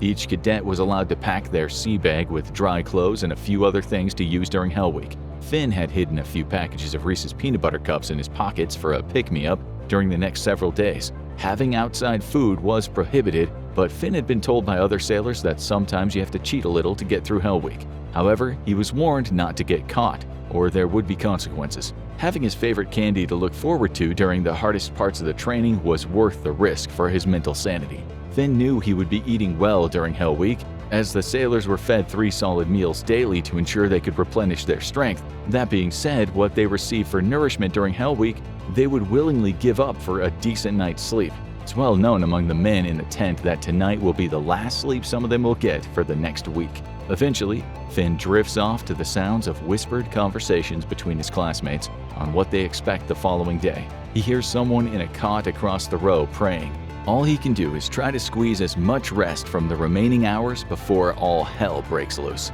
Sunday, 0000 hours, the moment Hell Week begins. The instructors burst into the tent firing M4A1 carbines filled with blanks. They shout and throw smoke grenades. Finn rolls out of his cot onto the sand and begins to army crawl toward the tent's opening. He makes it out onto the beach and looks around as flashes illuminate inside the other tents. "Get to the compound," one of the officers yells. Finn looks around for his boat crew. Everyone is accounted for. They take off toward the Buds compound as fast as they can. The cadets line up and silently listen as an officer gives instructions from a raised platform. "Welcome to Hell Week, boys," the officer says. "There is one rule and only one rule you need to follow. Do what you're told when you're told, or you'll be out." Sunday, 0100 hours, day 1 of Hell Week. The instructor orders the men to return to their tents. Finn walks through the opening to find that everyone's dry bags have been opened and the contents have been scattered across the sand. Finn and the others pick up their belongings. He sees a bright orange wrapper sticking out of the sand. The instructors found his hidden stash of Reese's and opened them and then ground them together with the sand. Finn frowns and puts his clothes back inside his dry bag only to find that it has several slashes in it, completely eliminating the waterproof quality of the device. He sighs and begins helping his crewmates gather their belongings. From outside the tent, an instructor yells for the cadets to hurry up and get back on the beach. Finn and his crew hustle out of the tent and stand by their IBS. "For the remainder of the week, wherever you go, your boat goes," the instructor says. No matter what activity the sailors are engaged in, even if it's running on land, they carry their IBS atop their heads and bring it with them unless otherwise ordered. The instructor orders all of the men to grab their dry bags and swim out into the breakers until he tells them to come back. Finn grabs his bag and runs into the chilly water.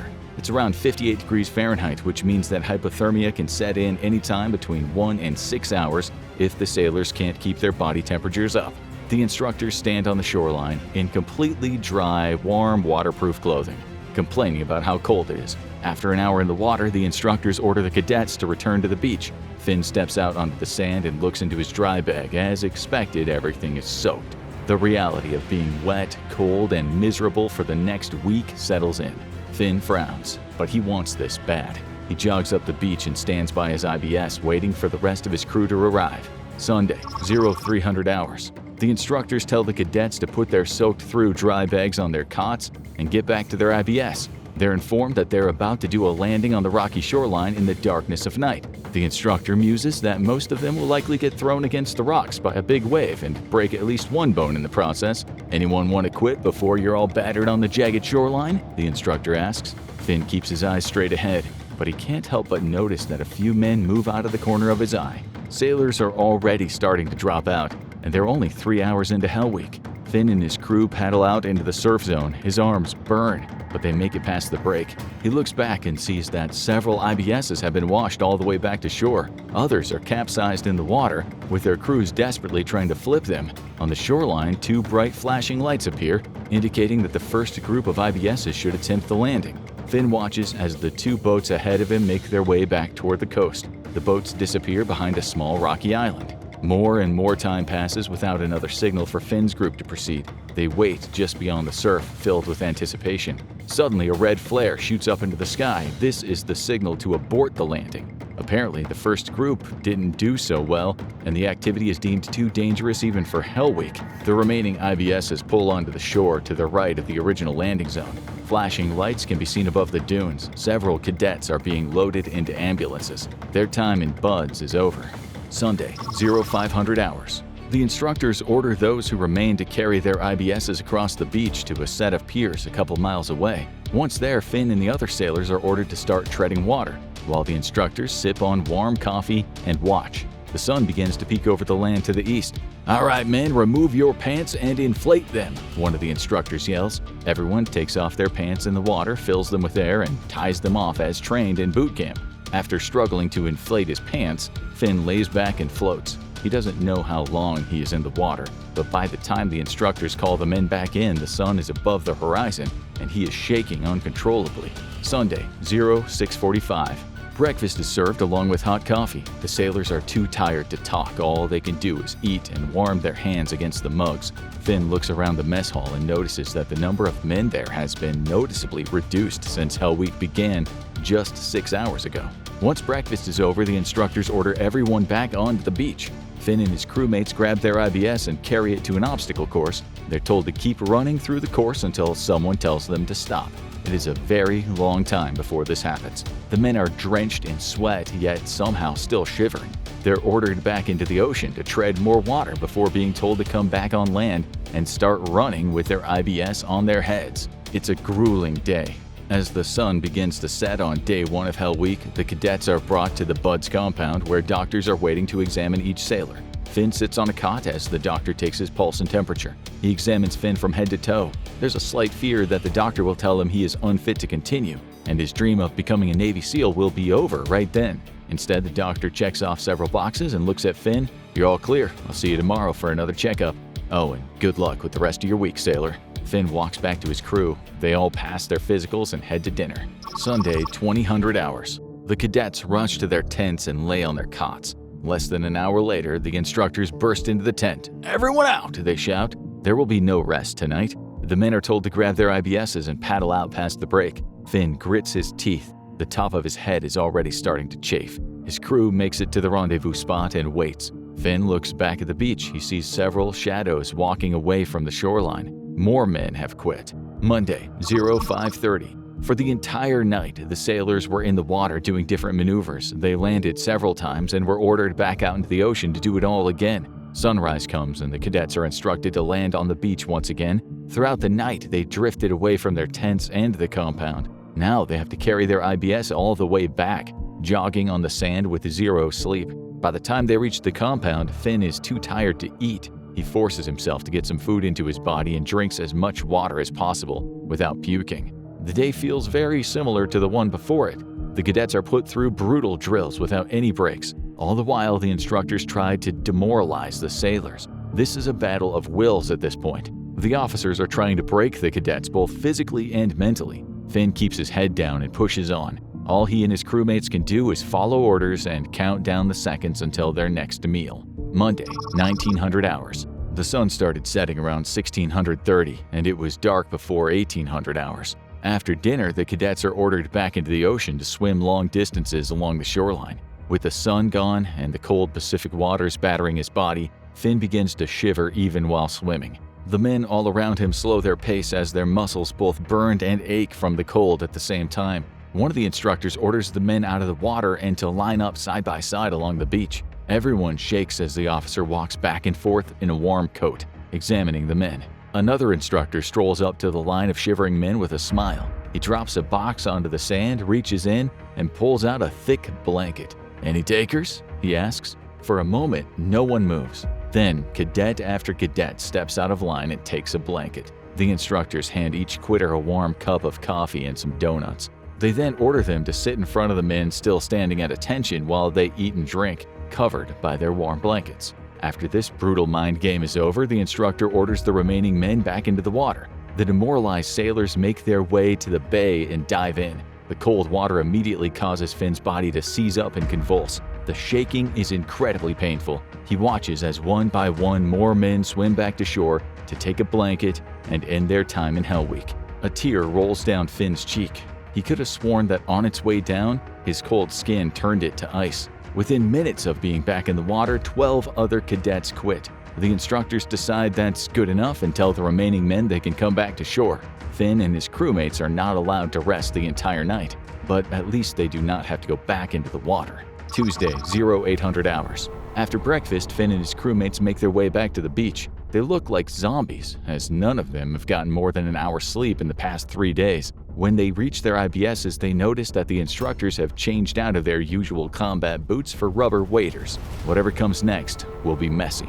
"Today we're heading to Camp Swampy," says one of the instructors. Finn and his crew grab their IBS and put it on their heads. They then begin the 8-mile hike along the coast to the Mud Flats, where the Tijuana River empties into the Pacific Ocean along the Mexico border. The mix of sediment, muck, and waste that's deposited in the area creates a unique opportunity for the Hell Week instructors to be exceptionally cruel. For the entirety of the day, Finn and the other cadets conduct drills in the mud. The thick sludge of the swamp is like wading through wet concrete. Camp Swampy claims boots from the sailors' feet and dashes the hopes of making it to the end of Hell Week for some sailors. Whenever the cadets become too dry with the mud caked all over their bodies, they're ordered to jump into the ocean and dive to the bottom. Then the instructors send them back to the swamp to conduct more exercises in the mud. The instructors even order Finn and the other cadets to put mud into their crewmates' clothing. Finn continuously tries to motivate the rest of his team, but he can see the demoralized looks on their faces. He knows that not all of them will make it out of Camp Swampy. The boat crews are set up one next to the other. The instructors order the men to conduct a series of races through the mud. The losing team faces consequences such as diving back into the cold ocean water before the next set of races. There are no winners, but Finn knows that he and his crew need to do everything they can to not be the losers. Even though they're competing against one another, each crew tries to motivate the others because in the end, they're all in this hell together.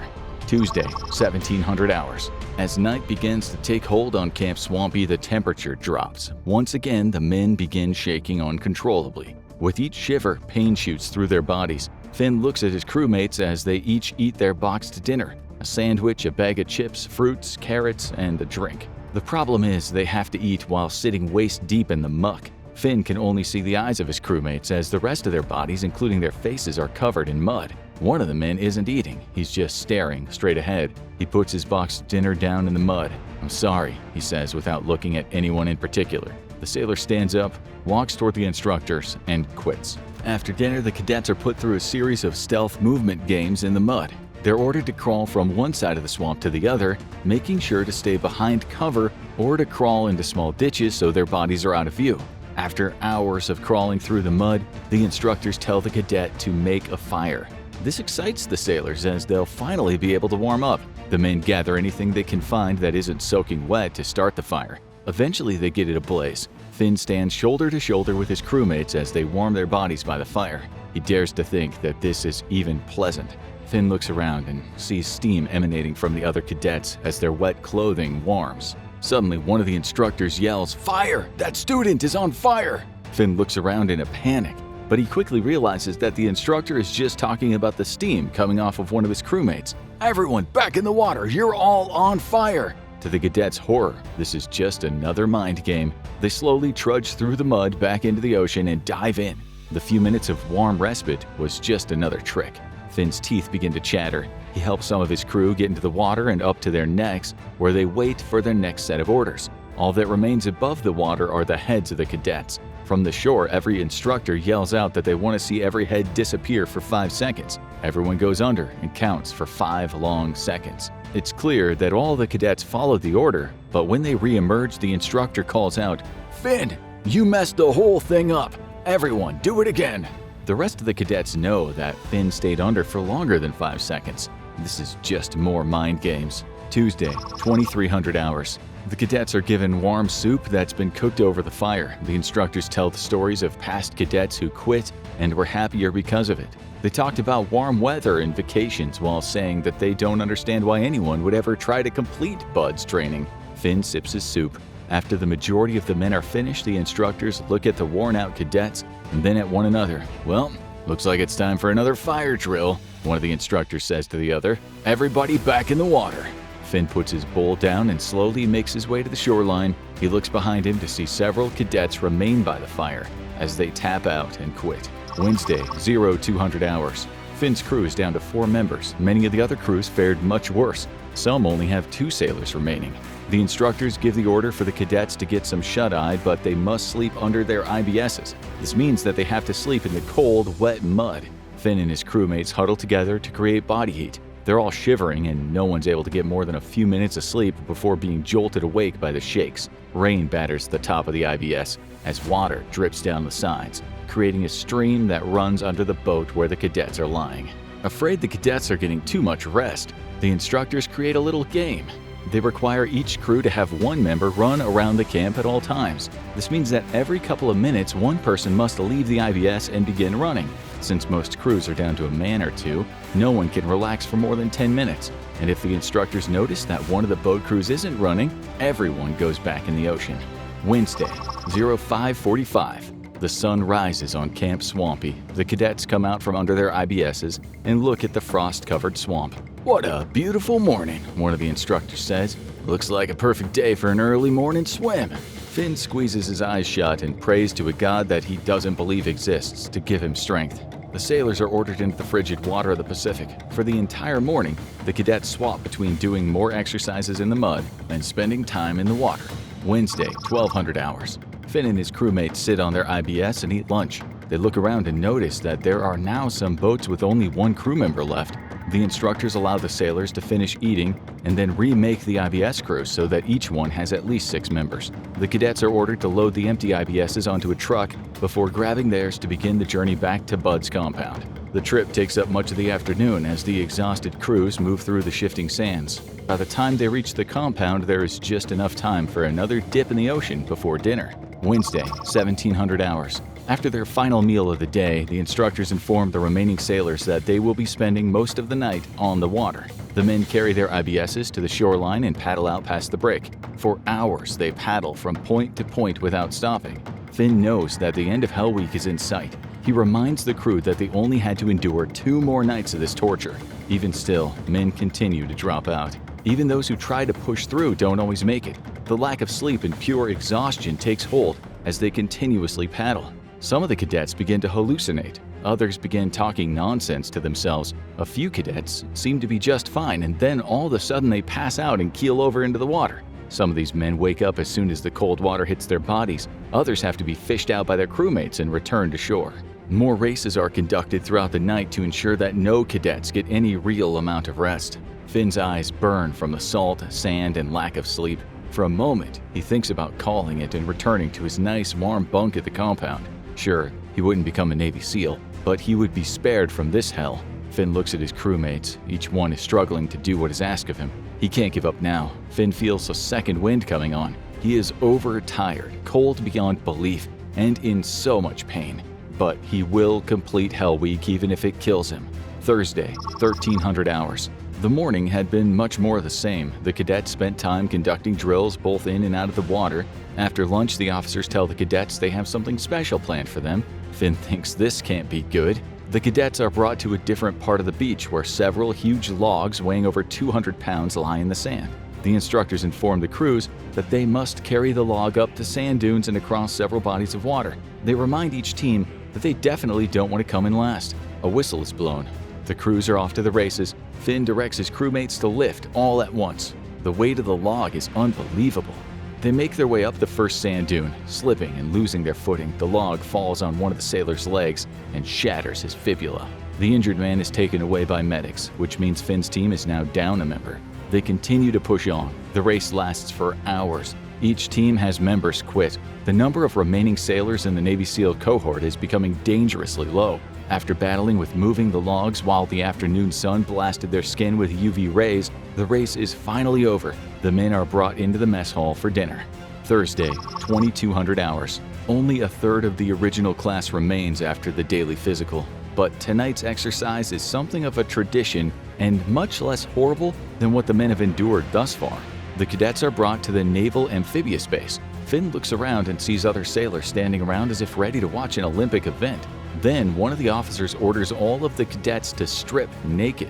At this point, Finn is too tired to think and immediately takes off his clothes. The other sailors do the same as the spectators hoot and holler at the naked men. When the cadets are ordered to jump into the pool, Finn braces himself for another sudden shock of cold. However, this time he finds that the pool temperature is warmer than the air. For the remainder of the night, the cadets play water polo and other games in the pool. With the reduced number of sailors remaining, there are only 2 teams. Whenever a team loses, they're ordered out of the pool into the frigid night air to have to stand under the outdoor shower for 5 minutes while cold water pours over their shivering bodies. Then they return to the pool for another round of games. After several matches of water polo, Finn is told to grab his IBS. He gets out of the pool and pulls the boat over. The instructors inform the cadets in the pool that they need to get the entire class into one IBS.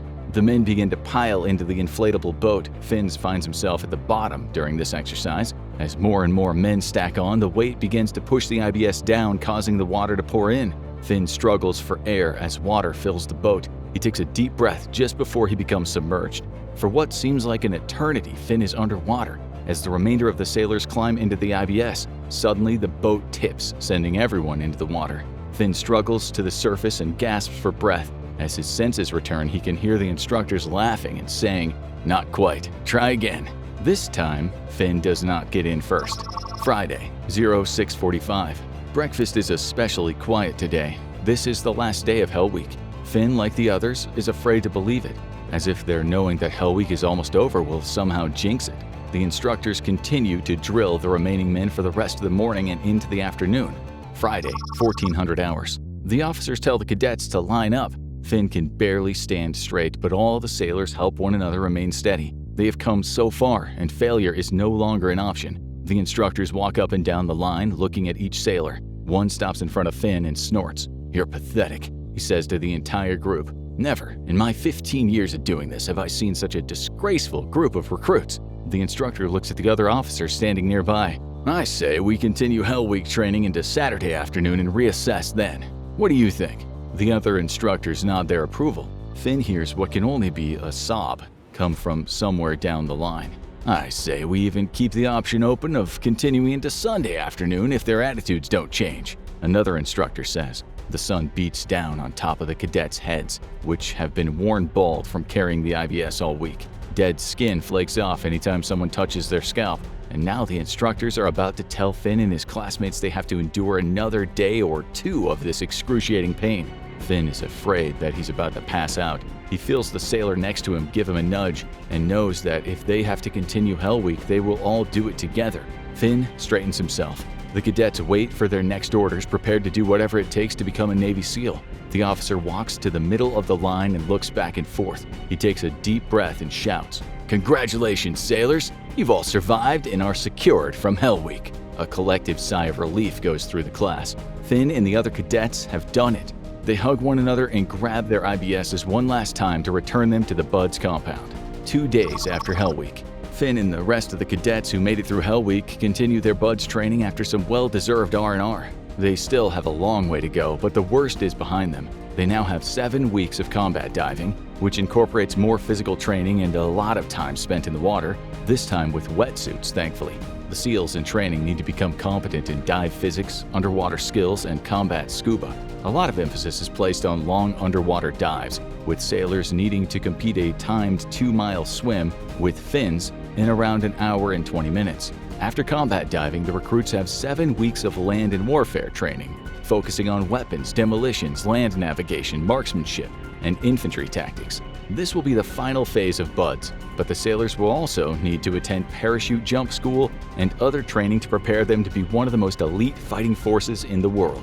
Now, check out What If a Squad of Navy SEALs Time Traveled to the Revolutionary War, or watch this video instead.